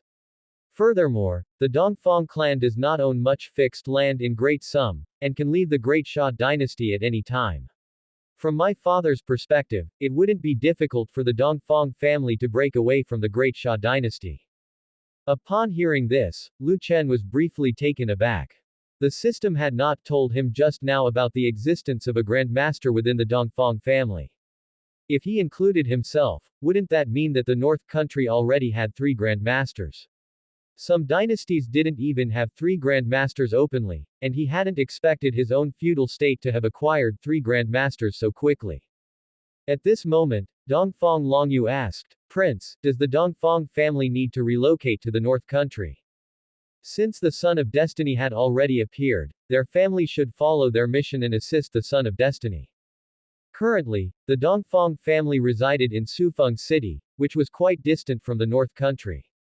If Lu Chen needed anything, they could not mobilize the full strength of the family to assist him in a timely manner, so it would be better to move the entire family to the North country. Of course, if they truly made such a move, they were likely to offend many people, including several aristocratic families and the Sum Emperor. After thinking for a moment, Lu Chen then said, there's no need for now. By the way, since the Dongfang family is cooperating with my father, you should have a rough idea of when he plans to make his move, right? Dongfang Longyu replied, yes, it is scheduled for the early part of next month. His Majesty plans to force the Crown Prince and others to retreat to Sufeng City, to coerce them into rebelling, and then take action against them.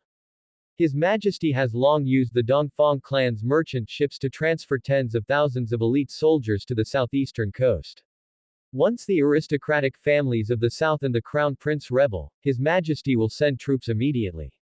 With a pincer attack from both sides, the southern aristocratic families will likely not last half a year without the support of other seigneurs. Upon hearing this, Lu Chen chuckled. He truly had not expected his father, the Sum Emperor, to be so well prepared. It appeared he had underestimated his father's capabilities. Lu Chen glanced at Dongfang Longyu's flawless face and then continued to ask, is it possible that those aristocratic families might also have a Grand Master? If a Grand Master appears, what does my father intend to do? I am not certain, Dongfang Longyu replied, but I have heard that in order to completely eliminate the major southern aristocratic families, His Majesty has sent envoys not only to Four Directions Mountain and Fixed Wind Mountain but even to Peach Blossom Valley. Hearing Dongfang Longyu mention these 3 places, Lu Chen pretty much guessed what his father intended to do. It was rumored that a Grand Master existed in each of these places. His father sending people there clearly meant he sought to collaborate with the Grand Masters from these locations. If these Grand Masters supported his father, it would be much easier for his father to annihilate the southern aristocratic families. Of course, if the Grand Masters from these places chose to remain neutral, it would still be a good outcome for his father. At that moment, Lu Chen fell into deep thought. Once rebellion occurred in the south, if the other seigneurs took no action, then his father should have no problem in eradicating the southern aristocratic families. But the key issue was that some seigneurs had been suppressed too harshly and had long been considering rebellion. If the southern aristocratic families and the Crown Prince rebelled, then it was possible that other seigneurs might also leap into action. If these 2 forces were to converge, his father's well-laid plans might come to naught. While Lu Chen pondered this, his gaze swept back and forth across Dongfang Longyu. Being stared at so intently by Lu Chen, Dongfang Longyu felt an unusual sensation stir within her. Her loyalty to Lu Chen was naturally 100%, but that did not mean she particularly liked Lu Chen. She had long heard that Lu Chen was a rake, fond of beautiful women, not even sparing his own aunts. Even though Lu Chen was no longer the waste of rumors, it did not mean he was not lecherous anymore. Dongfang Longyu couldn't help but wonder if Lu Chen was staring at her so intently because he was taken by her body.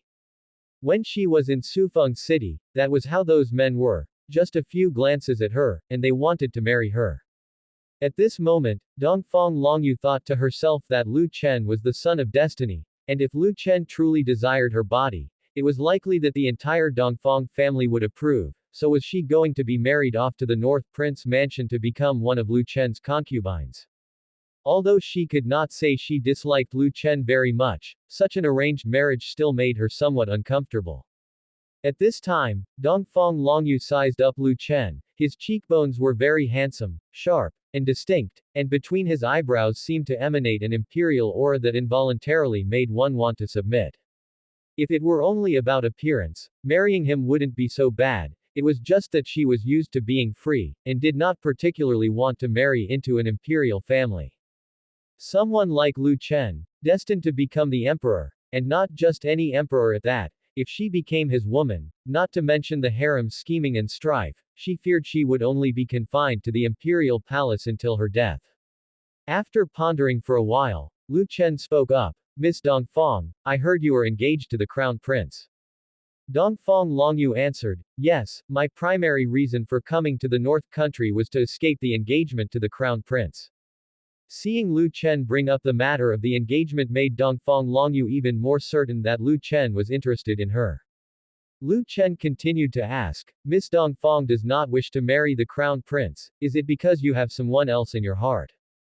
Dongfang Longyu responded, "I have no favored suitors at the moment." Having said this, Dongfang Longyu continued, "Prince, just calling me Longyu is fine." Now that the entire Dongfang family was a vassal of the North Prince Mansion, Lu Chen had no need to be so respectful to her. His excessive courtesy only added to her pressure. Lu Chen said, "Very well, from now on I will call you Longyu. Longyu, when you go back later, write a letter to your father, telling him that I have placed brocade guards in Sufeng City. If you need anything, you can directly contact the brocade guard, or through them, keep in contact with me." Having said this, Lu Chen took out a brocade guard token and placed it on the desk. "This is the identity token used by the brocade guard, deliver it to Sufeng City along with your letter." Hearing this, Dongfang Longyu glanced at the identity token on the desk, then stepped forward and picked up the brocade guard's token. This token was a blank identity token, mainly so that Dongfang Yi could identify the brocade guard, without any other purpose. "I understand," she acknowledged. Lu Chen nodded and said, "Well, if there is nothing else, you may go back." "Yes, Prince, I shall take my leave," she said. Once again, Dongfang Longyu gave her respects and turned to leave. Seeing her graceful figure as she departed, Lu Chen scoffed at himself with a self-deprecating laugh. He had become debased, desiring any beautiful woman he saw. Was this the change that came with power? Lu Chen rubbed his temples and tried to think no more of it. Meanwhile, in Great Sum, the capital city. The East Palace. Today, the East Palace was not as lively as usual. Many officials had come to the East Palace before, but now far fewer. On one hand, it was because the court officials had realized the Sum Emperor's intent to depose the crown prince, and on the other, Lu Shuyun had sensed the impending events, thus advising officials close to him to visit less. At this moment, inside the Great Hall, it was mostly people from the aristocratic families of the south. Sitting atop the hall, Lu Shuyun glanced at everyone when the Assistant Minister of the Ministry of War, Wang Chengshuo, spoke, "Your Highness, the Emperor's decision to deploy troops is final. No matter how we try to stop it, it is futile." Recently, the Universal Academy and some citizens of Great Qian entered Great Sum, bringing with them the plague from Great Qian. Regardless of whether the plague spreads, the Emperor will use this as an excuse to send out troops. "We must prepare in advance," he said. After hearing Wang Chengshuo's words, Lu Shuyun fell silent. Of course, he understood that his father, the Emperor, had decided to act against the southern aristocratic families, but his position was rather awkward.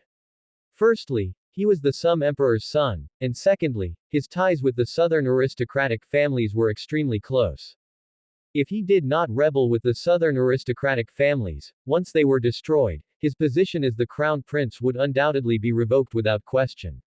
Initially, he became the crown prince purely because his father had compromised with the southern aristocratic families. Without their support, how could he possibly keep his position? But if he rebelled with the southern aristocratic families, setting aside how his disloyal act would be despised, the possibility of their success was very slim, and if they failed in the end, his fate would be no better. After much deliberation, Lu Shuyun finally made a decision. The southern aristocratic families were irrevocably tied to him, so he could not back down now. If he could not ascend, his fate would be even worse in the end. Seeing that Lu Shuyun remained silent for a long time without speaking, Wang Yang said at his side, "Crown Prince, His Majesty is forcing you to rebel. We have no way out. If the aristocratic families of the south are gone, your position as Crown Prince will also be abolished." The Sum Emperor did not directly send troops south, but continuously applied pressure. His aim was to force Lu Shuyun to go south. Anyone with clear eyes could see that the Sum Emperor wanted to find a justified reason to eradicate the aristocratic families of the south. Now the conflict between the Sum Emperor and the aristocratic families of the south had been laid bare. War was bound to break out. Even if the aristocratic families didn't rebel, what awaited them was only the slaughter. The plague in Great Qian was the perfect excuse. The Sum Emperor could use the plague of Great Qian as a reason to send troops south and also use the infection to eradicate the aristocratic families of the south. By then, the Sum Emperor could simply claim that those aristocratic families had been wiped out by the plague. Even if people knew that the plague was just an excuse, it wouldn't have any effect, since the aristocratic families would already be gone. It would serve as a stark warning to any others, making it uncertain whether any aristocratic families would dare oppose the Sum Emperor in the future. If any aristocratic families did come forward, the Sum Emperor could just as easily wield the sharp blade he had prepared. Now that the several empires each had their own issues to resolve, with Great Sum free of external strife, the Sum Emperor could do whatever he wished. After hearing what Wang Yang said, Lu Shuyun stood up from his seat and said, "Tomorrow morning at the imperial court, I will ask Father Emperor to allow me to lead troops south to control the plague." Upon hearing Lu Shuyun's words, everyone finally breathed a sigh of relief. The crown prince had finally made up his mind. Their biggest worry was that Lu Shuyun would back down at this time. Lu Shuyun was the Sum Emperor's son. He naturally still had a way out.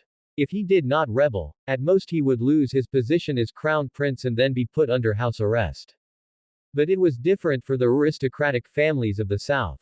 Without the backbone of the crown prince, they wouldn't be able to rally support even if they wanted to rebel. With the crown prince, they could march north under the banner of, "Rid the emperor of evil ministers, pull the Sum Emperor from his throne, and then install Lu Shuyun to the position." The next morning at the imperial court, Lu Shuyun took the initiative to propose to the Sum Emperor that he wanted to lead troops south to help the people of the south resist the plague. The Sum Emperor agreed without even thinking about it. Most officials already knew what was going to happen next.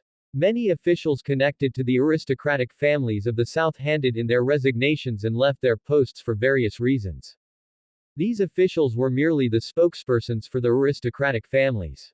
The Sum Emperor did not deal with them directly. They were minor characters. What the Sum Emperor was waiting for was Lu Shuyun to start a rebellion. Once Lu Shuyun started a rebellion, there would be plenty of justification.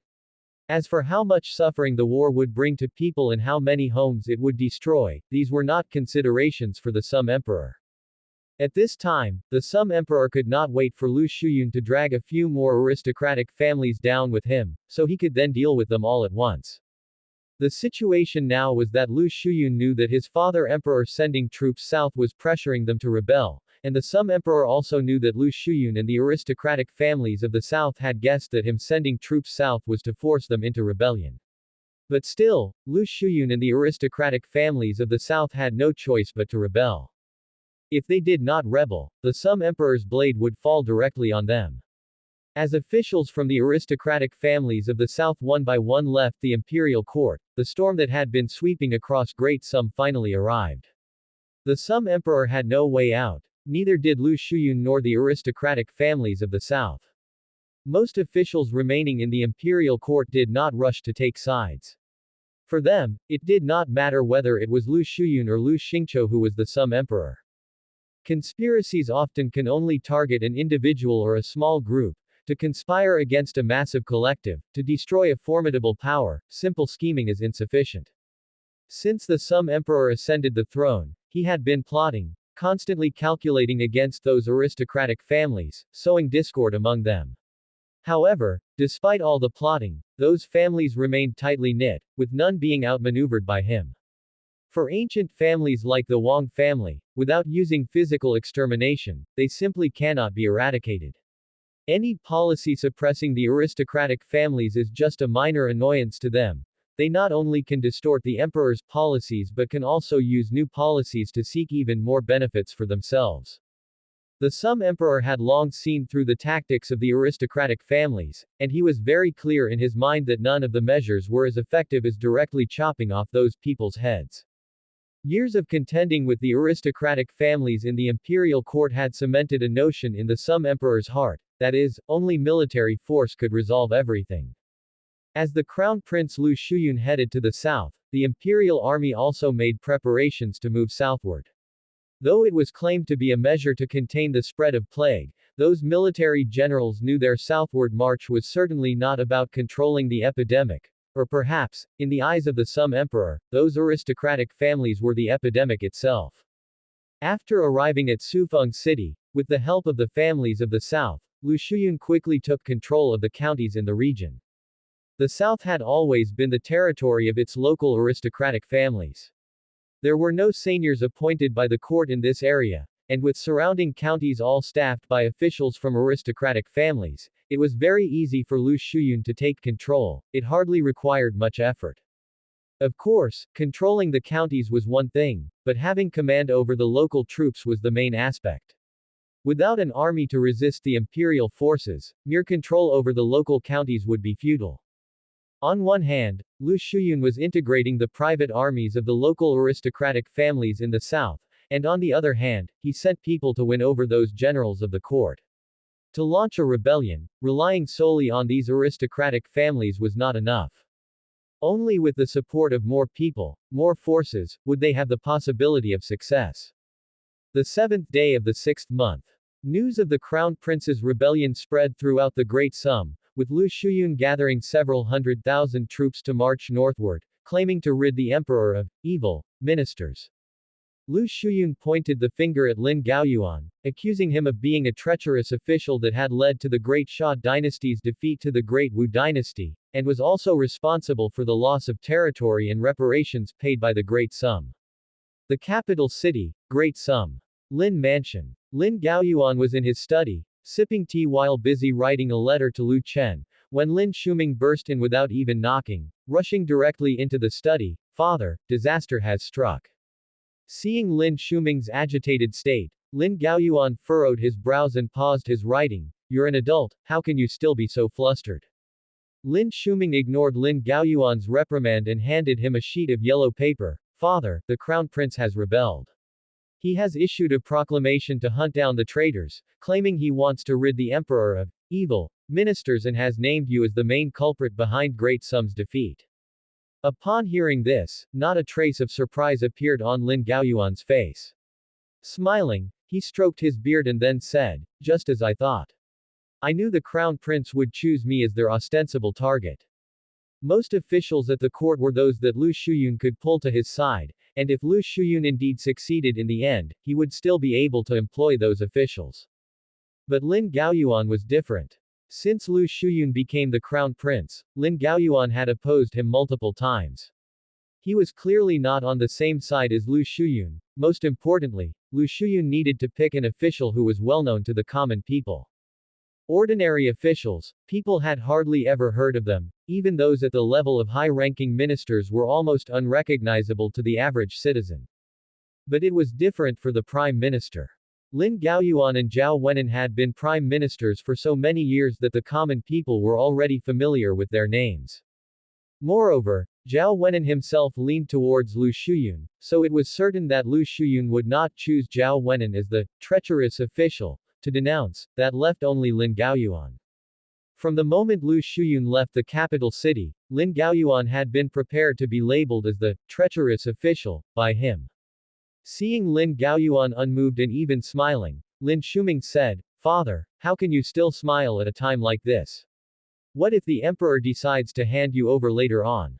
Lin Gaoyuan chuckled and then said, "Hand me over. I tell you to read more books, but you don't listen. How could the emperor possibly hand me over? Just think about it. You can't possibly believe that the crown prince's so-called campaign to rid the emperor of evil ministers truly means to eliminate our Lin family, do you? The crown prince's intention to purge is directed at the emperor himself, he's simply using me as a target. If the crown prince claimed to purge the emperor, wouldn't that be tantamount to a son rebelling against his father? Even if he succeeded, he would surely be scorned by the people. And if he dared to target the emperor directly, how could he rally the support of the people at that time?" Lin Shuming then said, "Father, of course I know the crown prince's rebellion is not simply about purging the emperor. I'm just worried that if the imperial army can't hold on, the emperor might use our Lin family to buy time." A few months ago, the East Palace came up with the piercing cloud bow, and the crown prince must have had similar weapons quietly manufactured in abundance around the south by now. When the imperial army faces those rebels, it's not guaranteed that they will have the upper hand, he said. Lin Shuming, after all, was the son of Lin Gaoyuan. Having been exposed to political matters, he had some sensitivity in this regard. Of course, he was clear that rid the emperor of evil ministers was not as simple as just removing so-called treacherous officials.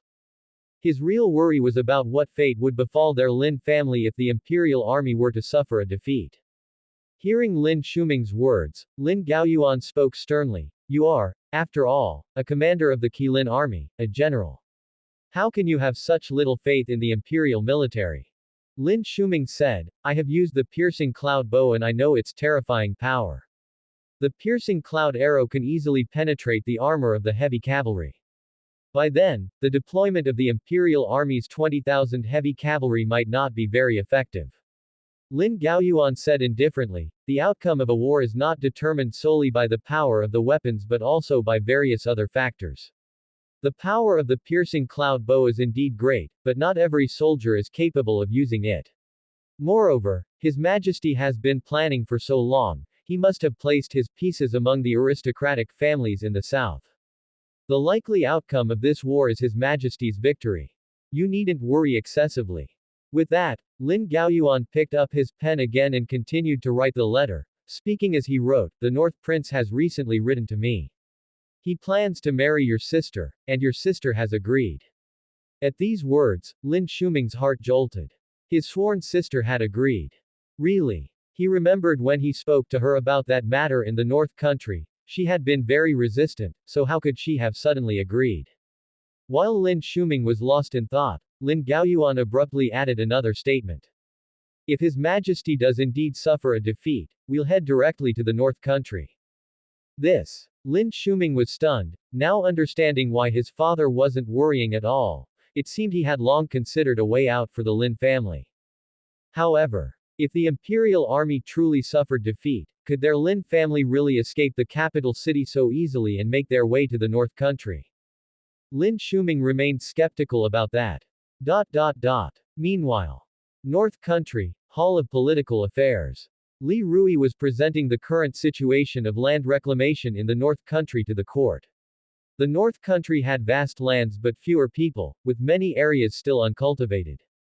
Ever since the reforms in the North Country began, there had been continuous encouragement for the citizens to reclaim land. Despite Lu Chen reclaiming all land ownership rights in the North Country, the locals remained enthusiastic about land reclamation. They were grateful for Lu Chen's policy of abolishing the agricultural tax. Such a policy was simply too progressive for that era. The locals had never before experienced reaping exactly what they sowed. Although they did not own the land, the thought of being able to cultivate it for many years without paying an agricultural tax motivated them. They knew that after several years of extra planting, the labor they invested in reclamation would be insignificant. Under the land policy of the North Country, many citizens volunteered to reclaim land, and in addition, many refugees from the 3 counties ceded by Great Sum settled in the North Country. These landless refugees, eager for stability, also joined the efforts to reclaim land. After hearing Li Rui's report, Lu Chen said, "Continue to encourage the citizens to reclaim land and tell them that the North Prince Mansion will distribute high-yield crop seeds regularly for the next 3 years. They needn't worry about lacking crops to plant after reclaiming the land." Li Rui replied, "Yes, Prince." At this time, Lu Chen continued, "Additionally, I plan to incorporate the North Land into the North Country. Starting today, the map of the North Country needs to be revised." Upon hearing these words, everyone in the Great Hall was momentarily stunned. Annexing the North Land into the North Country. Although Lu Chen had mentioned this idea before, at that time he had merely been thinking about it and had not taken any concrete action. The North Land no longer had large tribes like the Sky Wolf Kings, but was made up of smaller tribes, which could easily be driven out of the North Country by a slight show of military force. At this moment, Xiao Pengtian stood up and asked, "May I know how the prince plans to deal with the barbarian tribe on the grasslands?" Lu Chen said indifferently, "On my land, naturally, they are my subjects. After the North Land is incorporated into the North Country, these barbarian tribes must all register, and every member of the tribes must obtain a North Country identity card. They can continue their nomadic life on the grasslands of the North Land or give up nomadism and settle down in the south. For those barbarian tribes who choose to settle in the south, the North Prince Mansion will allocate some land to them and send people to teach them how to farm." As for dealing with the barbarian tribes, Lu Chen already had experience. After moving the Sky Wolf King and the North Free King's tribes into the North Country, he had sent people to teach them farming. Moreover, Lu Chen had specially hired people who could speak both Great Sum and the barbarian languages to teach the barbarians to speak the language of Great Sum. In the barbarian community, the Sky Wolf King's tribe had initially integrated well with Great Sum, so they assimilated into Great Sum faster than those from the North Free King's tribe. Now the people of the Sky Wolf King's tribe had become a bond of integration for the barbarians into the North Country. The captured barbarian soldiers from before were now thoroughly loyal to Lu Chen, so much so that they would return on their own even if they were released without anyone to watch over them. Furthermore, many men in Great Sum had married barbarian widows, and now the integration between the barbarians and the common folk of the North Country was relatively good. After listening to Lu Chen's words, Xiao Pengtian immediately knelt halfway and said, "Thank you, Prince, for your mercy." Lu Chen continued, "I will set up a barbarian management bureau specifically to deal with matters related to the barbarian tribes." "All right, General Xiao, rise. Let's leave this matter here. Next, you all should consider how many districts should be created in the North Land after its annexation into the North Country." Upon hearing this, the hall erupted into discussions. The North Land was truly vast, setting aside the extent of it that they were unaware of. Even the known area of the North Land would likely surpass Great Sum in size were it to be incorporated into the North Country. If a feudal state were to exceed the size of its suzerain, it might invite apprehension from the imperial court, and the North Prince might even be wrongly accused of rebellion. As for how many districts the North Country should be divided into, it was not an easy decision. The majority of the North Land were grasslands with few people. If the divisions were made according to Great Sum's districting, some districts might have no inhabitants at all, making it tricky for the appointed officials to even find a place to reside. While the officials were fiercely debating in the Great Hall, a brocade guard commander entered the hall, approaching Lu Chen from a side hall, and whispered, Prince Lu Shuyun has rebelled." As these words fell, the brocade guard commander handed over the intelligence report to Lu Chen. Lu Chen opened it and read it carefully. The noise of discussion inside the hall gradually subsided, and the attention of the officials turned to Lu Chen's face, which showed varying expressions. Generally, the brocade guards would only enter the Hall of Political Affairs during a minor court session for significant intelligence, and if it was not of utmost importance, the brocade guards would deliver the intelligence directly to Lu Chen's study. Therefore, seeing the brocade guard commander enter the Hall of Political Affairs, the officials knew that a significant event must have occurred in Great Sum. After reading the intelligence in his hands, Lu Chen addressed the officials in the Great Hall. "I have received news that Prince Lu Shuyun, under the pretense of moving south to combat the epidemic, has conspired with the aristocratic families of the south and raised an army in rebellion. At these words, the hall fell into absolute silence. The people had long speculated there would come such a day. They had recently heard frequent news of the Sum Emperor purging the court and planning to dispatch troops to the south, which was obviously forcing Prince Lu Shuyun and the aristocratic families of the south into rebellion. Now Prince Lu Shuyun and the southern aristocratic families had indeed rebelled. With their rebellion, the opportunity for the North Country had arrived. At this time, if the North Country were to annex the North Land, the imperial court officials would definitely not object. With the main focus being on quelling the rebellion, they would have no capacity to intervene in the affairs of the North Country. This presented a significant opportunity for the development of the North Country. Seeing that the officials were not at all surprised by the news of Lu Shuyun's rebellion, Lu Chen continued, Prince Lu Shuyun is using the slogan of, rid the emperor of evil ministers, claiming that the left Prime Minister Lin Gaoyuan is a traitorous official who has deceived my father the Sum Emperor, leading to Great Sum's defeat in the war, the ceding of territory and payment of indemnities, and finally bringing the people of Great Sum to the brink of destitution. Upon hearing Lu Chen's words, the officials from the North Country also remained calm and were similarly unsurprised. Throughout history, most rebellions have used the slogan of, rid the emperor of evil ministers. Of course, even though it's about cleansing the court, it's always the emperor who ends up being cleansed. Lu Chen spoke again, what do you think? If the royal court calls upon me to enter the capital and support the emperor, should I go or not? Hearing this, Zhuge Zongguang, who had remained silent during the small court meeting today, stood up. For a grandmaster like Zhuge Zongguang, in other dynasties, even in Great Sum, there would be no need to attend court meetings, but this is the North Country. Though he is a grandmaster, in the presence of Lu Chen, the son of destiny, his status as a grandmaster isn't considered all that significant. Court meetings must be attended when required, even though he is 150 years old this year. Of course, a person of his level usually wouldn't get involved in discussing trivial matters, he would only speak up when it's a matter of great importance. And what constitutes a matter of great importance? The question now asked by Lu Chen is such a matter. Zhuge Zongguang said, Your Highness has been planning for many years. Prince Lu Shuyun's move to the south and the rebellion of the aristocratic families in the south were both caused by Your Highness's coercion. Therefore, this old official believes that Your Highness's preparations are quite sufficient. If no other forces interfere, the royal court is very likely to win the civil war without the need for seigneurs from other regions to enter the capital and support the emperor. If one day the royal court asks Your Highness to enter the capital and support the emperor, then Your Highness should be more cautious. Hearing Zhuge Zongguang's words, Lu Chen curiously asked, why is that?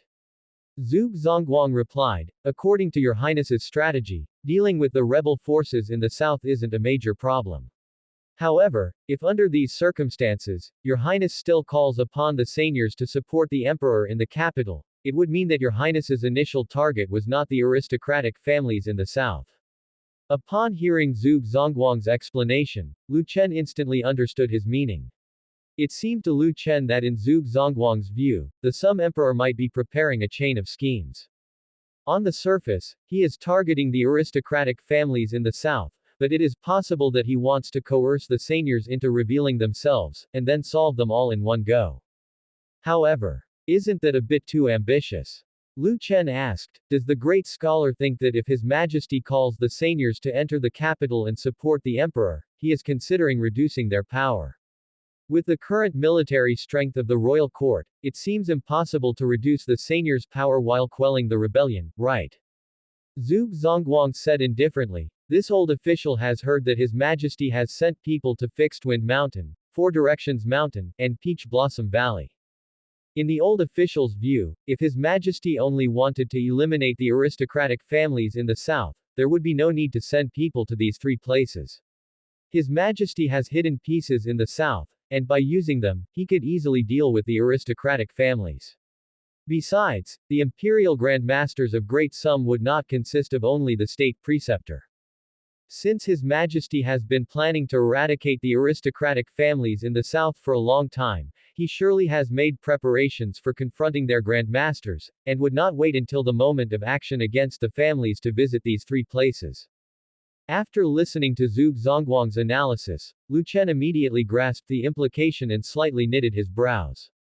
He had also recently heard from Dongfang Longyu that the Sum Emperor sent people to Fixed Wind Mountain, Four Directions Mountain, and Peach Blossom Valley. At that time, he thought his father was soliciting the help of the Grand Masters from those places to counter the Grand Masters of the aristocratic families. But on further thought, was it not too late for his father to be seeking aid from those Grand Masters at this juncture? If he wanted their assistance, he should have sought it much earlier. And Zhuge Zongguang was right, it is improbable that there's only one Grand Master in the imperial family.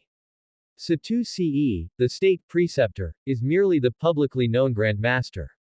Reminded by Zhuge Zongguang's words, Lu Chen suddenly felt that his father intended to resolve the issue of the seigneurs as well, and that persuading the Grand Masters from those sects was probably the true reason for the outreach. Going to several sects suspected of harboring Grand Masters, just to deal with the aristocratic families in the south, did indeed seem like overkill. The more Lu Chen thought about it, the more something seemed amiss. If the imperial family's Grand Masters were to address any potential Grand Master within the southern aristocratic families, then whom were the Grand Masters that the Sum Emperor was inviting from those sects meant to confront? Grand Masters generally do not take action lightly. When a Grand Master takes action, they are likely to be challenging another Grand Master.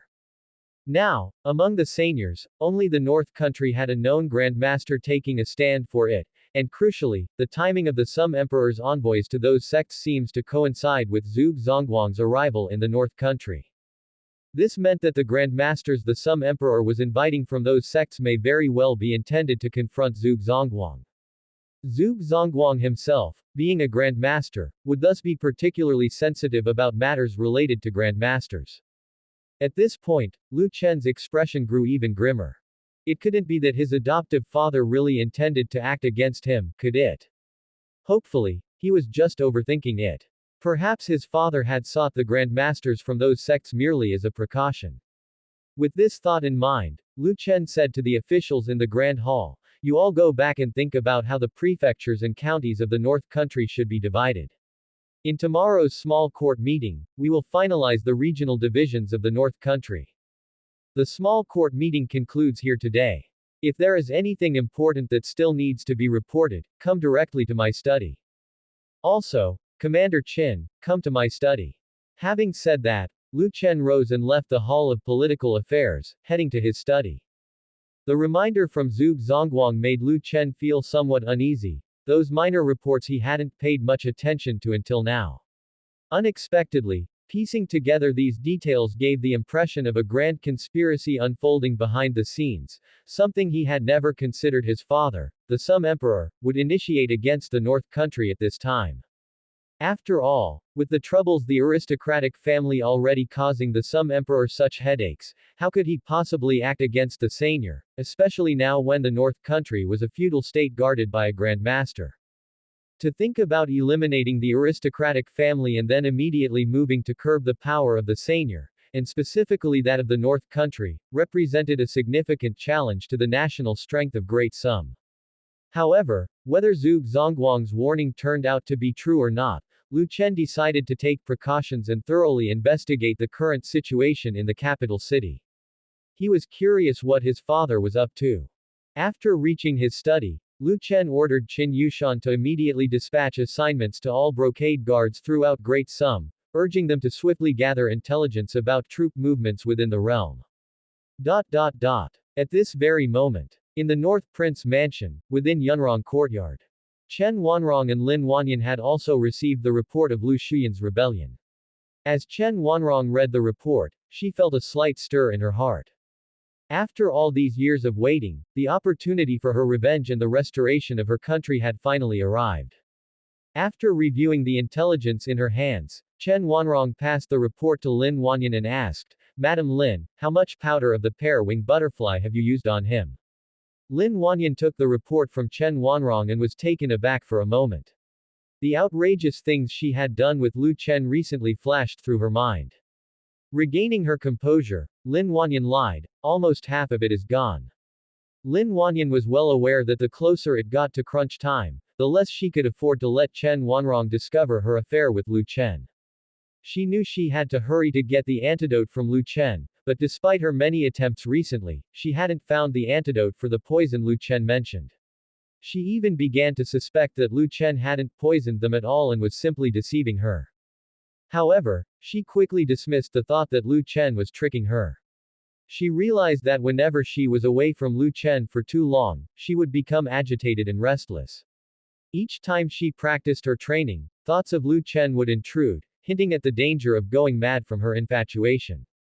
This suggested that Lu Chen had likely not lied, and indeed, they had been poisoned by him. Chen Wanrong then said, "Madam Lin, find a way to add more pear-wing butterfly powder to his food soon. The love worm has matured, we can't delay any longer. If we do, the love worm will turn into a butterfly." The worm that Chen Wanrong had chosen was cultivated from the larva of the pear-wing butterfly. She had been suppressing the growth of the worm because if it grew too quickly, it would turn into a butterfly, and then it would no longer be usable as a worm. Feeling guilty, Lin Wanyan responded, "I understand. In the next few days, I'll find a way to add pear-wing butterfly powder to his food." With that said, Lin Wanyan thought to herself that she must either cling to Lu Chen in the following days, coaxing him to help her conceive a child quickly and thus obtain the antidote, or she must find a way to steal the antidote from him. Time was running out, and she could wait no longer. Evening. The study of Lu Chen was brightly lit, as he stood before his desk, examining the maps of the North Land drawn by the brocade guard. By now, the maps of the North Land had been essentially completed, though these were only rudimentary versions. Lu Chen was mainly interested in figuring out the appropriate divisions for counties and prefectures. Just then, the voice of Lin Wanyan sounded at the door. "Chen'er, are you there?" Hearing Lin Wanyan's voice, Lu Chen said indifferently, "Come in." The next moment, Lin Wanyan pushed the door and entered. At that time, Lu Chen raised his head and glanced at the dignified and elegant Lin Wanyan. Seeing Lin Wanyan visit his study late at night, Lu Chen had guessed what she wanted to do. They had done plenty of mischievous things in the study before. However, Lu Chen now said with a smile, "Madam Lin, I still have government affairs to deal with tonight. I'm afraid I won't have time for that sort of thing." Hearing this, Lin Wanyan was slightly stunned. Then she said, "I can wait for you to finish." For her, time was of the essence, so she did not want to wait another day. If Lu Chen was occupied with government affairs tonight, he would certainly be busy tomorrow, and the day after he might be with his wives and concubines. If this went on, when would she be able to bear his child? If she couldn't bear his child, how could she obtain the antidote from him to save Chen Wanrong? Seeing Lin Wanyan's urgency, Lu Chen had basically guessed the reason. He teasingly asked, "Madam Lin, since when have you become so eager?" Upon hearing this, Lin Wanyan's pretty face turned incredibly hot, her cheeks flushing with red that quickly spread to her delicate collarbone. She knew how shamelessly forward she appeared, but she was out of options. With the crown prince in rebellion and great sum in turmoil, her time was running out. Lu Chen continued, "Madam Lin, you must have heard about the rebellion of my brother, Shuyun, by now, which is why you're in such a rush. But thinking about it, what good does your haste do? Even if Miss Chen leaves the North Prince mansion, without the so-called subtle dragon spell, she would likely still fail to kill my father, wouldn't she? You've been scheming and hiding out in the North Prince mansion for so long just for the subtle dragon spell, it must be very important to you." Hearing this, Lin Wanyan, with her face still red, said, "That's none of your business. You just need to keep your promise." Lu Chen smiled and started to tidy up the map on the desk. After rolling it up and putting it aside, he slowly walked towards Lin Wanyan. When he reached Lin Wanyan, he wrapped his arms around her full figure from behind, and whispered in her ear, "Since you so desire to have my child, naturally, I should fulfill your wish." Lin Wanyan turned her head to look at Lu Chen, about to say something, when the next moment, Lu Chen sealed her lips with a kiss. After that, the room filled with sounds that were all too familiar to the maidservants of the North Prince Mansion's inner court. In the cold moonlight, Chen Wanrong, dressed in a black long dress, sat in the pavilion. Even in the plain black garb, she radiated an otherworldly luminosity, like that of a fairy. The moonlight shone upon her, accentuating her icy demeanor, and the temperature around her seemed to drop noticeably. A layer of frost appeared to coat the benches and stone table within the pavilion. Chen Wanrong seldom wore black, but she had donned this particular dark outfit for her clandestine visit to the North Prince Mansion. Her white garments were far too conspicuous, so she had someone tailor a black one especially for this occasion. The worm of the love worm was close to hatching. Chen Wanrong decided to try bewitching Lu Chen in advance. Since Lu Chen had already ingested the powder of the male paired wing butterfly, his affection for her should have deepened. If she could successfully infect Lu Chen with the love worm ahead of time, nothing would be better. If his feelings for her had not yet reached the necessary intensity for the influence of the love worm, allowing the worm to get accustomed to Lu Chen's scent now would also come at no loss. As the moon reached the center of the sky, Chen Wanrong rose and headed towards where Lu Chen might be. She had long since had Lin Wanyan scout the situation. Recently, Lu Chen had been dealing with official matters in his study every night until late before going to sleep, so Chen Wanrong decided to check the study first. Meanwhile, Xiao Huan, the maid guarding the study, not wanting to disturb Lu Chen while keeping watch for him, was walking towards the courtyard entrance. Maid Xiao Huan had noticed that Lu Chen's affair with Lin Wanyan was a secret to almost everyone in the inner court, and since they always sneaked around in the study, she believed that Lu Chen did not intend to let more people know about it. As one of Lu Chen's personal maids, she naturally needed to keep his secret and keep watch for him. However, just as Xiao Huan approached the entrance of the courtyard, darkness suddenly overwhelmed her vision. Her consciousness vanished in an instant, and she fainted. After knocking out Xiao Huan, Chen Wanrong placed her against the wall inside the courtyard. She then activated the cultivation technique her master had taught her to conceal her presence, and in the next moment, it was as if she had merged into the courtyard itself. Chen Wanrong then arrived at the study window and heard a woman's voice inside. Her brows lifted slightly. If someone else was in the study, it would not be so easy to work her magic on Lu Chen. Although it seemed unlikely to apply the love worm tonight, she could still let the worm she was cultivating become familiar with Lu Chen's scent. She could plan to lure Lu Chen to her own quarters in a few days and then use the love worm on him. With that thought, Chen Wanrong raised her delicate hand and gently pricked a small hole in the papered window of the study, then peered inside with one eye. What she saw inside the study caused her to freeze, her mind went blank, and a look of astonishment appeared on her normally expressionless face. She had never imagined that Lin Wanyan would be inside the study, and moreover, that she had formed such a relationship with Lu Chen. How could this be? The cool composure on Chen Wanrong's face turned ugly, she could not accept what she had seen. At this moment, the voices of two people talking came from inside the study. Wanyan, how could you become so shameless? Do you really want to bear my child that much? If Miss Chen saw you like this, I wonder what she would think. Should we just tell her about our relationship sooner? Hearing Lu Chen's ridicule, Lin Wanyan, with a dazed look in her eyes, protested. Don't. Please, no. Hearing the conversation between the two, Chen Wanrong's face darkened, the air around her felt as if it dropped by a dozen degrees, and frost began to form on the window. Chen Wanrong felt betrayed at this moment. The always dignified and elegant Lin Wanyan had changed into the person before her. She had never seen Lin Wanyan show such demeanor. She even doubted whether the woman in the room was really Lin Wanyan or some bitch in disguise. Chen Wanrong was unaware that Lu Chen had already reached the Grandmaster realm. Although she had learned the technique of concealing her presence from her master, the perceptiveness of a Grandmaster far exceeded that of an average martial artist. The moment Chen Wanrong arrived in the courtyard of the study, Lu Chen had sensed her presence, but he did not care about her arrival. Instead, her presence stirred a beast within him, making him more ferocious. Unlike Lu Chen, Lin Wanyan had no idea that Chen Wanrong had come. Her mind was blank, and she had long forgotten even her own family name. Not knowing for how long, Chen Wanrong eventually left the study. After returning to her own quarters, she couldn't calm down.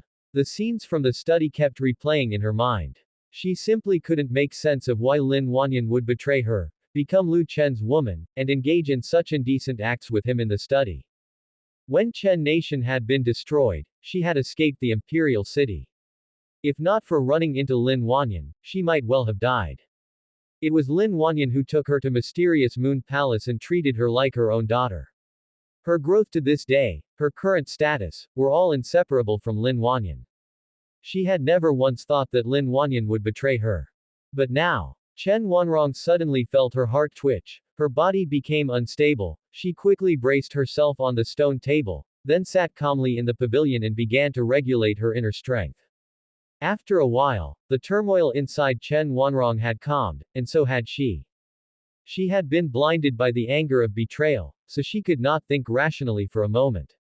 But now it was different. After calming down, her mind began to analyze why Lin Wanyan would do such a thing, why she would debase herself with Lu Chen.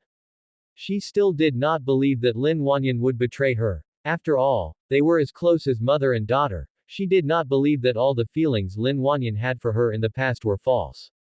If Lin Wanyan had not betrayed her, and instead had chosen to do that sort of thing with Lu Chen, it was very likely that it was to poison Lu Chen, and she had no choice but to sacrifice her beauty to get close to him. Thinking this, Chen Wanrong had a sudden realization. Thinking about it, all that Lin Wanyan had done was for her, and she had even doubted her. At this realization, a deep sense of guilt arose in Chen Wanrong's heart. To take care of her, Lin Wanyan had remained without a partner until now, and Lin Wanyan was already in her 30s, she was a woman, and she had needs too. Chen Wanrong was very clear in her heart that women in the inner court of the prince's mansion, once they had even a little to do with Lu Chen, could easily succumb. She had long overheard the maids and servants in the prince's mansion talk about the miraculous aspects of Lu Chen. Lin Wanyan, who had suppressed herself for decades, suddenly came into contact with such a handsome man, and moreover, a man very skilled at dealing with women. It was not strange that she would become the way she did earlier. Although Chen Wanrong had never experienced the matters of men and women, she was, after all, the palace master of the mysterious Moon Palace. She was also knowledgeable about these things. The mysterious Moon Palace did not prohibit disciples from finding partners, they simply forbade disciples from having children, and in order not to let the disciples become pregnant due to the matters of men and women, the library of the mysterious Moon Palace contained books that taught about these matters, especially contraception, which Chen Wanrong had also learned about. At this moment, the air in the courtyard seemed to grow colder, and Chen Wanrong's face became colder as well. Her body seemed to release a chill to the surroundings. Her dignified and virtuous Madame Lin had just now been handled like livestock by that man. Even though she understood that everything Lin Wanyan did might have been for her, she still felt somewhat unable to forgive Lu Chen in her heart. She had stood outside the study door for a while and eavesdropped on their conversation. Judging from their dialogue, this was not the first or second time they had acted inappropriately. Moreover, Lu Chen's intentions were far from pure. Lu Chen did not just want to possess Lin Wanyan's body, his real aim was to impregnate her, and having children in the mysterious Moon Palace was a taboo. Moreover, Lin Wanyan was already in her 30s this year, and Lu Chen still wanted her to have his child. What was on this man's mind? Only breeding. With such a desire to breed, once she successfully restored her country in the future, she would confine him in the imperial palace and find him a few hundred palace maids to let him breed day after day. At this thought, Chen Wanrong clenched her delicate fist. An unusual emotion stirred within her. She herself did not know what kind of emotion it was, but it made her feel restless. Even though she had calmed down a moment ago, her heart was soon again occupied by that restlessness. Chen Wanrong adjusted her inner strength once more, trying to stabilize her emotions again. And so, Chen Wanrong sat in the pavilion for an entire night while Lin Wanyan was also being pressed for an entire night in Lu Chen's study. When the first rays of the morning sun touched the earth, a weary Lin Wanyan returned to the courtyard, and as soon as she entered, she saw Chen Wanrong in the pavilion. After having just done the deed, Lin Wanyan felt guilty at the sight of Chen Wanrong, and tried to act as if nothing had happened, heading towards her own room. But at that moment, Chen Wanrong asked, Madam Lin, where were you last night? Upon hearing this, Lin Wanyan stopped in her tracks, her mind went blank. Having come to her senses, Lin Wanyan immediately lied, it was my turn to be on duty last night. Chen Wanrong glanced at Lin Wanyan's slightly disheveled hair and her somewhat torn dress. In the end, she held back and didn't continue to question her. From their childhood to the present, Lin Wanyan had almost never lied to her. Yet, because of that man, she had lied to herself, which made Chen Wanrong feel somewhat sad inside. Seeing Chen Wanrong's frosty face, Lin Wanyan started to panic inside. She couldn't help but wonder, could it be that Chen Wanrong had noticed something? While Lin Wanyan was thinking this, Chen Wanrong said indifferently, Madam Lin, you may go rest. Afterward, Chen Wanrong closed her eyes and continued meditating. Seeing that Chen Wanrong didn't say anything, Lin Wanyan breathed a sigh of relief. She had thought that Chen Wanrong had discovered something, which had given her quite a scare. Then, Lin Wanyan returned to her room, had a maid bring water, took a bath, and went straight to sleep. Meanwhile, elsewhere, a refreshed Lu Chen left the study and saw the maid Xiao Huan leaning against the courtyard wall. Lin Wanyan was the first to leave the study just before, and she had also seen Xiao Huan. She thought Xiao Huan had fallen asleep against the wall, a common occurrence among maids. Coupled with her urgency to take a bath so as not to be caught in that kind of relationship with Lu Chen, she didn't pay attention to Xiao Huan. Lu Chen approached Xiao Huan and then used the rejuvenating skill to wake her up. Upon awakening, Xiao Huan looked at Lu Chen with heavy, sleepy eyes. The next moment, her eyes flew open, and she jumped up from the ground. Prince, this servant. Xiao Huan was somewhat unsure of how to explain herself, fearful that Lu Chen would suspect her of dozing off and falling asleep the previous night. Prince, someone knocked me out last night, this servant. Xiao Huan was close to tears. She had no idea who wanted to harm her by knocking her out and leaving her there, and now she was at a loss for how to explain. Lu Chen smiled and said, this prince knows who knocked you out. You don't need to over-explain. Don't tell anyone about this. Hearing this from Lu Chen, Xiao Huan was stunned for a moment. She hadn't expected that Lu Chen would actually know who was behind it. But since Lu Chen had said so, she figured she wouldn't be punished. With that thought, Xiao Huan breathed a sigh of relief. Lu Chen then turned and walked towards the main courtyard, planning to take a bath first, then have breakfast before heading to the Hall of Political Affairs. There were many tasks to handle today, including finalizing the delineation of counties in North Country. As for Chen Wanrong's visit outside the study last night, Lu Chen wasn't worried it would lead to any adverse consequences. Chen Wanrong's favorability towards him had long since maxed out at 100. Even if she saw him with Lin Wanyan, she wouldn't harbor any hatred towards him. The matter between Chen Wanrong and Lin Wanyan was left for the two women to resolve on their own. By the time Lu Chen had taken his bath, eaten breakfast, and arrived at the Hall of Political Affairs, the officials of North Country had mostly assembled. Without wasting time, Lu Chen brought out the map drawn by the brocade guard and hung it on the pillars of the Great Hall, then allowed the officials to speak their minds.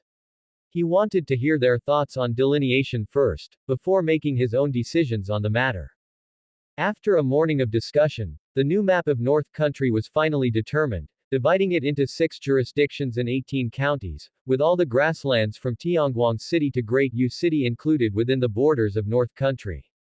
Once the map was confirmed, Lu Chen estimated the area and realized that, excluding the original North Country, the current territory of North Country had now surpassed the entire Great Xia dynasty.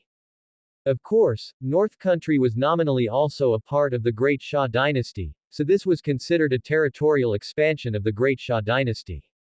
Now that the map of North Country was set, Lu Chen had no intention of keeping it a secret. The North land was originally ownerless, and if it were to be claimed, sovereignty must be declared. In the following days, the North Prince Mansion issued an announcement to inform the citizens of North Country about the incorporation of the North land into North Country. Furthermore, Lu Chen personally wrote a memorial to be submitted to the Great Xia Imperial Court. Great Xia Capital City, Imperial Palace. Imperial Study Room. The Sum Emperor was reviewing memorials when he suddenly saw the one submitted by Lu Chen. He paused. Besides the times when Lu Chen had submitted memorials when the barbarian tribe moved south, Lu Chen hardly ever sent memorials to the court. Especially since the Great Sha court declared that they would no longer aid the North country with any supplies, Lu Chen had not submitted any memorials to the court thereafter. What was the purpose of him submitting a memorial this time? Out of curiosity, the Sum Emperor opened Lu Chen's memorial and started to read it carefully. Seeing the content within the memorial, the Sum Emperor's expression turned sour. He scoffed and said, "Swallowing the whole North land, such grand ambition, not afraid of choking to death. It seems that since Zhuge Zongguang went to the North country, he has become even more inflated. After dealing with the aristocratic families of the South, it's time to take care of this hidden threat." The Sum Emperor had thought that even with the support of a certain power behind him, North country's development wouldn't be too fast, but with the ongoing reforms in North country, he began to have an uneasy feeling. North country was developing too quickly, and the refugees it absorbed did not become a burden to North country but instead helped it gain a vast labor force. Moreover, Unavril Academy had openly declared its intention to join North country, which further unsettled the Sum Emperor. He even suspected that the initial power supporting North country was this very Unavril Academy. When Lu Chen went to North country, he was merely a useless prince without anyone's support. It could be that Unavril Academy took advantage of this and seized the opportunity to control Lu Chen. Unavril Academy's ideals had always been loathed by the great dynasties, especially the royal families. The Sum Emperor had reason to suspect that Zhuge Zongguang intended to bring Unavril Academy's ideals to Great Sha, and that the strange reforms in North country might well be the work of Unavril Academy.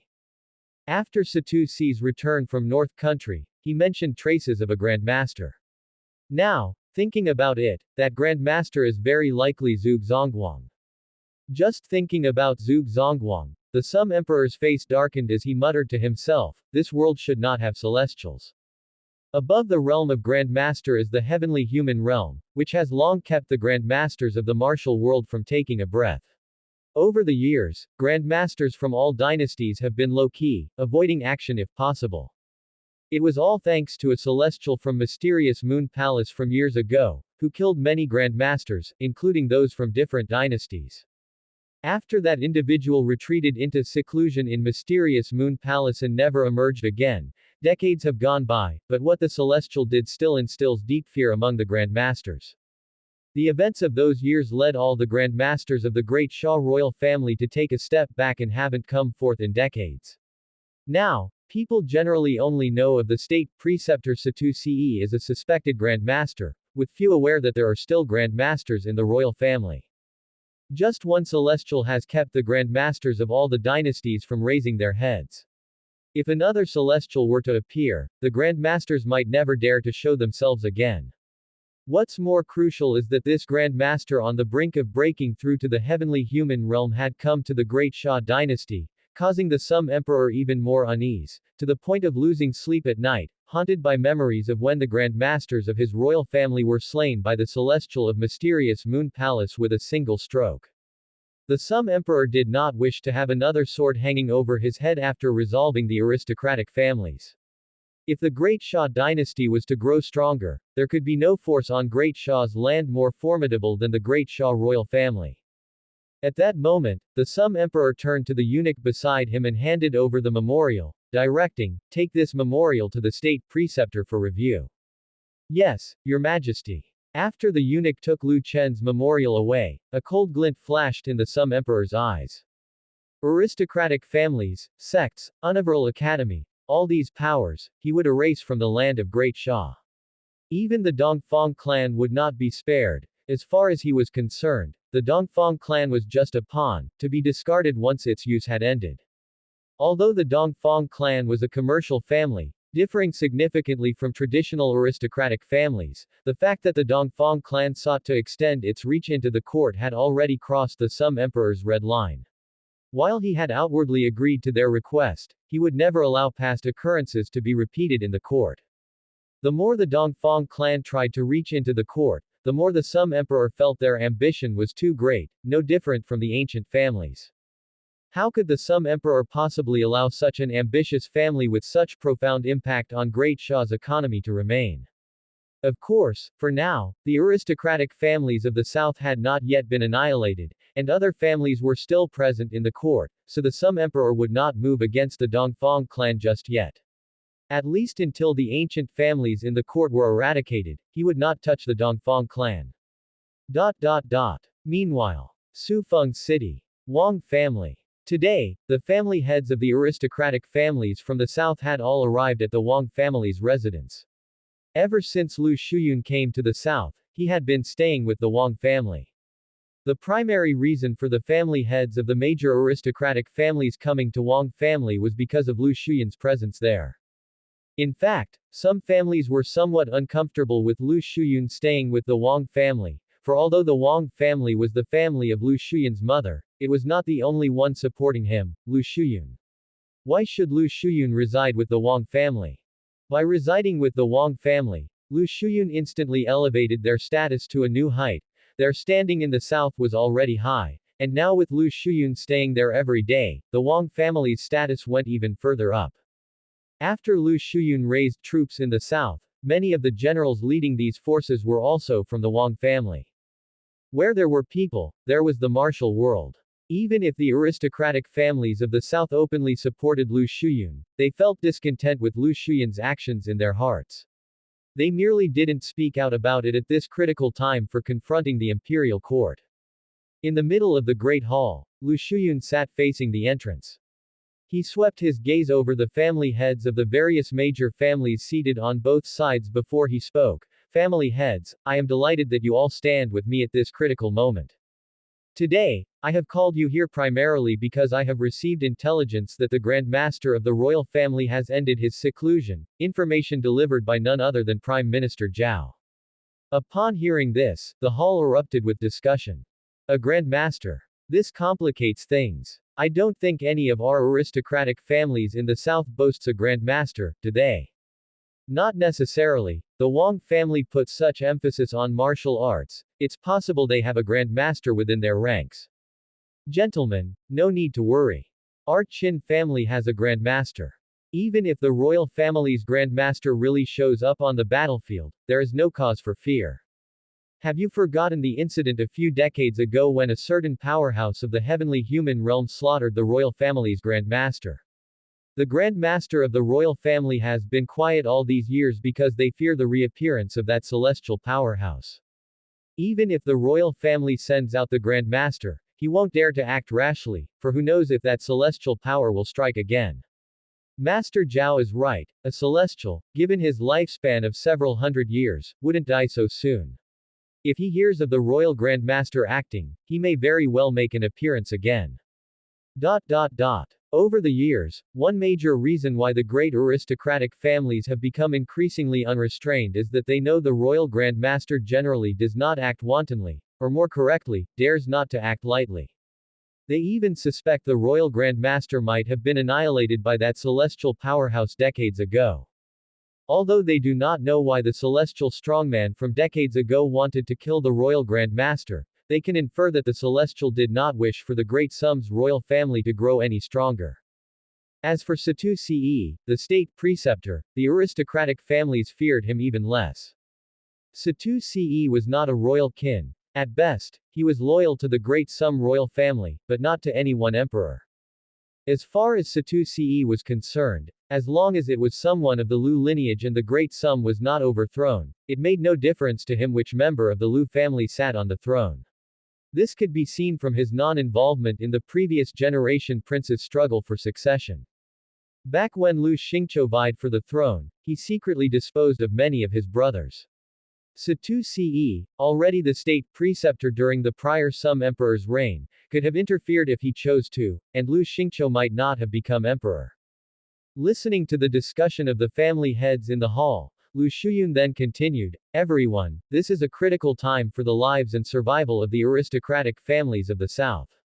If any of your families have a Grand Master, now is not the time to remain hidden. My father the Emperor has already sent a Grand Master southward.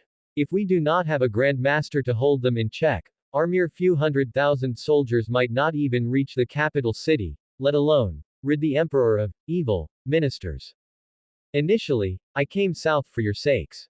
If anyone still harbors other intentions or is not fully committed, you should not blame me for turning my face and becoming unrecognizable once I find out. Hearing this, Dongfang Yi sat unmoved in the hall.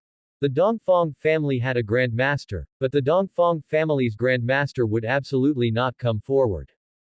Whether standing with the Sum Emperor or with the North Prince, there was no need to bring out their family's Grand Master in this war. It was then that Lu Shuyun directly asked, Master Chu, your family has always been the most powerful among the South's aristocratic families. I have heard that your family has even had conflicts with the mysterious Moon Palace and dared to confront them. Surely, your family must have a Grand Master, right? Smiling at the question posed by Lu Shuyun, Chu Liang replied, of course. Please be reassured, Crown Prince. Our Chu family stood with you from the beginning, we will not engage in any scheming behind your back. Should the Crown Prince need the help of a Grand Master, our Chu family will surely send one to protect you. Lu Shuyun was very pleased with Chu Liang's response. When he convened these family heads, he had already had people secretly inquire if any of the South's aristocratic families might have a Grand Master. The Wang family certainly had one, as did the Qin family. Now with the Chu family also saying they would send a Grand Master to assist, they would have 3 Grand Masters on their side. If the royal family's Grand Master truly appeared on the battlefield, with these 3 Grand Masters, the imperial army might not fare well at all. The most crucial point was that they still had the piercing cloud bow. If a Grand Master used the piercing cloud bow, there was a chance to kill the royalty's Grand Master. Their advantage was immense. With this thought, Lu Shuyun's lips curved slightly upward, and he couldn't help but think to himself, my dear father, Emperor, you will soon regret letting me leave the capital. You've occupied that position for so many years, it's about time you let me sit in it for a while. Having finished discussing the Grand Master, Lu Shuyun then began to arrange their tasks. Although they had already assembled hundreds of thousands of troops, among these soldiers were many private armies belonging to various families. These private soldiers had not fully integrated and were basically fighting on their own. Lu Shuyun had no intention of disrupting these soldiers and reorganizing them, because doing so would mean interfering with the interests of the aristocratic families. He needed the help of these aristocratic families for the rebellion and didn't dare meddle with their interests at such a time. Since it was not feasible to disband and reorganize the private armies of these aristocratic families, the only option was to assign them tasks. Lu Shuyun, according to the current situation, assigned the private armies of the aristocratic families to some important counties in the north to defend against attacks from the imperial army. At that moment, Lu Shuyun turned his head to Dongfang Yi and said, Dongfang family master, your family has been in commerce for generations and owns many merchant ships, and your private soldiers are mostly adept at naval warfare. Therefore, the defense of the southeast coastal areas will be entrusted to you, lest the imperial army attacks from the sea. Dongfang Yi immediately responded, please rest assured, Crown Prince, the Dongfang family will surely hold the southeast coast and not allow any imperial soldiers to come ashore. Upon hearing Dongfang Yi's words, Lu Shuyun felt very satisfied. However, he suddenly remembered something and then said, by the way, I've heard that Long Yu has run off to the north country and has yet to return. Dongfang Yi sighed deeply and with a helpless expression, he said, Your Highness, it's all my fault for not raising her properly from a young age, which has resulted in her becoming so willful. I've sent people several times to bring her back, but she has escaped every time. She's adamant about not returning home. Please forgive me, Your Highness. After the war is over, I will make sure she is brought back to Kowtow and apologize to you. Lu Shuyun said, that's all right, the South is about to go to war anyway, so it's fine for her to stay in the North country for the time being. Lu Shuyun brought up Dongfang Longyu primarily to remind Dongfang Yi that they were now in an alliance through marriage, so he wanted the Dongfang family to wholeheartedly support him. That evening, Dongfang Yi returned home. As soon as he arrived, he was informed by the servants that the core members of the Dongfang family had gathered in the council hall waiting for him. Dongfang Yi then proceeded to the council hall. At that moment, an elderly man with white hair was seated facing the entrance. As Dongfang Yi returned, the elder spoke up. Yer, what are your plans moving forward? Hearing the elder's address, Dongfang Yi's lips twisted slightly, feeling somewhat discontented in his heart. He was of such an age, yet the old man still insisted on calling him Yer. However, these were minor matters. Dongfang Yi then said, the crown prince intends for our Dongfang family to guard the southeast coast to prevent an attack from the imperial army by sea. I plan to take the opportunity, while defending the southeast coast, to send some family members to the north country aboard our merchant ships. Although the Dongfang family was an inside agent for the Sum Emperor in the south, the uncertainties of war were great. Dongfang Yi didn't want to get too involved and planned to escape to the north country and seek asylum with the Son of Destiny, the North Prince. As for the war between the court and the southern aristocratic families, they no longer needed to intervene. The Dongfang family had already secretly moved a number of elite soldiers to the southeast coast on behalf of the court. Assuming there were no major surprises, once the war started, the rebels would be caught in a pincer attack, and it was highly likely that Lu Shuyun and his forces would suffer a bitter defeat. Whether the aristocratic family's Grand Master in the south could turn the tide was uncertain. After all, the Sum Emperor had prepared for such a long time and would have been aware of the existence of a Grand Master among the aristocratic families. Therefore, it was likely that he had long been ready to deal with the Grand Master of the aristocratic families.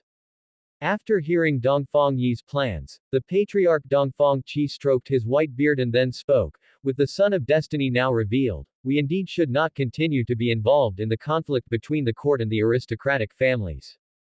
They had initially chosen to cooperate with the Sum Emperor and side with the court mainly because they had their own mission. Rebellion carried too many uncertainties. If they wanted to play it safe, they needed to hedge their bets. Now that the Son of Destiny had appeared in the North Country, why should they bide their time any longer? They might as well flee to the North Country. What was the point of serving the court and the southern aristocratic families anymore?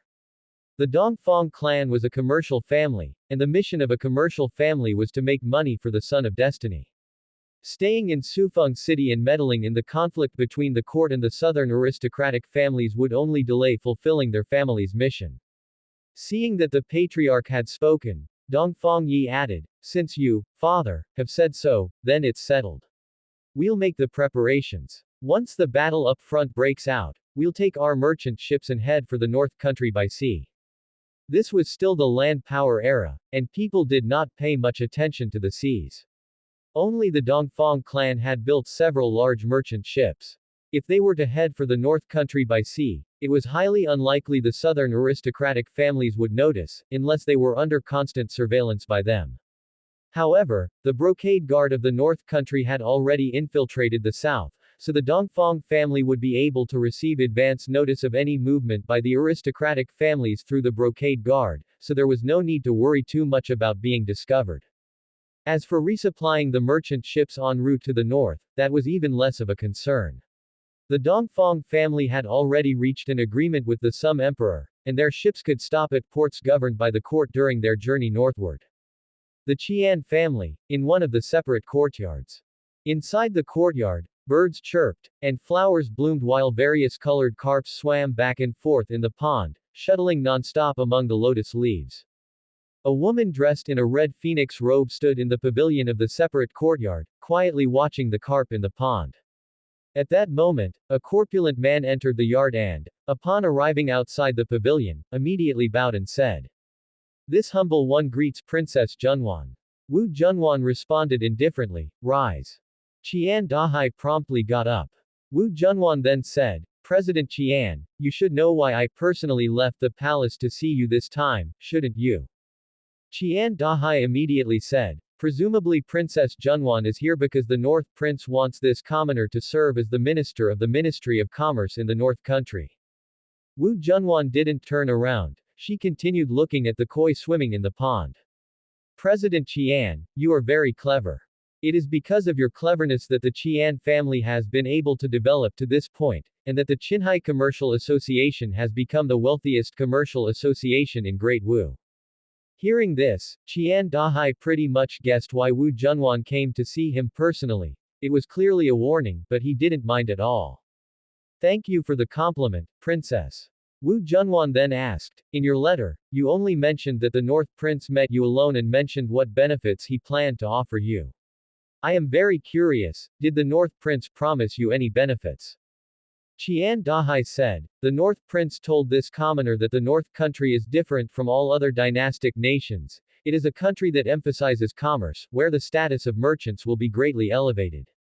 In North country, everyone is important. There is no hierarchical ranking like scholars, farmers, workers, and merchants.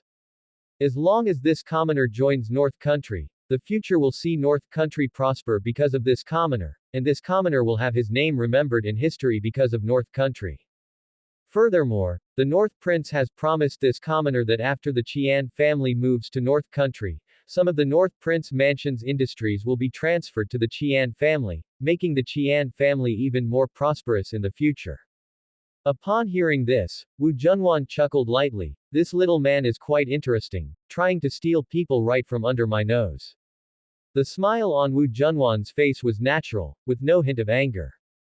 At this point, Qian Dahai expressed his loyalty, Princess, the Qian family is what it is today because of your care, this commoner will definitely not betray you. On the fourth day after the North Prince met with this commoner alone, this commoner immediately returned to Great Wu. This commoner will not leave Great Wu just because of some small profit promised by the North Prince. Hearing Qian Dahai's words, Wu Junwan said indifferently, betrayal. The Qian family joining the North country is in my interest, how can that be called betrayal? This, Qian Dahai feigned a stunned look. At this moment, Wu Junwan turned her head to glance at Qian Dahai, then said, from today on, you are a man of the North country. Upon hearing this, Qian Dahai immediately knelt down and, with a face full of fear, said, Princess, this commoner does not wish to go to North country. The Qian family has been in Great Wu for over 100 years, our roots are in Great Wu. How could the Qian family move to North country? Did this commoner do something to displease the princess, so you wish to expel the Qian family from Great Wu? Wu Junwan said, President Qian, there is no need to be nervous, I do not mean that. The Qian family will naturally still be the Qian family of Great Wu. However, I need you to join North country, to gather more intelligence about North country for me. Would President Qian be unwilling to do so? Qian Dahai hurriedly said, if this is your highness's will, this commoner will naturally obey. Wu Junwan continued, President Qian, rest assured, even if the Qian family moves to North country, I will not abandon you. If President Qian is worried, you may leave your eldest and second sons in Great Wu to continue managing the entire Qinghai Commercial Association. Hearing this, Qian Dahai was not at all surprised, he had already guessed this would be the outcome. Although Wu Junwan verbally expressed trust in him, her heart most certainly still feared a complete betrayal by the Qian family. However, Qian Dahai didn't care.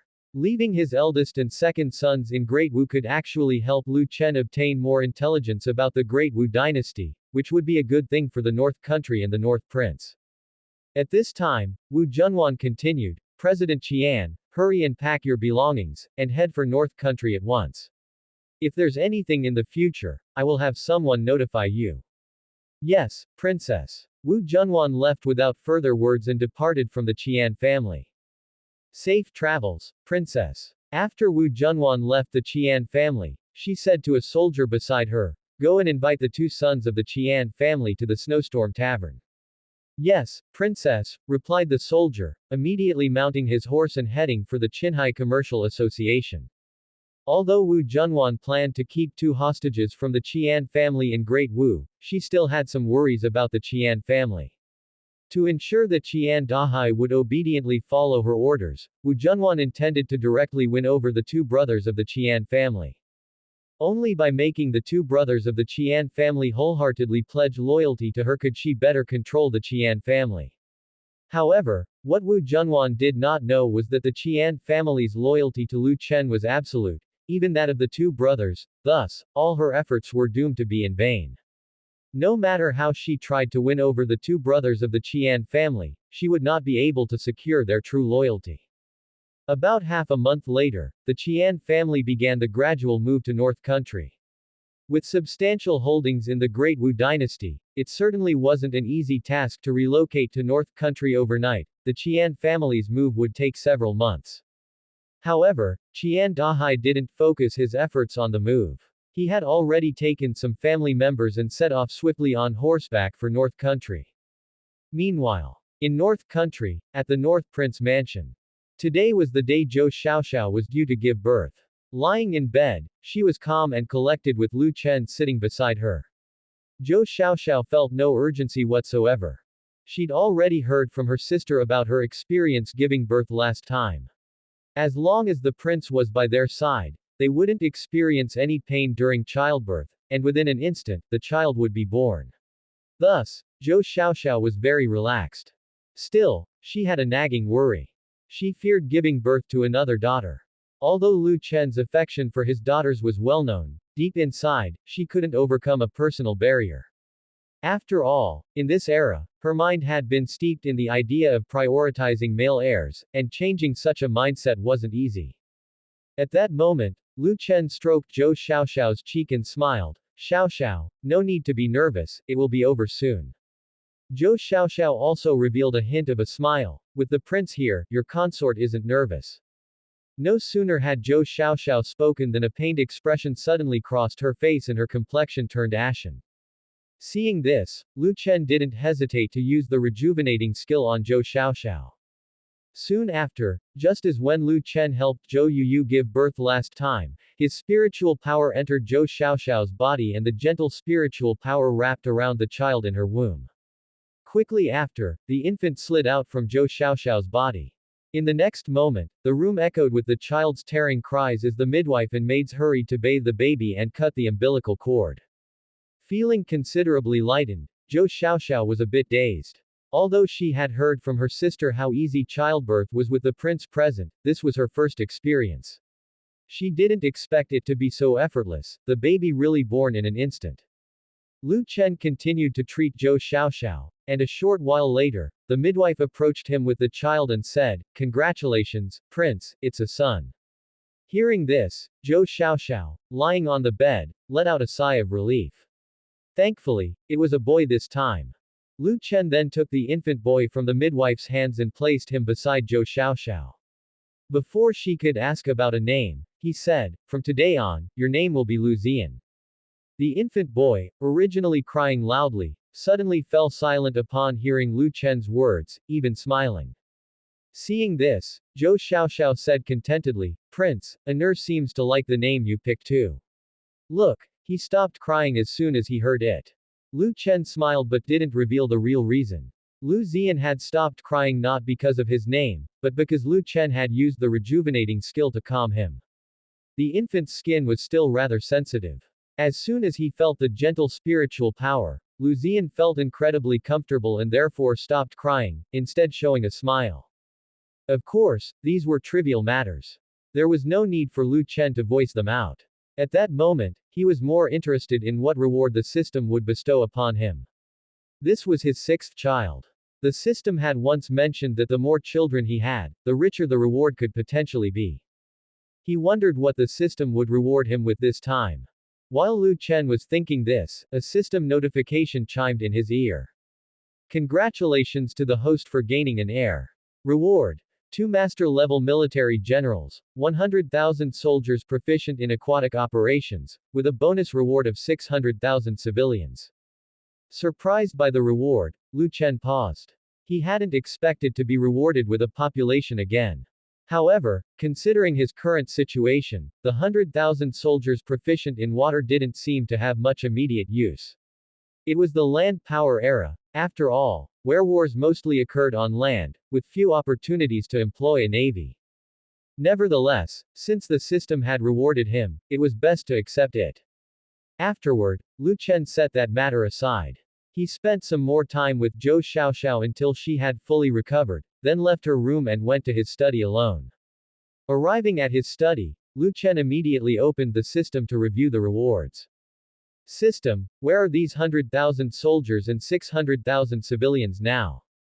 These 700,000 individuals have been given the identity of Great Shang adherents and are currently located on an island in the eastern sea of North Country called Wind Cloud Island.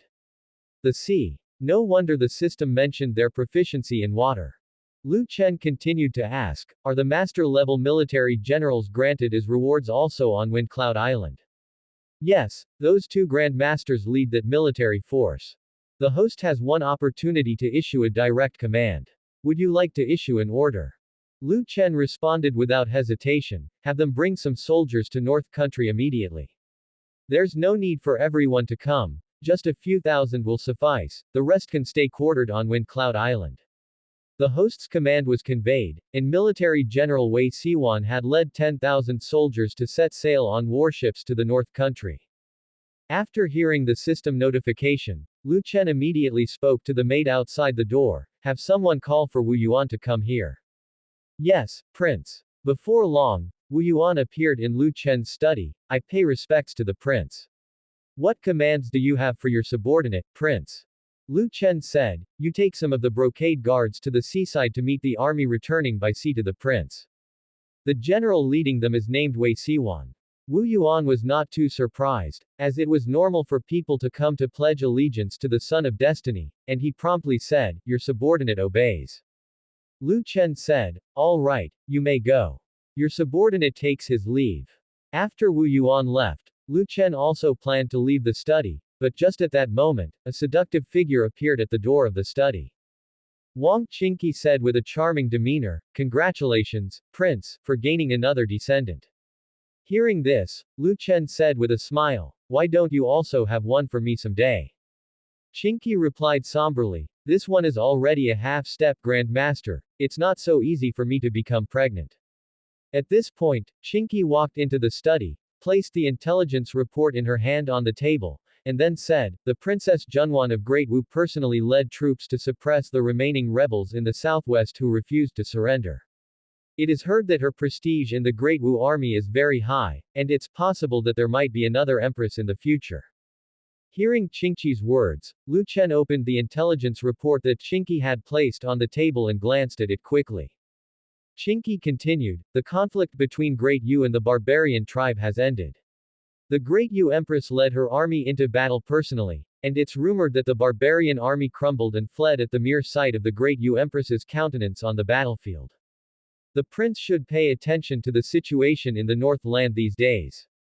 Hearing Qingqi's words, Lu Chen furrowed his brows and then curiously asked, isn't it true that the barbarian tribe had assembled nearly 500,000 troops? How did they fall so quickly? Qingqi said, the exact situation on the battlefield has not been thoroughly investigated by our people, but one thing we can confirm is that the barbarian tribe indeed suffered a great defeat. The Great Yu Empress is formidable, this one surmises that her strength is very likely above that of a Grand Master. Lu Chen fell into deep thought, recognizing that the Great Yu Empress was not a simple character since she was able to defeat several large barbarian tribal coalitions in such a short time. Moreover, the Da Yu dynasty didn't have the advanced weaponry that North Country possessed.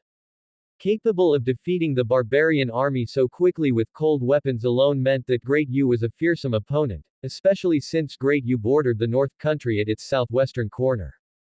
Originally, when Great Yu had stationed more than 200,000 troops at the border of the North Country, Lu Chen hadn't considered the Da Yu army a threat, seeing the Da Yu dynasty as newly founded and lacking real strength. Now it seemed he had underestimated the Da Yu dynasty. It appeared that in the future, he would have to be wary of the Da Yu dynasty. Of course, now was not the time to focus on the Da Yu dynasty. With the barbarian tribe suffering defeat at the hands of Great Yu, it was likely that some of the barbarians would migrate to the North Land. Furthermore, there was another possibility, the barbarian tribe might try to regain their confidence by taking it out on someone else. Lu Chen wasn't familiar with the situation in the west, but the Da Yu and North Country's borders were adjacent to the area where the barbarian tribe was active. If the barbarian tribe didn't move west but instead came east, then it was highly likely they would attack North Country. This was not impossible, the barbarian tribe from the northwest had attacked Great Sum in the past. Having suffered a defeat in Great Yu, losing face, Lu Chen didn't believe those barbarians would just let it be. If the barbarian tribe decided to advance eastward, if they reached North Land, or if they set out to attack North Country, it would be the perfect opportunity to drill the troops. At this thought, Lu Chen immediately said to the maid outside the door, Xiao Huan, notify the generals that they are to come to the Hall of Political Affairs for a military meeting at dawn tomorrow. Yes, Prince. At this moment, Chinky said, Prince, if there is nothing else, this one shall take her leave first. Hearing this, Lu Chen teased, don't you want to eat your fill before you go back? Chinky gave Lu Chen a resentful look and then said, with the prince being so busy recently, this one would not want to bother you, lest a certain jealous one starts to nag this one again. Lu Chen said with a laugh, very well, then. Today I will let you go, but next time you visit, I will make sure to feed you until you're full. Chinky pouted and did not say much more before she left the study. Just as Chinky departed, Qin Yushan entered the study. Seeing that Qin Yushan was holding a bamboo tube used to transmit intelligence, Lu Chen asked, is it intelligence from the capital city? Qin Yushan placed the newly arrived bamboo tube on the desk. Yes, the brocade guards from the capital city have run into some issues recently. Our people seem to have been discovered by the shadow guards, and the shadow guards are conducting a thorough search for the brocade guards. Upon hearing this, Lu Chen was stunned for a moment. Lu Chen had known for a long time that the brocade guard would eventually be exposed. Previously, when the brocade guard was inactive, very few people were aware of its existence. However, since the brocade guard had been put into operation, it had been gathering all kinds of intelligence, and additionally, the number of people in the brocade guard had increased significantly in this period. Once the numbers increased, problems with management could arise, and it wasn't surprising that the brocade guard in the capital city was detected by his father's shadow guard. Coming back to his senses, Lu Chen opened the intelligence report from the capital city and looked at it carefully, while Qin Yushan continued, the Imperial Army has already marched southward, and according to observations by Commander Liang, the court has sent at least 3 Grand Masters to the south this time, not including Satu Ce. Hearing Qin Yushan's report, Lu Chen was not too surprised, as there were Grand Masters among the aristocratic families in the south. If his father wanted to eliminate the aristocratic families in the south, he would surely need to send Grand Masters with the army. Lu Chen spoke while reading the report, is there any other intelligence? Qin Yushan said, recently, the remnants of Chen nation within the Great Sum territory have become more active and appear to be gathering towards North Country.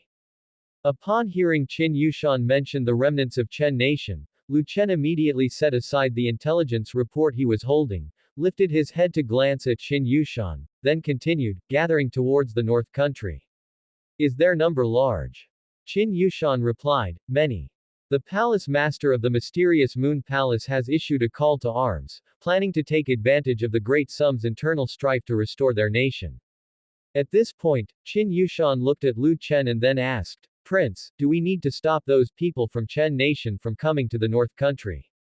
Qin Yushan knew that the palace master of the mysterious Moon Palace had been living in the prince's mansion, and it was clear to any discerning eye that Lu Chen was definitely interested in the palace master of the mysterious Moon Palace.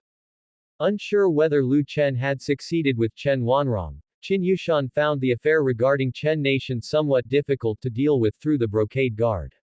Lu Chen said with a smile, since they wish to come, then let them come. Lin Wanyan had been thoroughly bamboozled by him by now, she could no longer leave him and had become his person, and Chen Wanrong was close behind. Mu Zixuan and the 2 Xiaozhous had already been pregnant twice, so Lu Chen no longer intended to let them have more children. He planned to let them rest for a few years, focusing next on the women in the prince's mansion who possessed inner strength, with Chen Wanrong being one of them. Chen Wanrong was too saintly, which is why he never entertained those thoughts in front of her. Lu Chen knew very well that to entertain wicked thoughts in front of Chen Wanrong, a fairy, he would need to become close to her. Next, he would look for opportunities to get close to Chen Wanrong.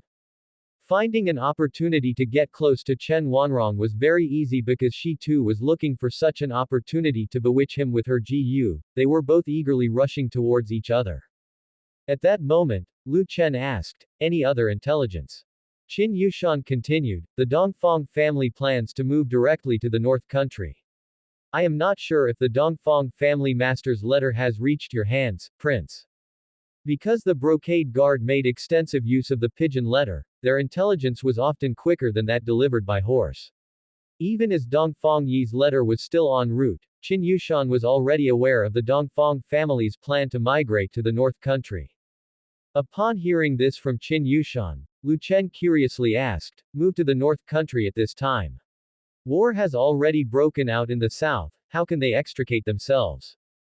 Qin Yushan answered, "Their plan is to use the Dongfang family's large merchant ships to come directly by sea to the North Country." After hearing Qin Yushan's explanation, Lu Chen realized that, as rumored, the Dongfang family's large merchant ships were even bigger than the warships of the Great Sum court and could transport a great many things. The Sum Emperor, in order to catch the aristocratic families of the south off guard, even borrowed the Dongfang family's merchant ships to transport some imperial soldiers to the south. If they were to come by sea, indeed, they would not be easily discovered. With this thought, Lu Chen said, "Dongfang Yi's letter should still take a few days to arrive. If they wish to migrate here, then let them. As long as they are not discovered, that will suffice." Lu Chen had originally planned to have the Dongfang clan act as undercover agents, lying dormant on his father emperor's side, and then one day, when he needed them, he would have them switch to his side. But seeing how eager the Dongfang family was to flee to the North Country, Lu Chen had mostly guessed the Dongfang family's thinking. They probably believed that the Sum Emperor might end up killing the donkey after the milling is done, so they decided to escape in advance, letting the imperial army and Zhongnan's aristocratic families, led by Lu Shuyun, slowly fight it out. At this point, Qin Yushan said, "That's all the intelligence for now. If the prince has no other orders, your subordinate will take his leave." Lu Chen said, "You may go. Your subordinate takes his leave." Qin Yushan then turned and left the study.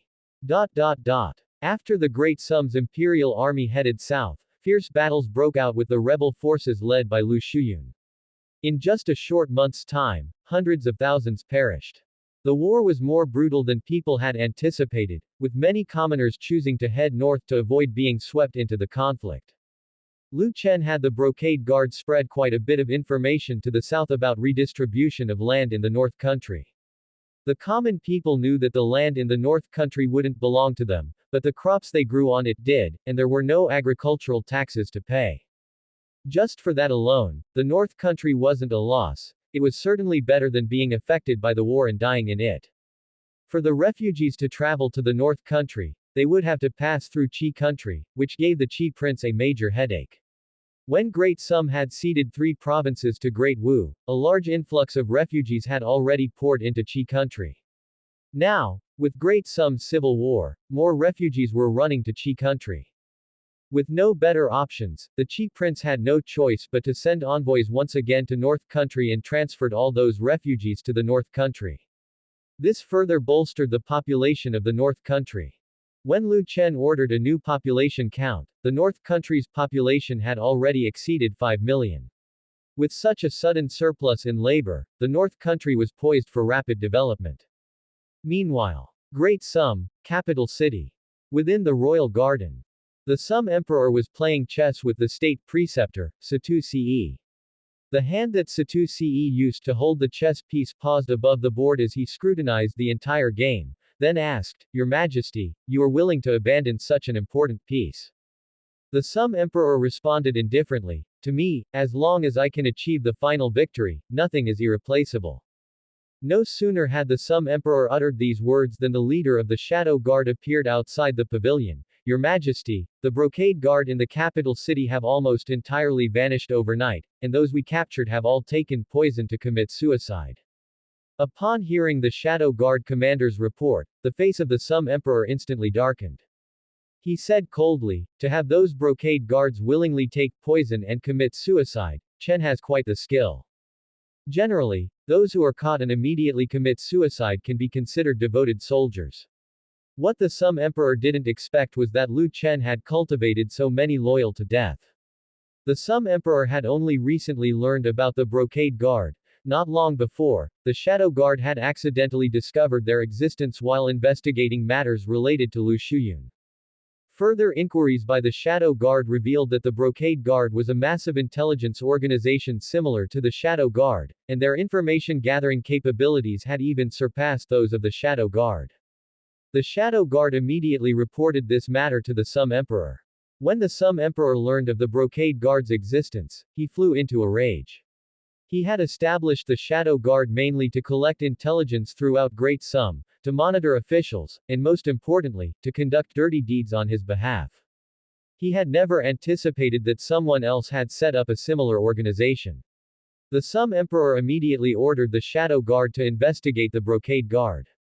To his dismay, upon investigation, it turned out that the Brocade Guard was actually an intelligence agency of the North Country, and furthermore, it was publicly known.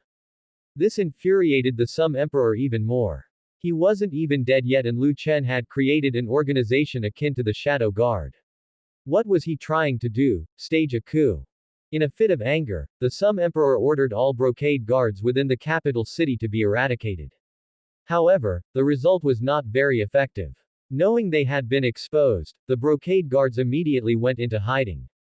The Brocade Guards were essentially contacted through individual channels, making it difficult to capture all of them through one person. The most critical point was the Brocade Guards' absolute loyalty to the North Prince. Even if one was captured, they would not reveal anything. Because of the Brocade Guard's actions, the Sum Emperor promptly gave up on Bai Qingqing, the deputy commander of the Shadow Guard. This was the important chess piece that Satu-Ce had just mentioned as having been sacrificed. The Sum Emperor had already noticed that although Bai Qingqing had been relaying intelligence about the North Country to the imperial court and to him, she had completely omitted some critical information about the North Country in her reports. Most crucially, the Brocade Guard was a publicly known intelligence agency of North Country, but Bai Qingqing, the deputy commander of the Shadow Guard, had never once reported on the Brocade Guard in her intelligence briefings from beginning to end. Bai Qingqing had already climbed into Lu Chen's bed, becoming his confidant, yet she still knew very little about Lu Chen's affairs. The Sum Emperor did not believe that Bai Qingqing, having shared a bed with Lu Chen for so long, had failed to uncover any useful intelligence. It was evident that Bai Qingqing had defected. Although he didn't know why Bai Qingqing had betrayed the imperial court, the Sum Emperor was certain that he would no longer trust the intelligence she sent back in the future. The fact that Lu Chen had managed to subjugate an emotionless deputy commander of the Shadow Guard deepened the Sum Emperor's wariness of Lu Chen or, to be exact, of the power behind him. At this moment, the Sum Emperor said to the Shadow Guard commander, Bai Qingqing was selected and trained by you. Since she has betrayed the Shadow Guard, you will take care of it. The Shadow Guard commander immediately responded, your subordinate obeys. The Sum Emperor said, go now. Leave not a single Shadow Guard hidden in the North Country. Yes, Your Majesty. Your subordinate takes his leave. Afterwards the Shadow Guard commander left the royal garden. After the departure of the Shadow Guard commander, the Sum Emperor no longer continued his game of chess. He rose from his seat and walked out of the pavilion, hands clasped behind his back, as he watched the fish swimming leisurely in the lotus pond. He couldn't help but wonder if Lu Chen could be the illegitimate son of Zhuge Zongguang and Chu Yu. However, Zhuge Zongguang had already been over 100 years old decades ago, and Chu Yu was in the prime of her youth. It seemed inconceivable that she would fancy an old man. If Lu Chen wasn't the illegitimate child of Zhuge Zongguang and Chu Yu, then why would Zhuge stand by Lu Chen, even moving the entire Universal Academy to North Country? As the Sum Emperor's thoughts were in utter disarray, a Shadow Guard soldier entered the royal garden. Your Majesty, merchant ships of the Dongfang clan have recently been transporting grain to North Country. Should we intercept them?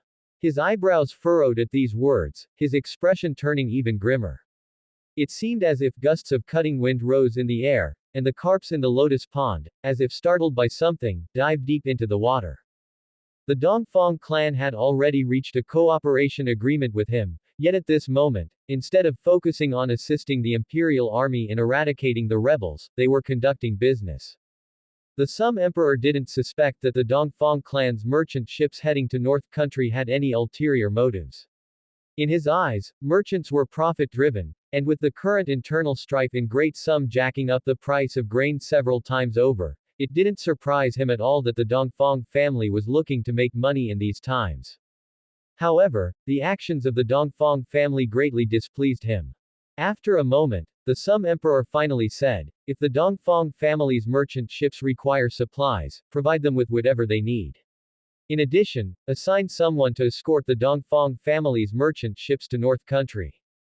Although the Sum Emperor didn't believe the Dongfang family would turn around and head north with the rebels at this time, it was best to be cautious when necessary.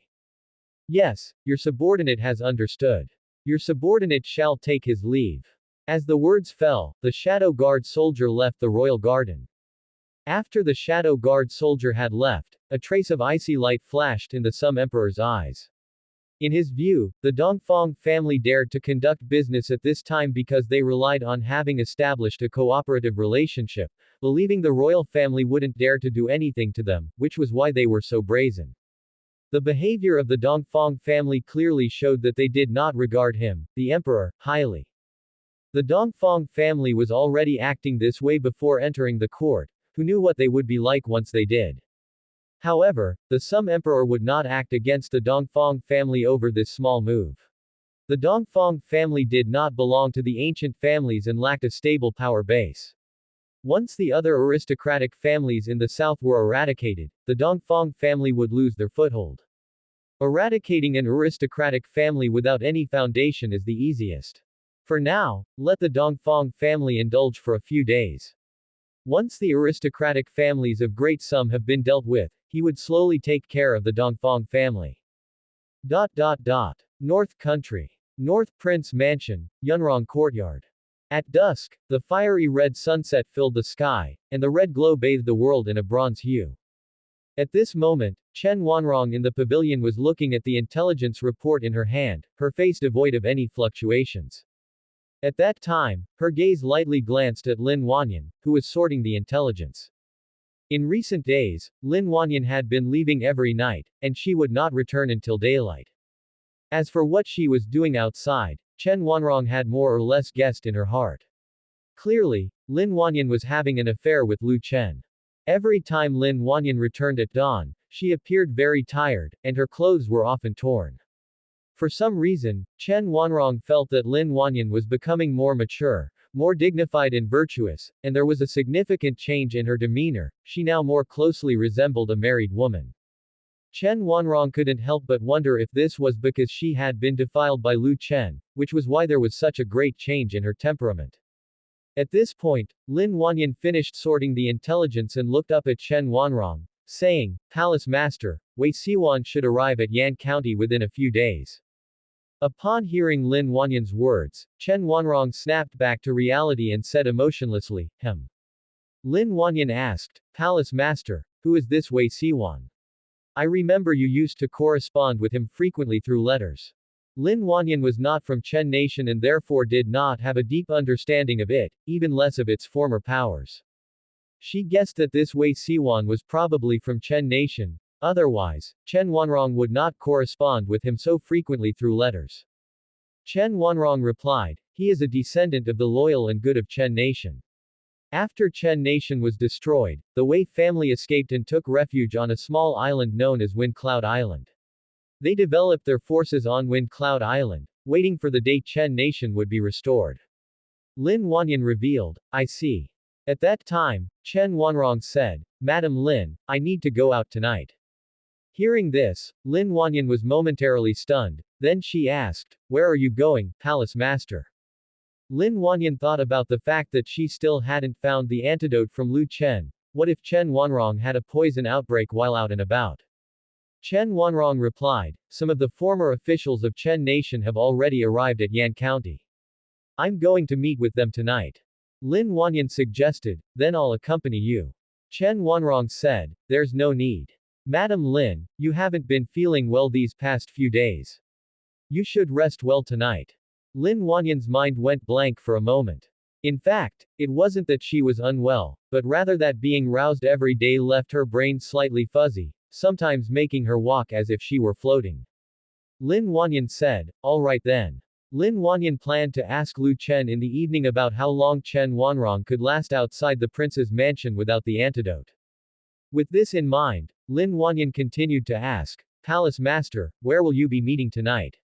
Lin Wanyan thought that if Chen Wanrong couldn't endure the poison for an entire night, knowing where Chen Wanrong was going would allow her to rush to the scene immediately if necessary. Chen Wanrong answered indifferently, the tavern in the southern city of Mysterious Moon Palace. Lin Wanyan said, I understand. Palace Master, if anything happens, remember to notify me right away. Chen Wanrong softly uttered, and then said no more. After nightfall, Chen Wanrong took a carriage to the southern city, while Lu Chen, having finished dinner, planned to go to the study to handle some affairs. He just happened to see Chen Wanrong leaving the North Prince Mansion. Seeing Chen Wanrong leave the North Prince Mansion, Lu Chen changed his route and headed for the Yunrong courtyard. At that time, the light in Lin Wanyan's room was still on. Seeing this, Lu Chen's lips curved up slightly. Working overtime there wasn't really working, he decided not to go to the study to work overtime tonight, but to Lin Wanyan's room instead. With that thought, Lu Chen made his way to Lin Wanyan's room. At that moment, Lin Wanyan was sitting in her room, sewing clothes, and judging by the size, they were clearly intended for a child. Although Lin Wanyan had not yet conceived Lu Chen's child, she understood that if she didn't bear Lu Chen a child, he would likely not let her be. Thus, she planned to prepare several sets of clothes for her future child, as she had time on her hands. As Lin Wanyan was sewing intently, a knock on the door suddenly sounded, jolting her into alertness. Who is it? Chen Wanrong had already left the North Prince Mansion, so at this hour, no one should be visiting her room. Just then, the familiar voice of a young man reached her ears. Madam Lin, it's me. Hearing Lu Chen's voice, Lin Wanyan's plump body involuntarily trembled slightly. Soon after, Lin Wanyan regained her composure, quickly put down the clothes she was working on, and stuffed them all into a bamboo basket, which she then hid in the cupboard. After finishing all this, Lin Wanyan spoke, the door is unlocked, come in.